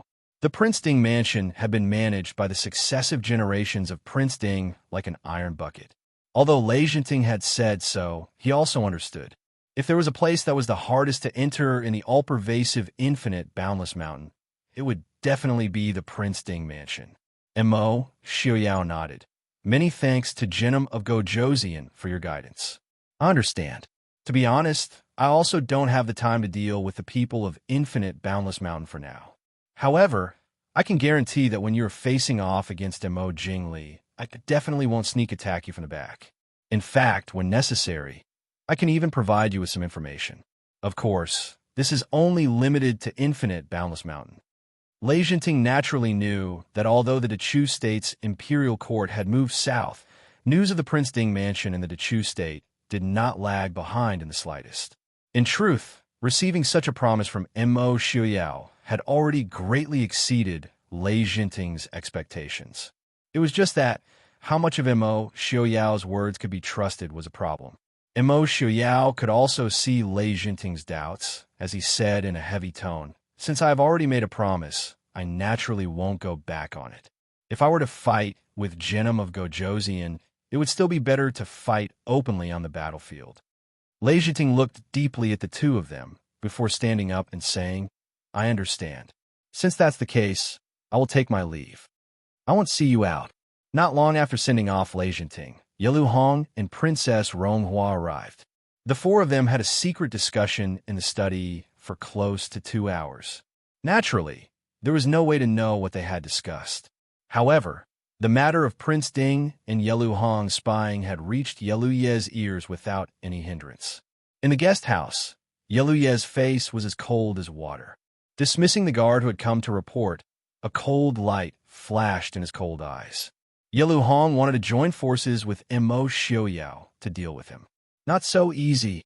On the bed in the inner room, noble consort Lu leaned against the headboard with a pale face.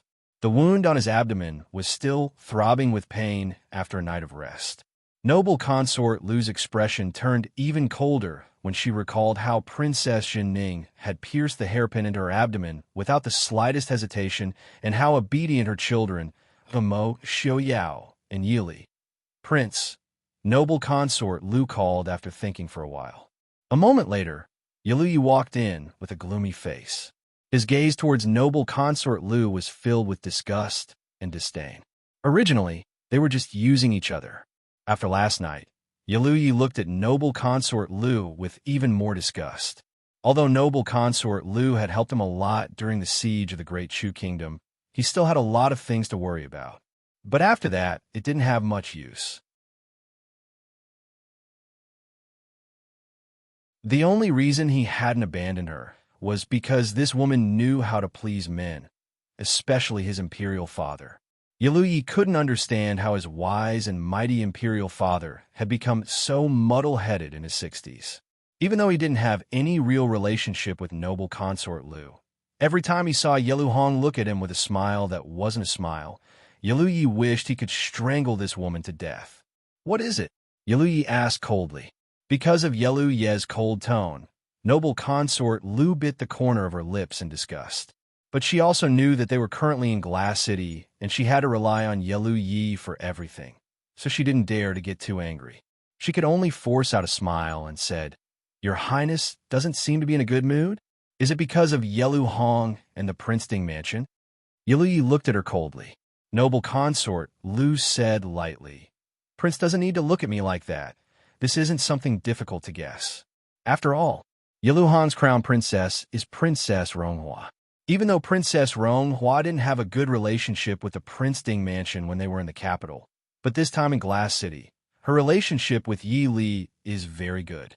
If Yelu Hong wants to ally with Prince Ding to deal with the prince, he naturally has to start with his crown princess."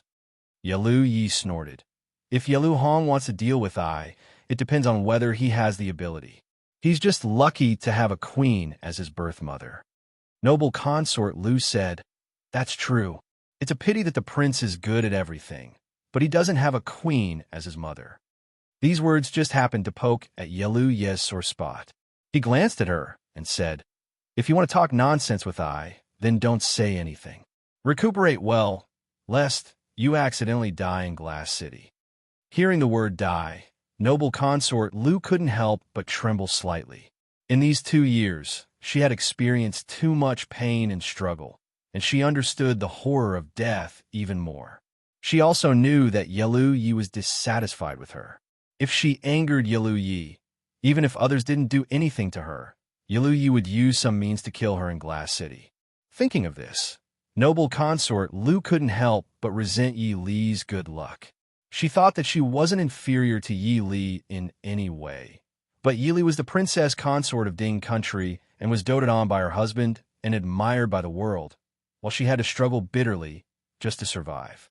Seeing that noble consort Lu was tactful, Yi snorted with satisfaction. Noble consort Lu hurriedly threw away her thoughts and said to Yi, "Prince, if His Majesty knows that the crown prince has such a good relationship with Prince Ding, do you think His Majesty will be angry? Even if His Majesty won't do anything to the crown prince, what about the crown princess?" The people of the northern tribes originally rejected outsiders. This was also the reason why noble consort Lu changed her name to Qing Yaina. She had already lost her noble status. If she still stayed in the northern tribes as a woman of the Chu state, she would have been trampled to the bottom of the mud. Hearing this, Ye's eyes flashed with a glimmer of light. If he could get rid of Yelu Hong, that would be the best. Even if he couldn't, he had to get rid of Princess Ronghua. Once Princess Ronghua was gone, the relationship between Yelu Hong and the Prince Ding mansion would naturally be in danger. Continue. Noble consort Lu nodded. If His Majesty knows that the crown prince is colluding with the Prince Ding mansion, then Prince Ding mansion will do something, or something will happen at the border. Yi lowered his eyes and didn't speak. Noble consort Lu knew that he was thinking and didn't disturb him. After a long time, Yi looked up at noble consort Lu and said, "I'll have to rely on you for this." Noble consort Lu understood and smiled. "I understand. I will immediately write a secret letter to His Majesty." The king of the northern tribes was old and had become more and more muddle-headed in recent years, so he favored noble consort Lu. He didn't even care about the fact that she was his son's fiancée. Although Yi only casually said this in order to bring noble consort Lu to the army. After all, many people still knew. This caused Yelu Ye's face to turn ugly. Not long after the secret letter was sent out from the post house, a gray figure appeared in the study of the Prince Ding mansion. In the study, Imo Xiaoyao and Yili sat opposite Yelu Hong and Princess Ronghua, leisurely drinking tea. Taking the secret letter from Ah Jin, Imo Xiaoyao didn't read it and just handed it to Yelu Hong. Yelu Hong silently opened the letter and read it. His face couldn't help but turn green, and he slammed the letter on the table. Princess Ronghua frowned with worry, picked up the letter, and read it. Her face was also a little ugly. If this letter was sent to the northern tribes, the first unlucky person would be her.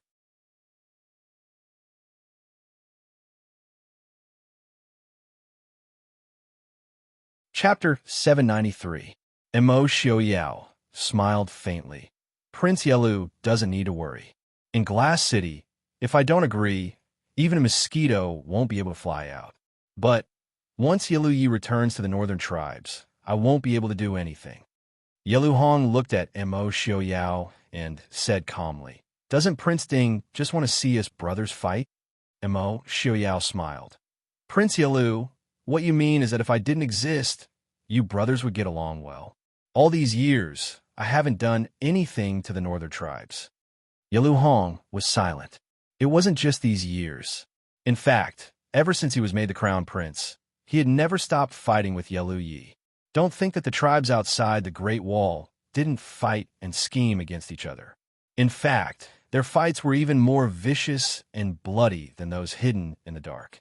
Yelu Yi was a very ambitious person, but Yelu Hong wasn't a soft egg that could be bullied by anyone. Since he was already the crown prince, he couldn't back down. Therefore, the conflict between the two brothers wasn't something that anyone could change. Although he understood that Imo Xiaoyao was right, it didn't change the fact that he had been tricked by Imo Xiaoyao. Imo Xiaoyao smiled. "Prince Yelu, you don't need to worry too much. At least you and I have the same goal, don't we? You don't want to be defeated by Yelu Yi. I want to drive the northern tribes out of the Central Plains and take a few people's lives." Yelu Hong said unhappily, "I am the crown prince of the northern tribes." Did driving the northern tribes out of the Central Plains sound good to him? Although Yelu Yi had taken the land, Yelu Hong was indeed jealous. But it was still the land that the northern tribes had taken. The Central Plains was rich. Who wouldn't want it if they could? Imo Xiaoyao said lightly, "The Central Plains is different from the northern tribes. Does Prince Yelu really think that the northern tribes can do anything in the Central Plains?" Yelu Hong raised his eyebrows, unconvinced. "Prince Ding, how do you know that it can't be done?" "At least not now," Imo Xiaoyao retorted bluntly. "The Central Plains isn't that weak. Even without the Dechu state, there was still the Prince Ding mansion. Even without the Prince Ding mansion, there was still the West Hill. The northern tribes want to take over the Central Plains, but I'm afraid they are not strong enough." Even though this was the truth, it was also a warning. Although Yelu Hong was unwilling, he knew that what Imo Xiaoyao said was the truth. Throughout history, the northern tribes had attempted to invade the Central Plains countless times. However, none of them succeeded even once. Even though the dynasties in the Central Plains had declined to the extreme, the ones who eventually destroyed them were still the Central Plains people themselves. Perhaps the people of the Central Plains were very fond of internal strife, which was why they had been replaced generation after generation. But at the same time, they were also very determined to resist the invasion of foreign races. When necessary, they could even put aside their previous grudges and join forces to fight against foreign enemies. This was also the reason why many foreign races had failed to invade them in the end. Yelu Hong sighed and said, "Perhaps Prince Ding is right." He wasn't sitting here to discuss with Imo Xiaoyao whether the northern tribes should invade the Central Plains. Before he could sit on the throne of the northern tribes, he didn't have the right to discuss this issue. Imo Xiaoyao didn't want to dwell on this matter. He looked at Yelu Hong and smiled. "Prince Yelu, don't worry. I also have no interest in the northern tribes. So, there isn't any conflict of interest between us, is there? After Yelu Yi is finished and Prince Yelu becomes the king of the northern tribes, I will take back what originally belonged to the Central Plains people. Besides, there's almost no need for Prince Yalu to do anything. In fact, Prince Yalu is the one who reaps the benefits. Then, what are Prince Ding's plans? Yalu Hong had to admit that he was indeed moved by Mo Xiaoyao's words. As the prince of the northern tribes, he definitely wouldn't have any thoughts of betraying the country by colluding with the Prince Ding mansion. But his position as the prince wasn't that comfortable. Although his mother was the queen of the northern tribes, his father favored Yalu Ye's mother more. More importantly, Yalu Yi had more military power behind him than he did. And in the northern tribes, without enough military power, you were nothing. In the past year, his father had been very fond of the woman Yalu Yi brought back. Although he often mocked Yalu Yi, the pressure on him had increased. If not for the fact that he had no other choice, he definitely wouldn't accept the olive branch from the Prince Ding mansion. He wouldn't betray the northern tribes, but he had to protect his position and life. Mo Xiaoyao smiled faintly and looked at Yi Li beside him. Just now, Yi Li had been writing on the paper. Now, she put down the pen and handed the letter full of words to Yalu Hong. Yalu Hong took the letter and was stunned. The handwriting on the letter was at least 90% similar to the previous one, but the content was completely different. Yalu Ye's letter was naturally about Yalu Hong colluding with Prince Ding to betray the country. But the name of the main character in this letter was changed to Yalu Yi himself.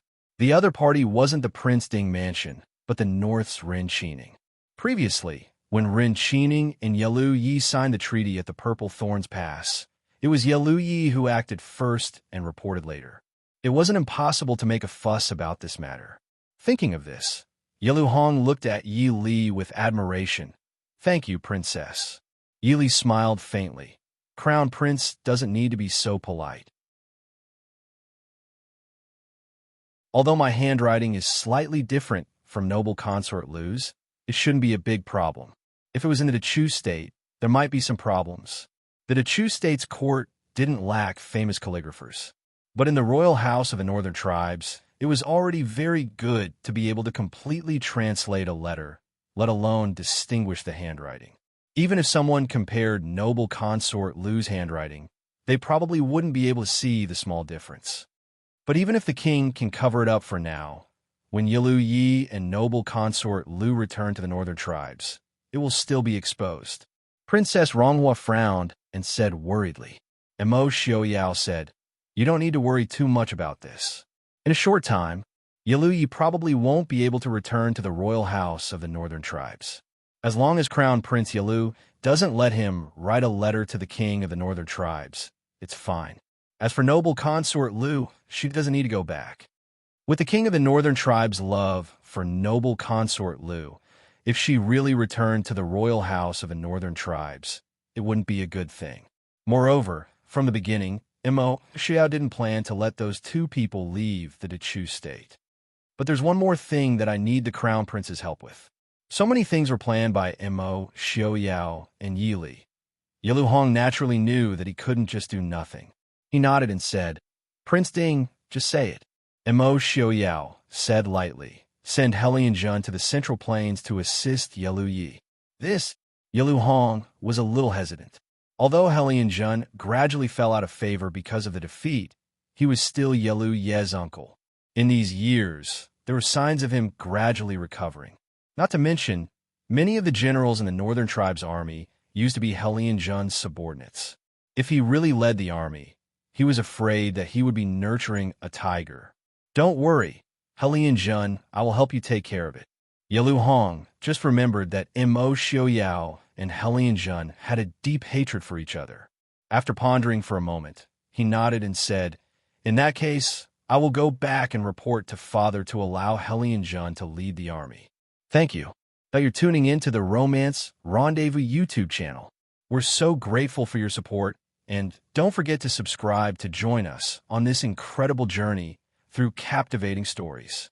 Your generosity through donations truly makes a world of difference, as it's the primary source of revenue that allows me to expand and enhance this channel for you. Thank you from the bottom of my heart for being a part of this adventure.